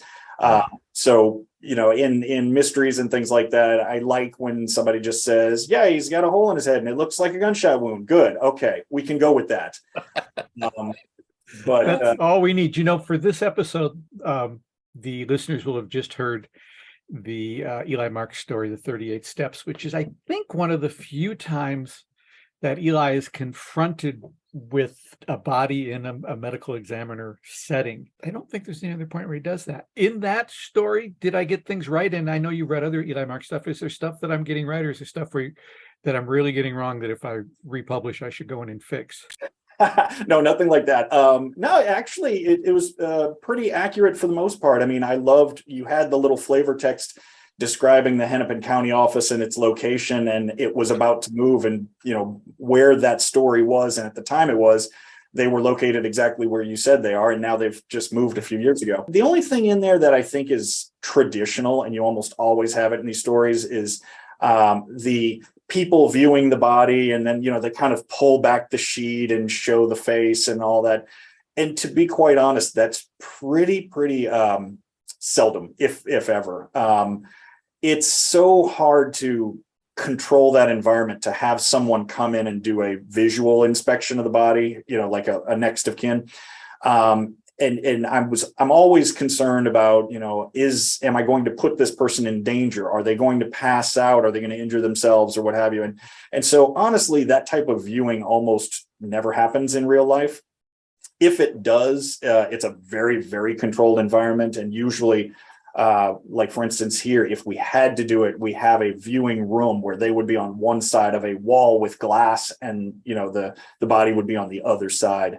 But quite honestly, that visual inspection is never used for identification, because there have been plenty of cases where people misidentify their own loved one, because of the circumstances. So I'd say that is pretty rare. But in this particular case, kind of going through the person's personal possessions and that kind of thing, try to figure out who is this person, that we commonly go through that, this notion of, we have this person, we think it is this person, but we need to make sure. And then we have to decide, can we identify them based on circumstances alone, or how scientific do we need to get? Do we need to do fingerprints? Do we need to do DNA? Do we need to do dental radiographs, things like that? How often does that happen, that you need to dig down that deep? I'd say it's not common, but it's fairly regular. And most of the time, because so many people are fingerprinted nowadays, as long as there are fingers that are intact enough to do it, that's an easy solution and usually will work.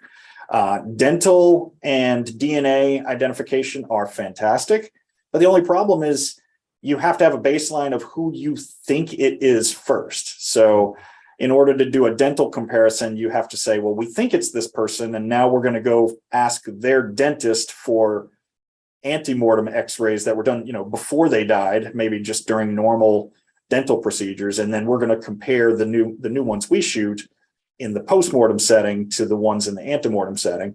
But again, you have to think you know who it is to even start that. And then same thing with DNA. I mean, in order to run a DNA test, you have to have someone to compare it to. And so we don't have a lot of databases out there where you can just plug in the information and get a cold hit. There are rare cases. For instance, anyone in active military automatically has DNA on file. Anyone who has been incarcerated before usually has DNA on file. So there are some instances, but just, that's not something you would normally do just on a random case without knowing who their next of kin should be. I'm flabbergasted that moment, which we see all the time in TV and movies, of them bringing them into a cold storage, pulling a drawer, uncovering a thing, just doesn't happen. It's ubiquitous in that sort of genre, and to find out that you don't actually do that is shocking to me and kind of cool. Yeah, I think in the old days it used to be more common, but things have gotten better and more scientific for one, and then on top of that, there's so much risk involved in that, like I said, and you don't want to put yourself or the next of kin in a position, where they injure themselves because they pass out in the middle of the viewing. And I mean, I can tell you those things do happen. They certainly happen with medical students and residents and law enforcement that come to see autopsies. So we're always kind of keeping an eye out to try to protect the other people in the room. And so that's almost an unnecessary risk, to be honest. No. Well, it almost happened here with me, with you describing it. So imagine what would have happened if I'd actually been there. Lucky we're sitting down. Yes. Doctor, you do a presentation called Quicker Than the Eye, the intersection of magic, medicine, and neuroscience. That's fascinating to me, and I think probably to our listeners. Can you give us maybe just a brief version of what that talk is about or what it consists of? Sure. And I want to start by giving the biggest amount of credit to the McBride School, the Mystery and Magic School in Las Vegas, because they actually do a magic and medicine conference every other year, run by, so all the names you guys already know and have been on the show. So Larry Haas is the dean there, Jeff McBride, and then specifically for magic and medicine, Dr. Ricardo Rosenkrantz, who is a neonatologist out of Northwestern University. And so they started years ago doing this program that basically talked about sort of the synergy between magic and medicine. As Ricardo always says, he says that magic and medicine share DNA, meaning that a lot of the skill sets that we use on stage, you can actually employ in the same setting with patients, in the patient interaction.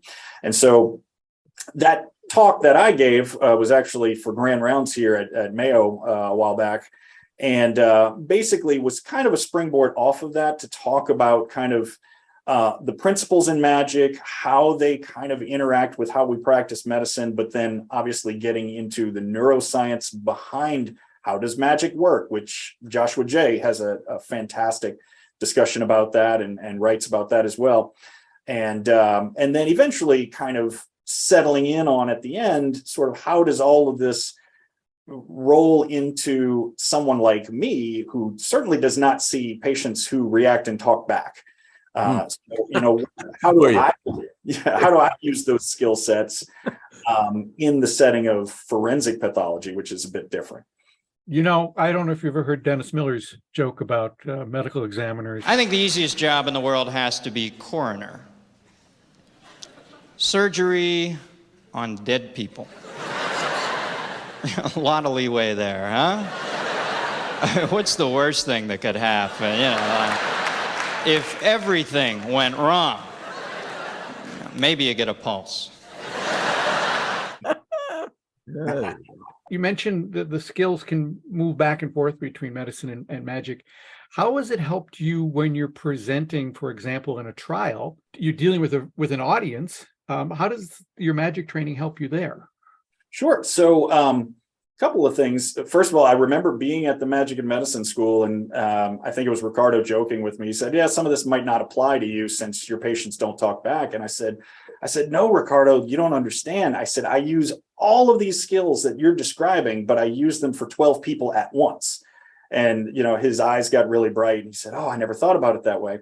And so if you kind of take what they talk about, but also roll right into what Ken Weber talks about with Maximum Entertainment. If you talk about skills like, your stage presence, costuming, things like that, if I get up on the stand to present a case, I have to be aware of how I look. How do I present myself? How do I speak to the jury so that they're understanding who am I and what do I do? And I kind of get that across very quickly. So costuming is important. Sort of knowing your script. So scripting, like we talk about in Magic, is important in what I do as well. So you don't want to get up on the stand and stumble through the description. So, normally if I'm presenting a case with multiple injuries, I pretty much have most of that case memorized. So I don't have to keep going back and forth through my notes. Scripting,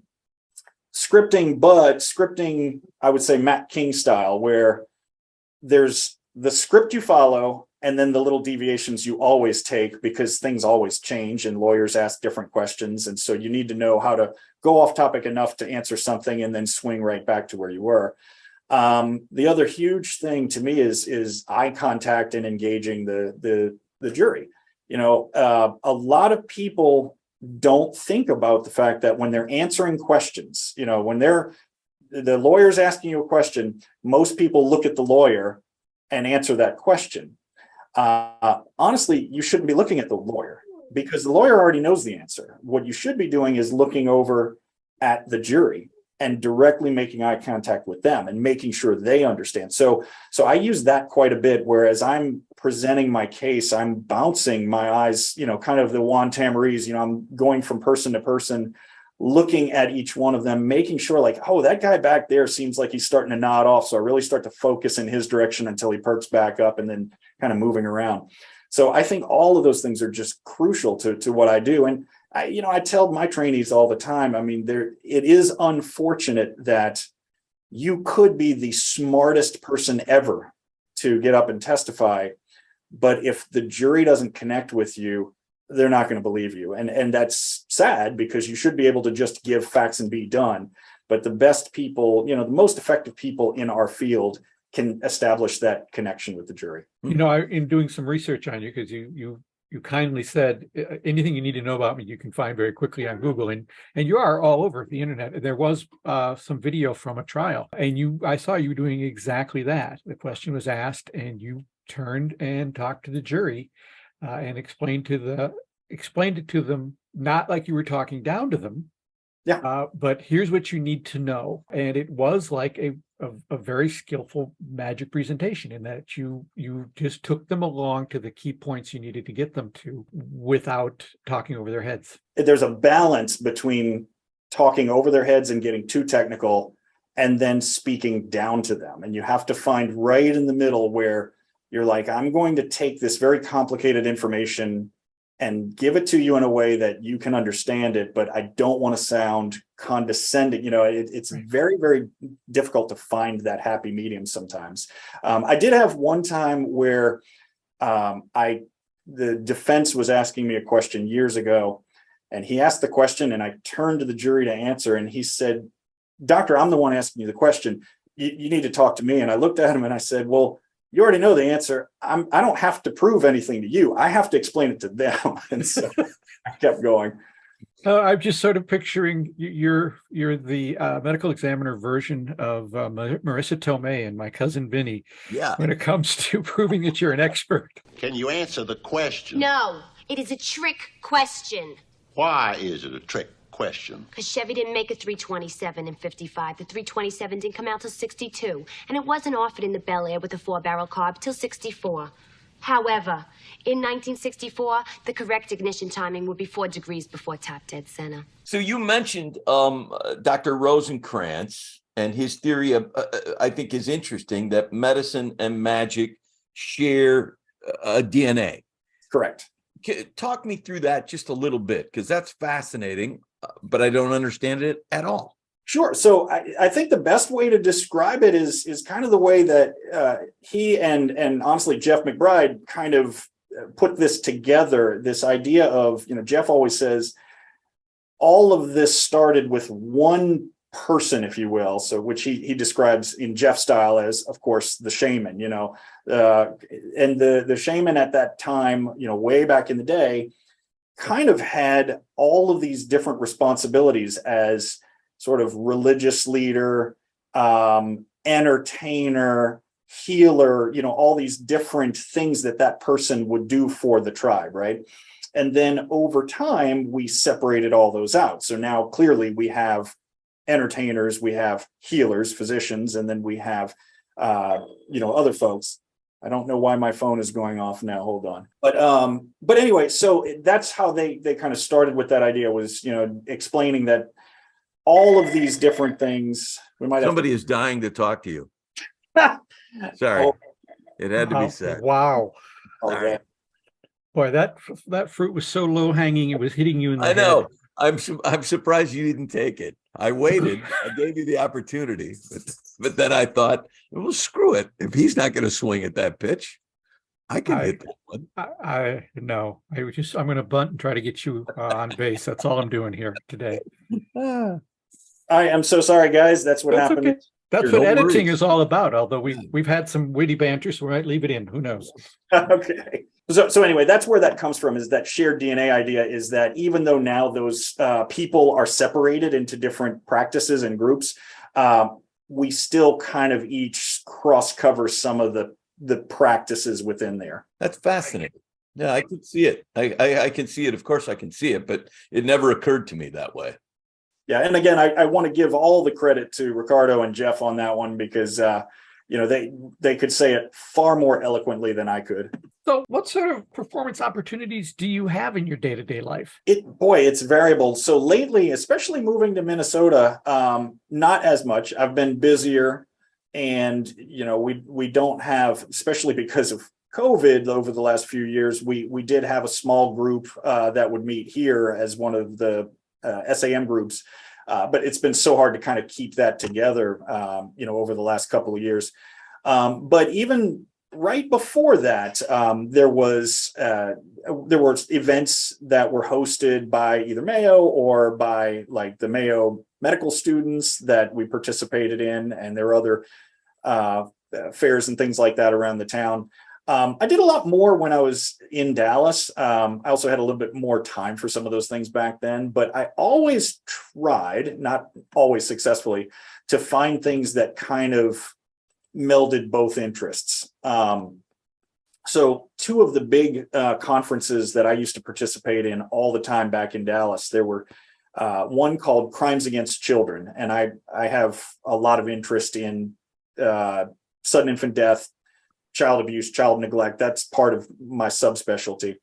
And so this Crimes Against Children conference was a massive conference hosted in Dallas every year that focused on child abuse and neglect and things like that. And a good friend of mine was the one who organized that conference. And so he called me one year and he said, okay, opening night, we always have a big opening reception. He's like, do you want to come do magic? And I said, I'd love to do it. I said, but I personally don't think I am of the caliber who could do walk around magic just by myself and entertain a crowd of that many people. I said, but I tell you what I can do is ask and see how many of my magician buddies would come with me. And so we had a group of about 4 or 5 magicians that would basically descend upon the opening night of this conference for several years. And basically do strolling magic. And it was fantastic for me because it was an experience I had never had before. Mm-hmm. So, walk around was new to me, but because it was that particular conference, for me, I had the best in ever. It's kind of like, I believe it's in one of your short stories where Eli talks about, how does he walk up to a small group and do walk around and introduce himself? And so my in wasn't necessarily like, oh, Jim, the host of the meeting, wanted me to come do magic for you. Instead, I would walk up to a table who inevitably was law enforcement officers, prosecutors, child abuse nurses, whatever. And I'd say, hey, I'm Dr. Quinton from the medical examiner's office. Welcome to Dallas. Glad you're here. I don't know if you noticed, but we have several magicians doing walk around in the room tonight just to kind of have fun and, keep everybody at ease. And I said, and I happen to be one of them. So you want to see something? And of course, they are listening going, oh, here's Doc, here's the medical examiner. And then when I say, do you want to see a trick? They're like, wait, yeah, I want to see how that's going to work. He's crossing the streams. How is he doing that? Yeah. Do you any magic heroes that you've met or maybe would want to meet? I mean, you're certainly the names you have mentioned are people that we have either talked to or are familiar with. How about you? Are there people that you have had a chance to meet? Oh, yeah, absolutely. I have had so much fun meeting people. And the thing about the magic community is, I mean, it's amazing the way, all of our famous people are so, willing to share their time.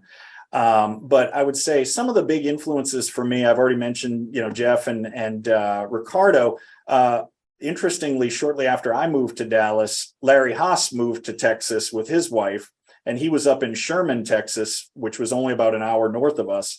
And so he used to come to some of the meetings and would come give lectures and stuff like that. And so I bonded somewhat with Larry and still keep in touch with him, and he's fantastic too.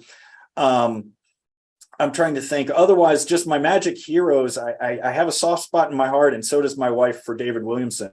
I mean, I've only met him once or twice, and he wouldn't remember me from anyone else on the planet, but I love that man so much.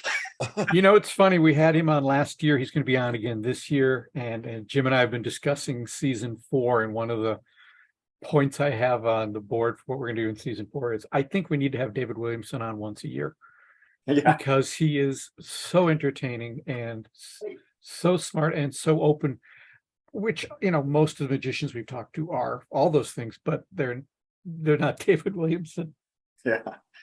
Yeah. Also, as you know, John, I've spoken with Joshua J a couple of times, and he's just the nicest guy on the planet too. And it's always neat to just be able to openly speak to people. I mean, at the last Magic Live, actually, that I went to, my wife was with me in the dealer's room, and normally she runs away pretty quickly because she doesn't want to be in the dealer's room for any reason at all.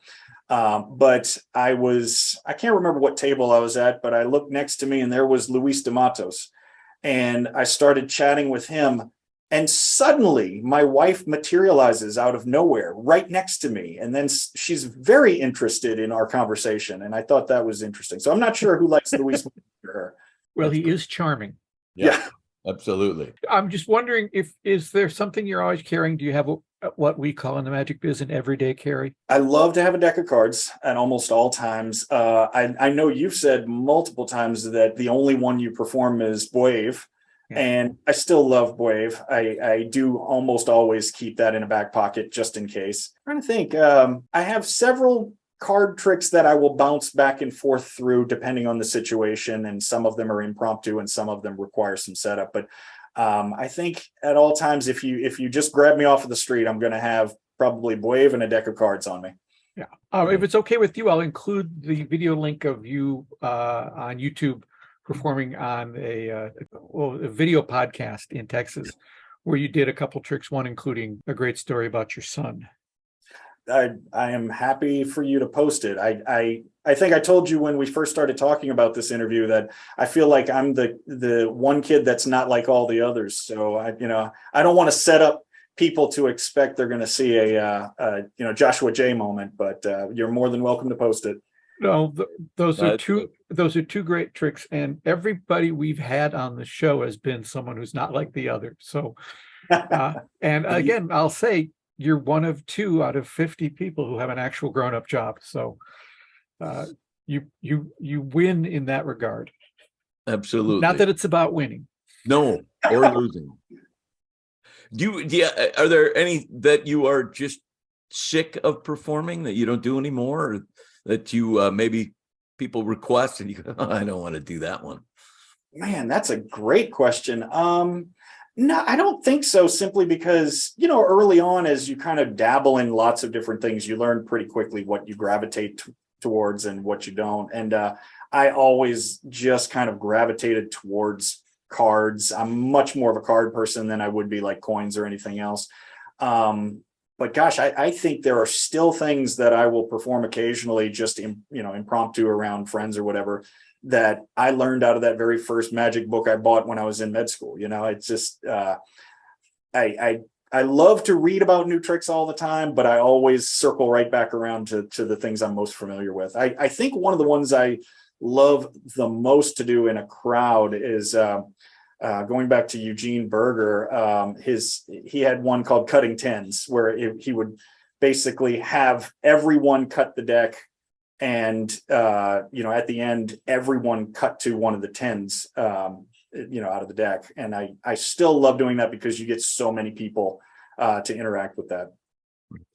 Funny, we have not mentioned Eugene in this podcast up to this point, and he is sort of the godfather of this podcast. So if you are listening, it's time to do your shot, because Eugene's name came up again. Did you ever get a chance to meet him? Yes, actually, he came a couple of times to Dallas or to Sherman because of things that Larry was hosting. And one of the things we had when we were trying to do the Young Magicians Club in Dallas years ago, we talked to Larry because he had an event going on up in Sherman where he was bringing in Eugene and Jeff.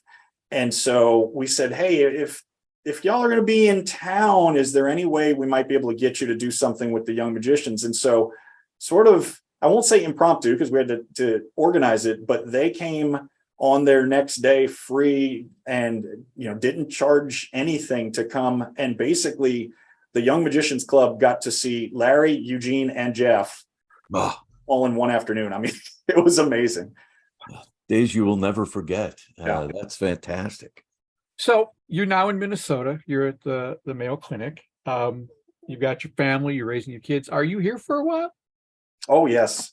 We absolutely love it. And everybody thought, why would you move from Texas up to Minnesota? And, and to be honest, I had never lived anywhere that had snow before. So we moved during the Christmas break 4 years ago, and immediately just got thrown into all of that. So it was, the hot run of snow boots, snow blower, snow tires, everything to try to learn it very quickly. But we love it here. I have no intention of going anywhere. That's fantastic. So what is your magic goal right now? What's the next thing you want to achieve as a magician? Boy, what a great question. So one of the things, well, just personally, I'd love now that COVID has kind of, I won't say gone away, but it's not affecting us anymore like it was. I know several of us are really excited about trying to get our local group back together so that we have some people to bounce stuff off of. So that's one magic goal. Two other magic goals for me. One is we have a program that we do for our trainees, for all the residents and stuff like that, where different people will put on different like wellness events. It's like the few events we do that have nothing to do with medicine. And so we're actually next month, we're going to put on a wellness event, which will be a magic workshop where we're going to let up to 10 of the residents sign up for this workshop and kind of do like a teaching session with them to kind of introduce them to magic. So that I'm really looking forward to that. I think that'll be fun. And those are the big things right now. That's great. Hey everybody, this is John. I'm just cutting into the interview.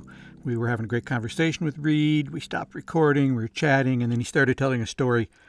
And we went, hold on. Let's hit the record button again. And so we did.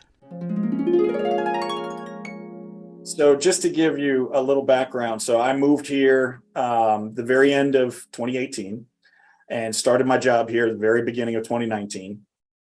About 9 months into my job here, I had been having probably for several years progressive headaches, which I figured were just, as a doctor, you always self-diagnose. So I'm like, it's just stress. It's too much caffeine. It's this, that, the other thing.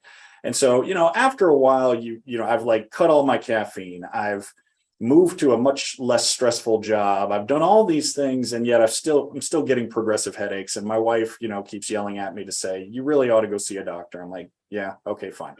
So I finally go. And the doc goes, everything looks fine, but we'll go ahead and do an MRI. We're not going to see anything, but, we're just going to do it to make sure it's okay. So I do that. That night, I get a phone call from the radiologist, and he's like, you need to go to the hospital right now. And I'm like, why? And he says, you have what's called a colloid cyst in your ventricles, so in the middle of your brain, that is blocking your cerebrospinal fluid. So your brain is swelling up, and that's why you're having the headaches. I said, well, do I need to go right away? And he says, well, you're still talking to me, which makes me feel good. But yeah, you need to go right away. So it turned out that for probably years, this small little benign lesion, which just happened to be in a perfectly wrong spot, was causing my brain to swell. And so I go in, next thing you know, I'm in Mayo Clinic, since I work here. Next thing you know, I'm in surgery, neurosurgery, which is something I never expected to have. Now, why do I bring all this up? I bring it up because I get out of surgery.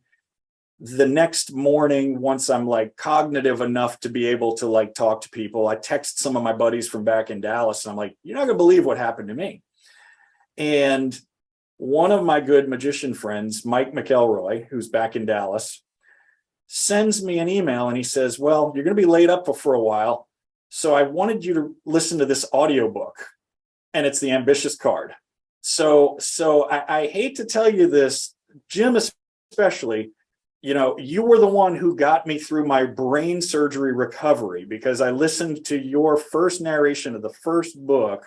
Wow. After my surgery. So I credit you for my well-being and my quick recovery. Well, I'm just thrilled to hear that. Aren't you, John? That's fantastic. That certainly that I read all the other books. And then of course, once you listen to one, your voices, that's it. They're in my head now, so no matter if I read them or listen to them, I'm always going to hear those voices. So thank you. Awesome. That's an awesome story. That may be the best. We could stop doing the podcast now, because it's not going to get any better than that. Yeah, but we told people we're coming back. I don't want to lie to people. All right. Okay. But I'm just saying this would be the place to stop if we wanted to. That was great. Matt Dunn. So, Matt, one of the first things we always do is just get sort of a magical origin story for you. How'd you come to magic? How did I come to magic? First of all, nice to see you. Thanks for coming over. I cannot believe this house, Matt. This is where a magician should live. Is Bill Bixby here somewhere? I live here. It's unbelievable, Matt. It's a showpiece, and I haven't even been out to the treehouse. Right. Well, we'll get you out to the treehouse. It's $50. But how did I get into magic? It's not. I wish I had a better story. It's not that exciting. I had a neighbor that had a magic kit, and I borrowed it constantly. And finally, they said, "Just please take it and stop, bothering us." And I liked it, and then I had a neighbor that was very encouraging that said, you should keep doing this. And she looked up in the yellow pages. I think that's where we found Eagle Magic Store, and went down and started buying tricks and doing shows. And this particular neighbor that encouraged me, she was the first one to hire me, and then her friends hired me, and it just snowballed. How old were you at this point? Probably 10. That's fabulous. Do you remember the first trick you learned? No, but I remember I have a nice Polaroid picture of me in my Sunday blazer doing this show for this woman's birthday child, and it was my first show, and my table was a styrofoam cooler with a bed sheet over it, and I was doing probably 20th century silks, and it just, that was it. At 10 years old, you've been doing it ever since? Ever since. 2 summers at a magic camp in California. That was a big deal. If I had not gone to West Coast Wizards Magic Camp in Idlewild, California, which is up in the mountains, I don't think I would be doing this today. It was a total game changer, and I was completely clueless as to the people that were coming up there. They had just legends of magic that Like who? For I'm going like, well, who's Billy McComb? Who's this old guy? Wow. Who's Carol Fox? Why is he teaching us anything? Like, I don't get it. So, and a lot of the people that were up there as well were taking it seriously and went on to have big careers. Justin Willman left the year prior to me arriving, and they were just even the counselors that were up there really went on. Eric Buss and just tons of people, Andy Amex, that were willing to share their craft and teach us a ton about not only the craft but the business. How old were you at that point? That was, I probably did 15 and 16 or 16 and 17 up there. So it was a good time for me to be thinking about what am I going to do with my life and my career, and really gave me the mindset that this is something I could do. Yeah, well, apparently you can. You graduated from St. Thomas University, which is right in my nape of the neck, my neck of the whip. Degree in entrepreneurship. Now, I guess I don't. What does that mean exactly? It means you're not sure what you want to do with your life. And you're gonna find something that you enjoy and start it. But also, it's about the creative of finding what you want to do, having that creativity, but then learning the business acumen to try to run your own show, essentially. And apparently that too has worked for you. Talk about how that degree helped you market yourself as a magician, and we'll get to the other stuff you've done, maybe with that degree as well. But how did it help you market yourself? I enjoyed my time at St. Thomas. I thought it was a great experience. I probably wouldn't have done it again. It was because I'm already kind of a creative person. So some of these creative classes I was taking, I didn't necessarily find too helpful, but it gets your wheels turning. And the business side of it was also helpful. I'm sure there were classes that I enjoyed, but I would have rather gotten right out into the real world and started working a little bit earlier than taking 4 years of college. But good experience, good time. So you, at one point, have sold some merchandise. Maybe you still are on the web, yeah? I am interested in trying everything, and that was something I tried once to just see, maybe sell a little magic kit. But I think for anybody who's interested in trying to run their own business, to keep trying different things, see what works, see what doesn't work, try it in a small way. With you don't always have to dive in and spend thousands of dollars for your first business or your attempt at something. That's what's fun about entrepreneurship, is you can try all this stuff. And I think if somebody's thinking about wanting to do their own thing, it's just what I just said. You don't necessarily need a ton of money. You can start little by little, and that's how I started with magic, and then that's how I eventually got into Halloween, and we'll talk a little bit more about that later. But little bites at a time. Speaking of little bites, beautiful home. You got a little bite right outside the treehouse. We have not toured it. I'm told we'll get to tour it before we're done here. Where did the idea come from to build a treehouse? Jim, I'm not sure you know who you're interviewing here. Apparently I don't. It's an adult child. It's not good. It's bad, in fact. I think you might even have the order of those words wrong. Thank you, I think it's child adult. Yeah. It's not. It's bad. It's a child, adult, whatever you want to call me. It's unhealthy. I'm constantly trying to figure out how to put a train track through multiple rooms in the house. It basically is going to be a TGI Fridays here eventually. It's well, I'll eat here. If the house is any indication of what the food might be like, I'll be a regular. I like tree houses. I had a tree house when I was a kid, and I always thought kind of a big fantasy tree house would be fun. It was bigger than I anticipated. When we were working on it, it was suddenly I went like, this will be good. And then I realized, okay, this is a 2-story home in the trees, and the squirrels are kind of looking at me. But so, yeah, it's a fun place to just go out and hang. And now I call it affectionately the Eagle Magic Store Treehouse, because it has a lot of Eagle Magic Store memorabilia. And eventually I'm hoping that Larry Kahlow, the proprietor of Eagle Magic, still has the store sign from down in Minneapolis. So I'd like to ask him for the 200th time to let me put that on the treehouse. So someday. He absolutely will. And folks, I'm not kidding. Matt's not kidding. It's not a treehouse like you have ever seen. It's not even what today we would call a tiny house. This is an enormous.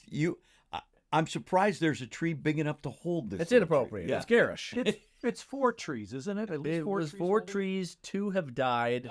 Luckily, we've got footings, legs underneath the thing to support it, which I was talked into initially.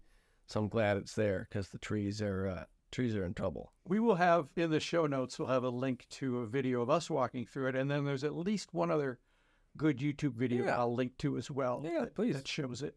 It is. And we'll also have a link to you walking through the house. Jim will give us a little tour of the house. It's incredible, folks. If you, in fact, I'd say stop this right now. Go look at those because and then come back to us. Obviously, I don't want you to just walk away, but you should see this stuff so that you know when I'm talking about something, I'm not kidding around. This is first rate. Let's talk about that theater. Will we be, however, filming the final pat down when you leave? There will be, my understanding was there would be no pat down. There's a metal detector you got to go through. Oh, no. Very good. That's terrible. I better put these cups and ball sets back. Honor policy. Yeah. Great. The theater. Yeah, talk to me about the theater because you have, not just magicians, that'd be cool enough in that theater, but you have some huge, big-name magicians come perform in this theater for you, your friends. You invite other people like me. I've been invited once or twice. I've been invited. Yeah. Yeah, it's a 27-person seat theater, so it's not huge, but it's not microscopic, but it's a nice intimate room. It's got some history with it. The seats are from the old Northrop Auditorium, so you lift up the seat, and underneath is the place to put your top hat because nobody wants to have you wearing a top hat when you're sitting in front of them. So there's some fun history with them, and it's ended up being a great space just to invite performers, whether some of our local greats to international folk, and I like to open it up a couple times a year to the public, let them come and host a couple private events. So it's worked out well for me as well with shows. I have some people will come and rent the whole house, and I'll do a show for them in the theater, and everybody has a really fun experience.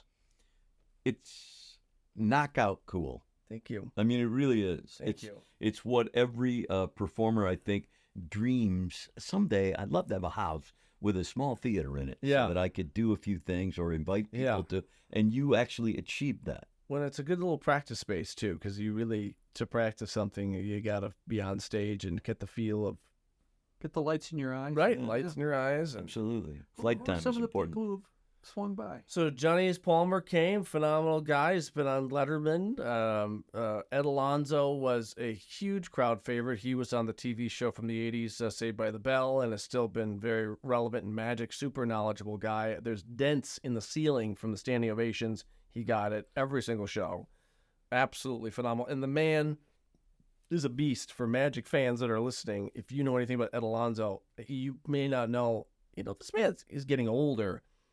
He pounded out 5 shows for me one night between the hours of like 7 and midnight, and he just did them back to back. And I told him, do like 25 minutes. He did 50 minutes, reset in 5, and did it again. And again, standing ovation every show. The man delivered crazy. So if you ever have a special event, you're looking for someone else on the roster, think about him. He's incredible. Based in Los Angeles. Who else have you had here? Who else? David Sandy came and performed. Of course, Suzanne is a local magician. She's great. She's been in there. Chris with the hand. Chris, yeah, that's right. Christopher Hart. Yeah, and he came, and boy, that guy, he's a real talent. That was really, really fun. So in November of this year, we've got Mike Caveney and Tina Leonard are coming to town to perform. Oh, they're both going to come and do their whole thing, and I'm super excited for that. Can we buy our tickets? Right yeah, now? I was going to say, I wonder. I'll ask the right people, and we'll see. Tina performed at my wedding. Did she? She did. Okay, I think I knew that. So you hired her to perform at your wedding? It was supposed to be Arden James. I don't know if you know Arden.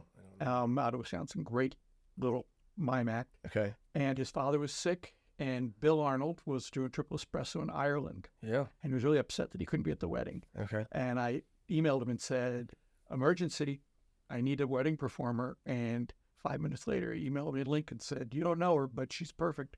Great. And I called her, and she was willing to do it and flew out here. What act did she do? She did Mop Man. She did? Yeah. Wow. And I bet that was a big hit.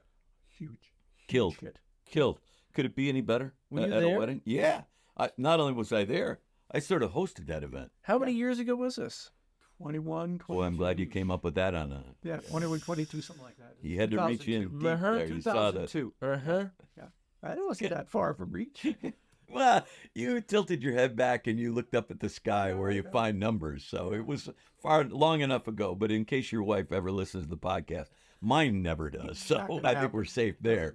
30. Let's not get into it. I think Matt. They're fantastic, and I'd love to come see them again. Yeah, absolutely. Yeah, I'm suspicious that one might sell out because I have a couple people I've already told. Or I could write a check right now if I want for both of us. I told David, Sandy, and Lance Rich. They know these guys well, and I told them they were coming to town. They were like, "Oh my, we're getting our tickets. We're coming now." I go, "What are you talking about? Don't you see these guys all the time?" And they go, "Who cares? We're still coming."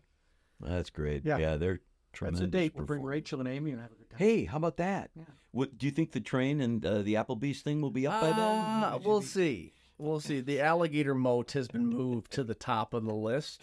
Good. So it's all. I'm trying to be conservative, Jim. Yeah, I don't. Well, we'll find dinner somewhere. I don't want to in any way, shape, or form. But let's talk now, because I'm Halloween, as Eugene Berger, who has not been yet mentioned on this podcast, would always say it's my favorite religious holiday, and it's certainly mine.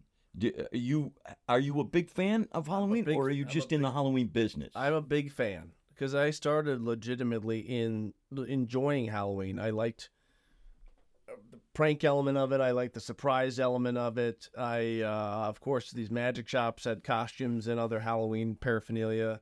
So that was a perfect fit. And next thing you know, that was what I enjoyed. In fact, I didn't even like really necessarily being scared myself, but I liked the theatrical decorating kind of creative part of Halloween. And that's what I did in my parents' home for years. And my teachers will, I'm sure, remember me begging to step into their office so I could use the phone and call the newsrooms and pitch these stories. And I have, just VHS tape after VHS tape of all these live trucks that came to my parents' home and it was crazy. But even at that time, I liked the promotion of it, the marketing and having people come see this kind of unusual experience. And your parents were supportive of that? They were, but my poor mother, she, came from New York and kind of a proper gal, and she would be like, "Oh my gosh, there's a live truck in the front yard, honey, I can see our garage on Channel 5, and they were very tolerant, very tolerant.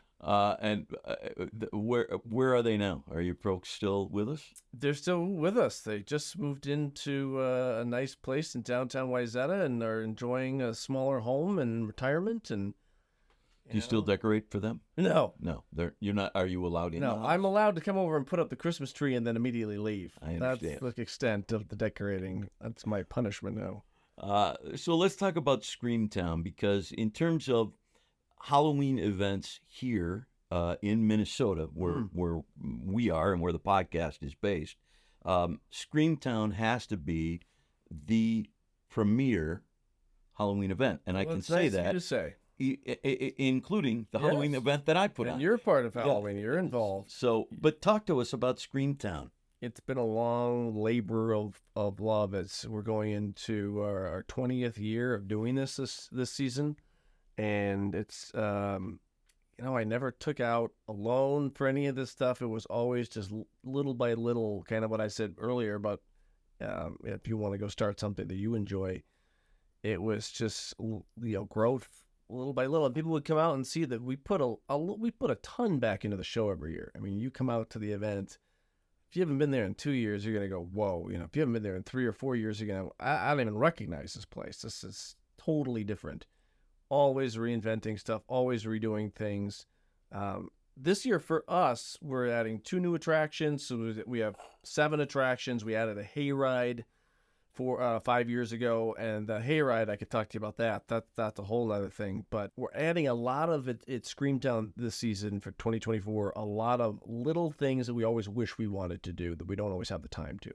So you're going to see actors this year come out of the ground. You're going to see actors fly over your head. You're going to see actors that look like they're floating towards you. So different effects that we just want to really hone in on. And we're also, this is exciting, we're It says a Scream Town. Yeah, we have all these facades around for the attractions, but those are the only facades we have. So this season we're just building more town just to kind of make it seem more interesting, like a village.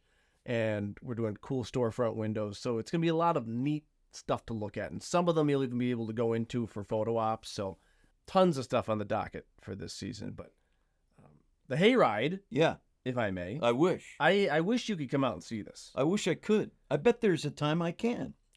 I would think so. It why, is. why is there, just for the audience, why is there Well, because I do a Halloween show too. Mine is like a little piece of theater. We talked about Eugene Berger. That's two. If you're scoring from home, take another hit. I do this Halloween show that Eugene taught me, and so I'm generally working during that season when your show is up. Yep. But I think you probably do many more nights than we do, so I should be able to get out there, and I really would.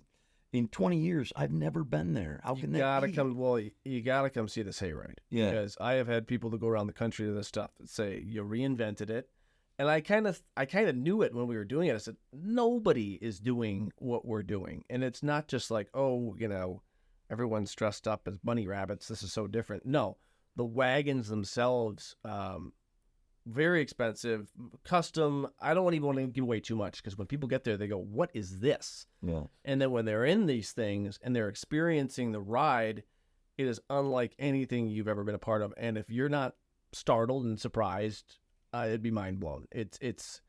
There's some things built into these wagons that you never expect, and so it incorporates as many special effects as we can think of, but then also there's magic. So as you go through these different scenes, you're going to see stuff where when you're done with the hayride, you're not going to say, well, that was a magic show, but you're going to say, how did they do that? So I'm confused. They went over and chopped off someone's head and then picked it up and put it on a table and it was still alive. How in the world did that happen? Yeah. So. And you're using magic techniques. Yeah.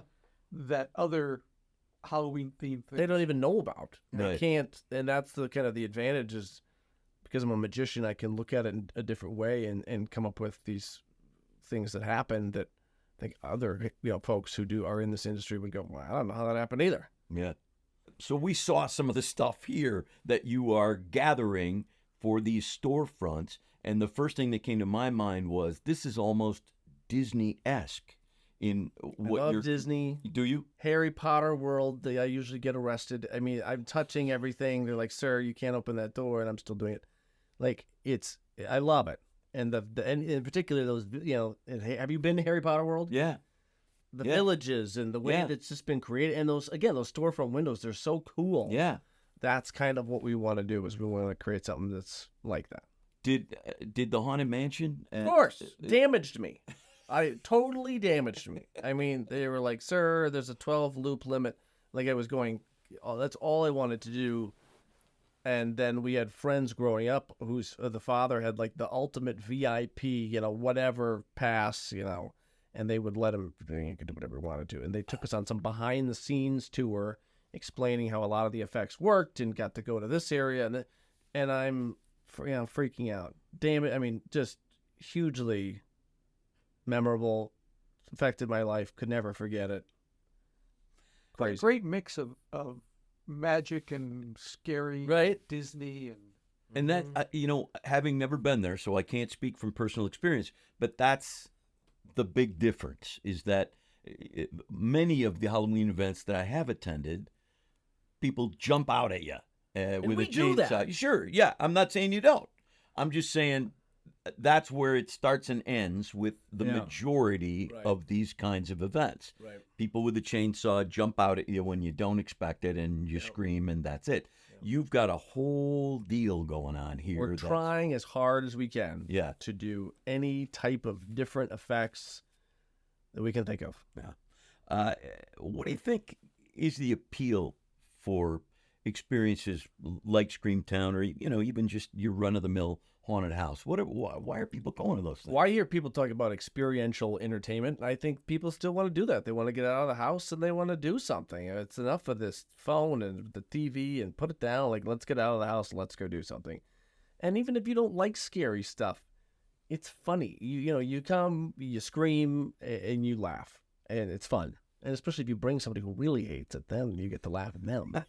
And that's the whole idea. That's really the key to the benefits Right. program. Is Right. bring somebody who hates this. Just hates it. And wear also, I tell people too, you have to wear, this is an outdoor field. Yes, we have some indoor type feeling things, but wear appropriate shoes, enough with the ballet slippers and the high heels and your whatever else, your Crocs. It's wear an appropriate shoe.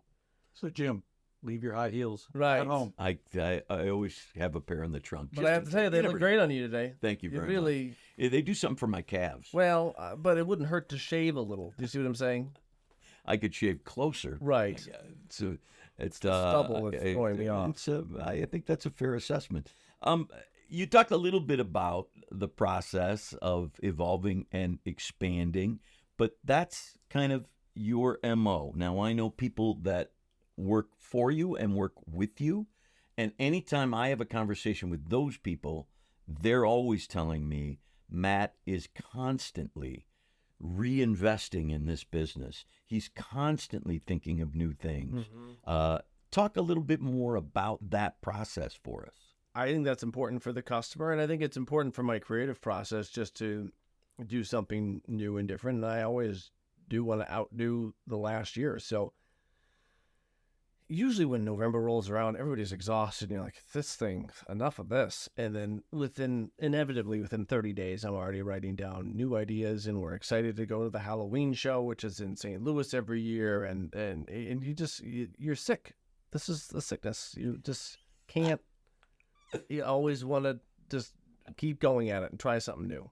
This could be a full-time job for anybody, but you also are a working magician. Right.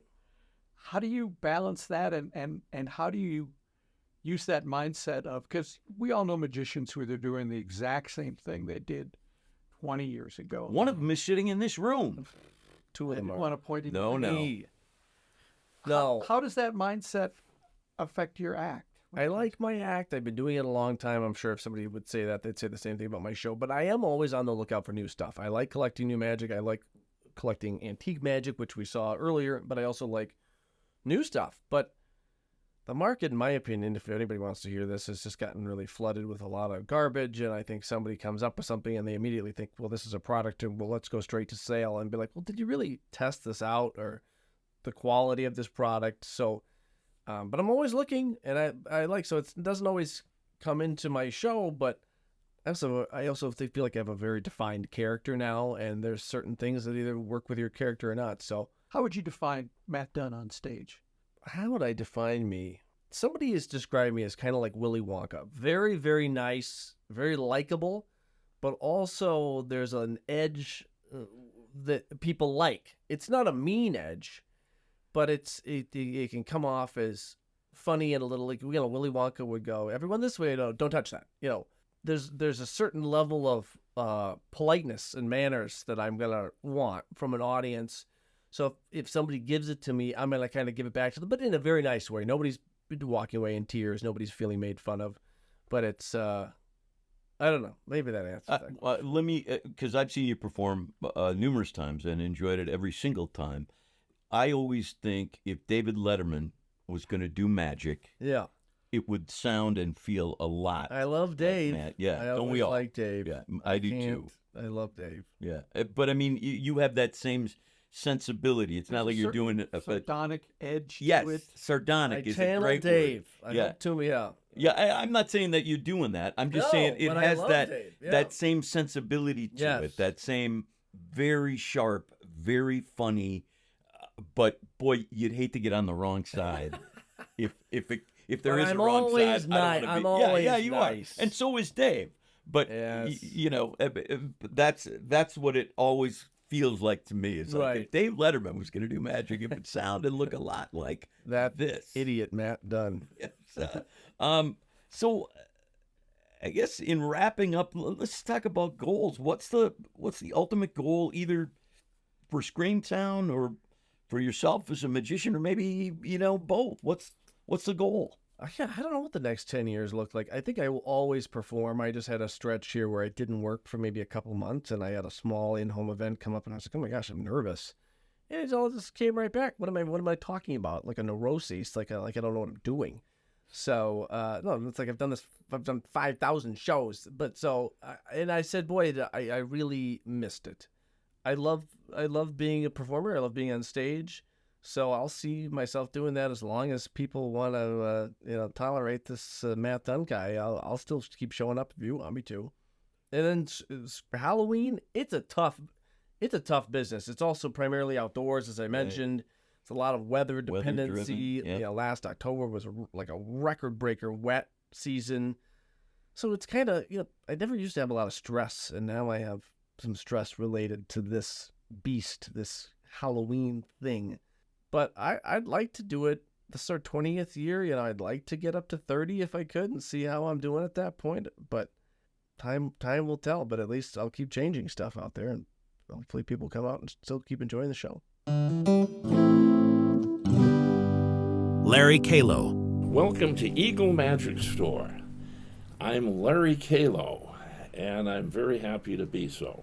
I'm just fascinated. Of course, I've been going to Eagle Magic Store for, believe it or not, I think 50 years. I probably came first off with my brother, who's a darn fine magician in his own right. He is. And so I've been coming here for 50 years probably when I think back on it. How did you come to magic in the first place? And you always say it's fun to fool people, fun to be fooled. It's more fun to be the fooler. How'd you get to be the fooler? Well, when I first came here, it was with my mother, like so often is the case. You have mom or the family come in, and they make, the youngster makes it known that he wants to get down there. So it was with parental participation. And how old were you at this point? And my particular, my mother, 8 years old. 8. Which is pretty young. And how that came to be was my father worked in downtown Minneapolis, and I was born in Minneapolis, but we moved out to Bloomington, and my mother had her hair done downtown. So we take the bus downtown, and then we went into Eagle Magic Store. And I had already had a kit, and my father showed me a few magic tricks.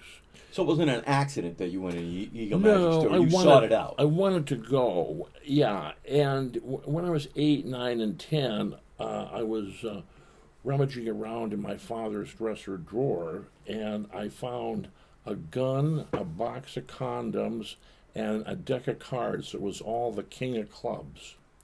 And I went to my father and I said, "What's this?" And I'm glad it wasn't the gun. Or the condom. It was the deck of cards. Yes, yeah. You don't want that discussion. He showed me a couple tricks with a one-way deck. And so that was the relationship with my father. My father never took me to Eagle Magic Store, but my mother did, and she'd get her hair done once in a while. And then, so one of the early tricks that I got was a little pillars that had a string going through them, and they had a pivot point at the back end, and you'd cut the thing. And I had a set of a couple of changing knives, and I bought this little pillar thing. You cut the string, you pivot the thing, you see the cut marks on the string, it's cut in half. You put the pillars back together, you wave the knife over it, and now the string has become restored. You wrap that around the pillars, put it in your pocket, go on to your next trick. And so going down there was something that all of a sudden you go like, I'm not going to be able to go down there too often. And I was just always waiting for somebody to make a negative comment about my mother's hair. Oh. Because I knew it might be a trip. And it was just a lot of fun. And I luckily stumbled onto a magic club being taught by a magician whose name was Bill Boyles. He was an insurance salesman from Minneapolis. And he started a magic club at the Methodist Church in Richfield that we got together every week and talked about magic tricks. And by the time I was 12, I had numerous visits to Eagle Magic Store, and I had started having a collection of books. And you can, it's difficult to get information out of a book. And I had dyslexia, so this was an undiagnosed illness that I had as a child. And I was always the dumbest person in the class. But you know what? I was the biggest. Not that I pummeled anybody on a regular basis, but that option was there. It's nice to have that option on the table. So by the time I was 15, I had, dove pans and crystal cylinders and sleeve bouquets and appearing and vanishing canes. And I knew that I was going to do magic tricks for a living, and I was out doing shows and getting paid more than the kid that worked at the fast food place or that worked at the gas station. And I'm going like, yeah, I'm going to do this for a living, I think. Well, nowadays, and in yesteryear, kids kind of think, and their parents don't even realize, what am I going to do when I grow up? Your aunt loves to say that to you, but at some point, this is a serious concern. Yeah. If it's any consolation, it's a concern I still have. Yeah, I myself am waiting for the day when I make that final decision. Who owned Eagle at this point? So you're 15, you've been going there for 7-8 years at this point? I went into Eagle Magic Store one day and some fun regarding a new owner in town. And to backtrack a little bit, Collins Pence, who was a farm boy from southern Minnesota, was a knowledgeable guy in the sense that if you grow up on a farm, you know quite a bit of stuff. And he saw Alexander Herman perform in Minneapolis and said, this is something I'd like to pursue. And Pence started Eagle Magic Store in 1899, and he was also interested in early radio and had been messing around with that a little bit. And sometimes you wonder, how do people have more hours in the day than we? Because he had this retail situation. He was importing magic tricks from Europe. He was constructing a few things himself. He published a number of what he called vest pocket magic booklets. In 1915, he went on to produce a monthly magic magazine called The Eagle Magician. He was printing it himself. He employed only females because he thought they were more trustworthy. They were each assigned a cigar box, and when they weren't doing anything else, he would give them paper clips or a spool of wire, and they were instructed to fashion puzzles out of this wire. So this is the guy who created Eagle Magic. Yeah, Collins Pence, P-E-N-T-Z. And so Doris Davids, another woman who worked for Collins Pence, was in 1930 started to work for him, and she stuck around. She didn't leave. She kept on keeping on, and all of a sudden she had the keys to the front door, and she was the manager and opening and closing and running the other ladies and trying to get things done. And they ended up having an agreement. Collins Pence and Doris Davids had an agreement where when he wanted to retire, she would be given the store. Wow. And their agreement was that she would take care of him in his old age. And that's exactly what happened. So in 1946, he retired, and Doris had been working for him since 1930, and she was now the owner. And when I was coming downtown as a young adult, I was buying my tricks from her. And she was a nice-looking, mysterious lady that had 2 female employees. And they would all wear their sweaters over their shoulders, and they looked like capes. And when I would come in, and many times I was in there by myself, I could see through the curtains into the back room, and they were back there cackling, playing cards, eating cheese sandwiches, drinking beer. And then they would come out, and they say, Larry, how much money do you have to spend? I go, like $2. Then they would go over to the close-up mat, and they'd take something out. Doris would take a 50-cent piece, and she'd display it on both sides. She'd shake it. She'd move it up and down, and all of a sudden the coin would vanish. Going like, wow. Then she could grasp it from the air again, like a miser pulling gold out of the air. And then she stuck it behind her hand, and magicians might refer to this as a hand-washing type thing. She puts the coin behind her hand, and she's doing this, and all of a sudden it's gone. Right. And so she taught me how to do that. That cost 50 cents. And now I sell them for $25. But she's taught me to put it on the back of my hand and then close my two hands and mumble them around, and then all of a sudden the coin's gone. What you were doing, there was a pin in the coin, and you were sticking it in the back of your hand.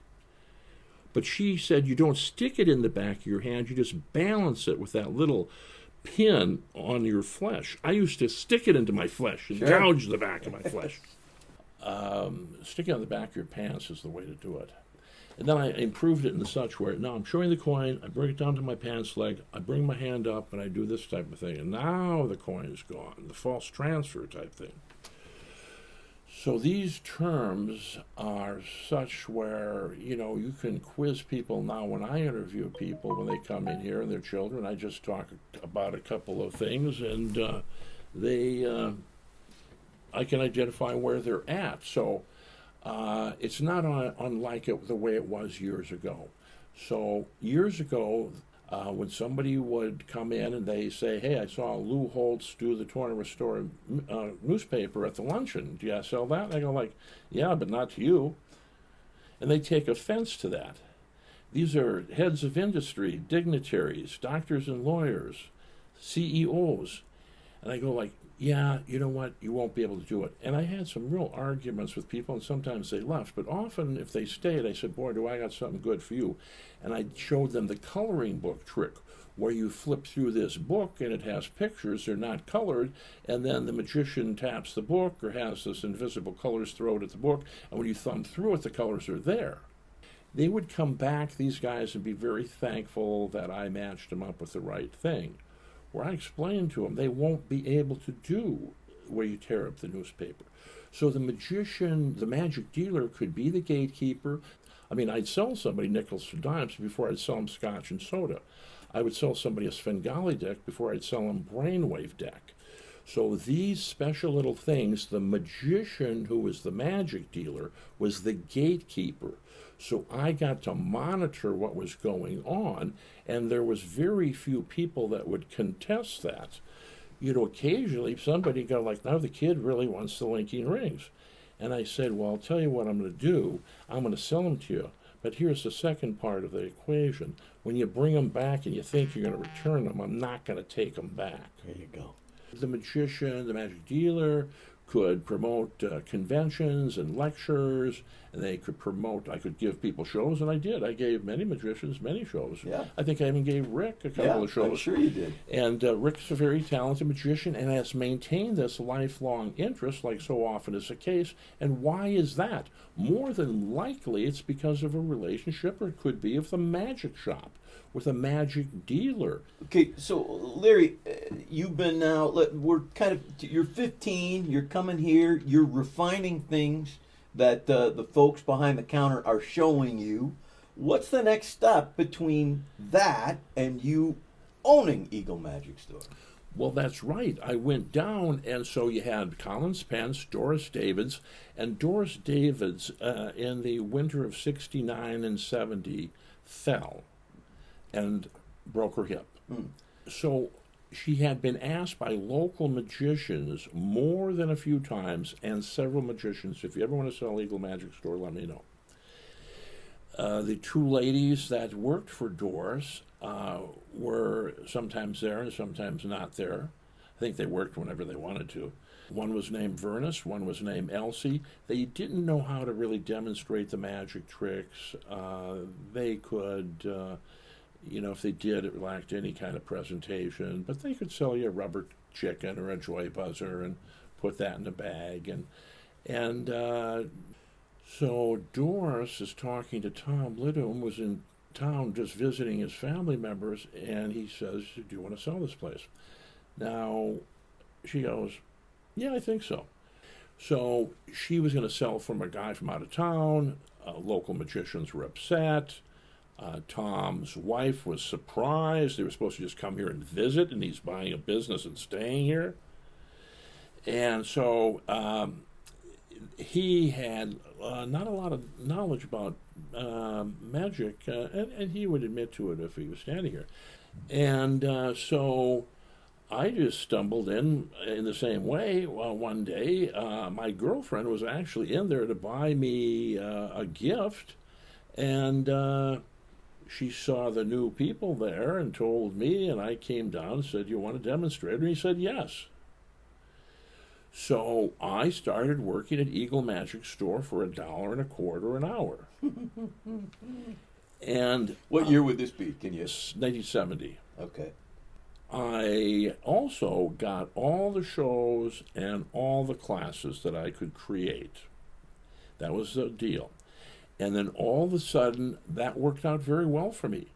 I was doing classes, and people were coming in and taking these classes. It was from 9 until 10 in the morning in the back room behind the stage. I had kids coming in taking classes, and then I had to do a second hour from 10 to 11, and I had names that you would know that I could mention, and then I was teaching Wednesday night adult classes from 6 until 7. On Sunday, I was going out to the Jewish Community Center in St. Louis Park and teaching classes. So I was doing shows, teaching classes, selling tricks 7 days a week for many, many, many years. And that's the great thing about magic and having this excitement about it is you might love the ukulele, or you might know how to juggle a little bit, and you might be able to play the piano a bit, and all your family and friends think you're amusing, but that's not like levitating a dollar bill, which is a miracle. Right. Yes. And so we can take, as a magician, all the kudos and applause for these types of things, where in some instances, not so difficult to do. Now, I would never sell a beginner a floating dollar bill. I would never sell a beginner a thumb tip. I would never sell a beginner an invisible deck or a brainwave deck. Again, you have to be this gatekeeper. But now online, and that's why, the end is near. When my people come in here that are smarter than me, what the hell am I doing here for? Yeah. Yeah. That idea is certainly in the books. Uncle Harry, who runs the magic store, is exactly what you've described. He will not sell somebody something that they shouldn't have, and really, until you can demonstrate proficiency in what he already sold you, you're not getting the next thing. Yeah. So that's an interesting concept that, of course, now is completely gone because you can get whatever you want whenever you want it online. Correct. Yeah. So that's it's fascinating to talk about that. Talk a little bit about the over the years, lots of celebrities have come into Eagle Magic Store, not just famous magicians, True. Although you've had your share of those too, but Muhammad Ali. And, Yes. there's a lot of people that have come through here. Yeah, and he came in here a couple times, and once for a long time. He spent $1,000, and that takes a while to do sometimes. And it wasn't like he was trying to throw money at me like some do. And, so Harry Connick Jr. called me up on the phone one day and said, "You got any magic tricks?" I go, "Yeah." He says, "You got any jokes?" I go, "Yeah."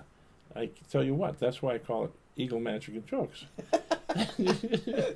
And so he says, "Well, this is Harry Connick Jr." Yeah, and I go like, "Yeah, and this is Harry Houdini." Yeah. Who, by the way, was friends with Colin Spence. Houdini sat at this desk I have in the back room right now. You're kidding? No, in 1915 when he did an aerial straitjacket escape in downtown Minneapolis. He used to be in the store for those days in a row. So Muhammad Ali was in here. And so he came in for, in 1991, it was a Super Bowl, and it was being, Howard Cosell was doing the color, much like you were doing the color for the Twins. Sure. And so now they keep zooming into the box that Muhammad Ali is sitting in with his posse, who had just been in the store, and with a bunch of kids. He came in with his nephews and their buddies, and there was 2 limos that drove up to Eagle Magic Store. They all jumped out, ran around for an hour and a half, then left for Get Pizza, and he stayed with me for 6 hours.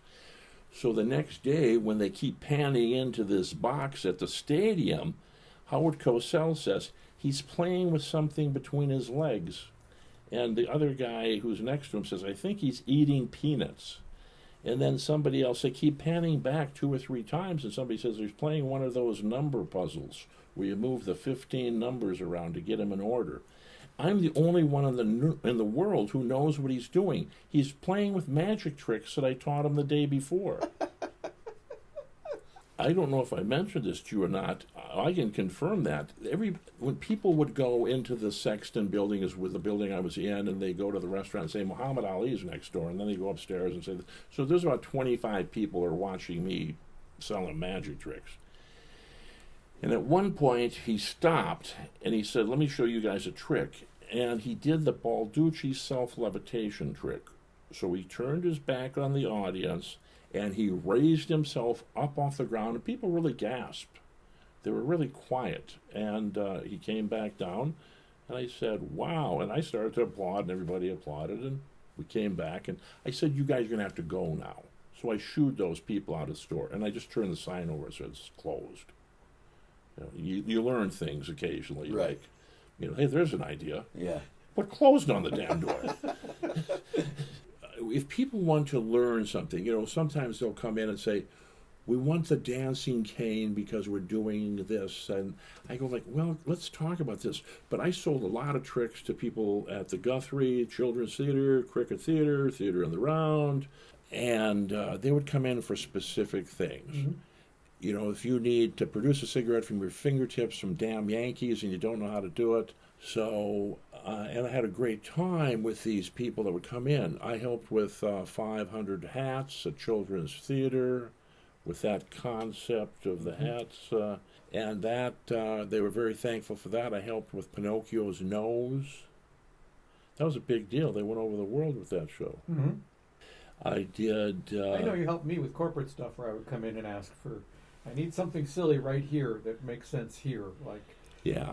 And you were happy to just take our money. Yeah. And, there's guys that have done that. They said, I'm getting on a plane later on today, and I'm going to mess around with whatever I get from you tonight, but I want you to make me look good. I've never met this person before. Mm-hmm. I've got $100 to spend, and I've kind of done, flash paper and, and the whole flash paper story is sometimes in the recent past, people will come in and I'll always ask, have you used this before?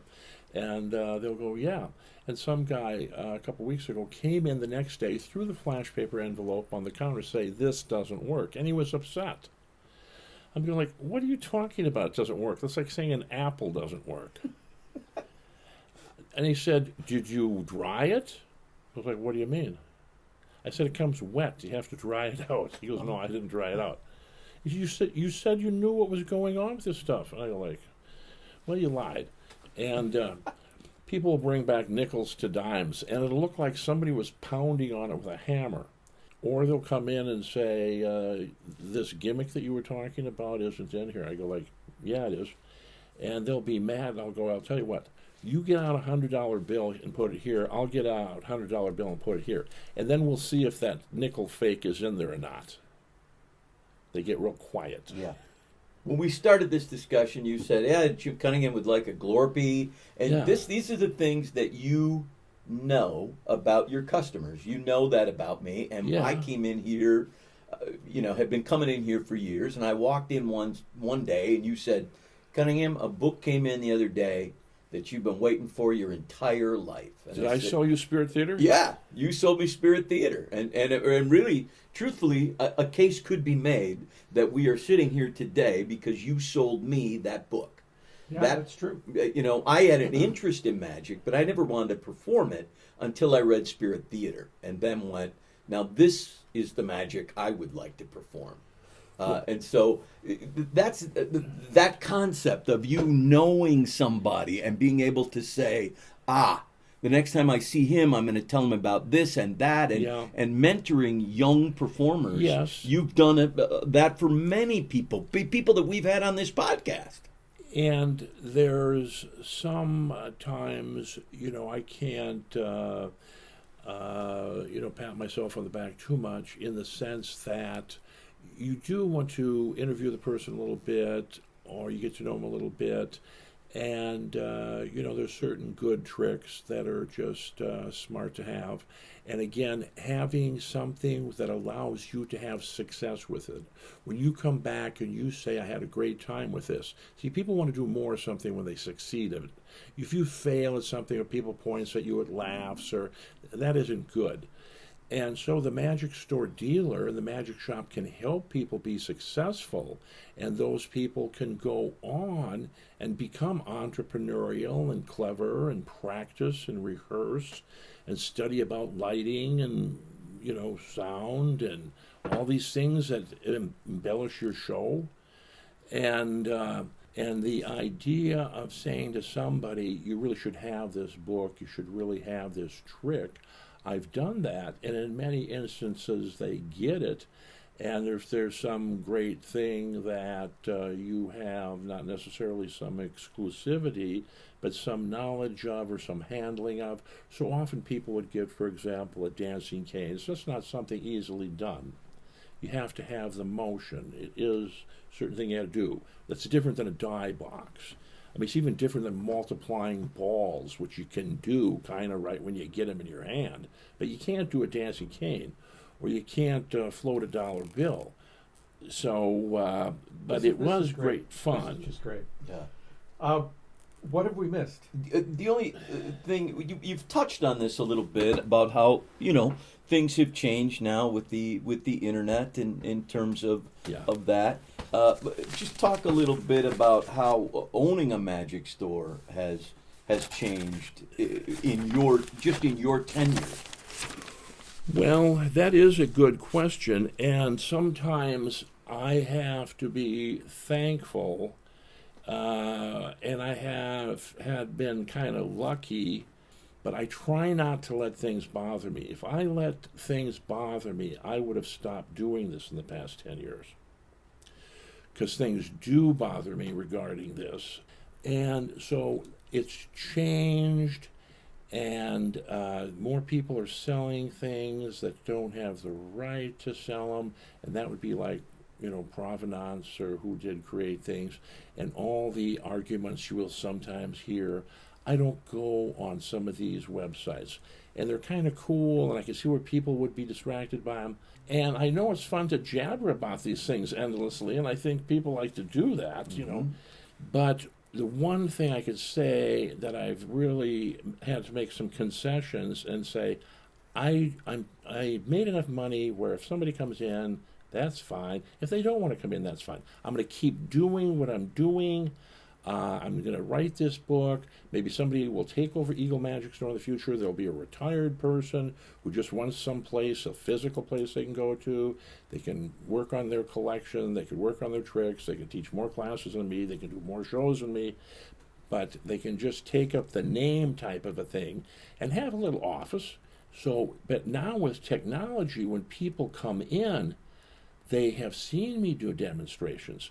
They have read the newspaper articles, the magazine articles, the radio interviews, the TV interviews, the lectures that I've hosted. I've hosted over 100 magic lectures. And they know who I am. They come in. They're very polite. They want to buy some tricks. How much should we spend, they say. And I let them know. And then they want to take a picture. And they want to do these different selfies. And I say, let's stand over here by the gorilla, or let's stand over here by the table, or I've got these glasses the kids can put on. They're like bunny glasses, or a funny hat. And so they know they're coming here to visit the magic store. And some people who have come in, they say, is this a museum? And I say, yes, it is. And there's usually a cover charge, but I'm going to let you in free.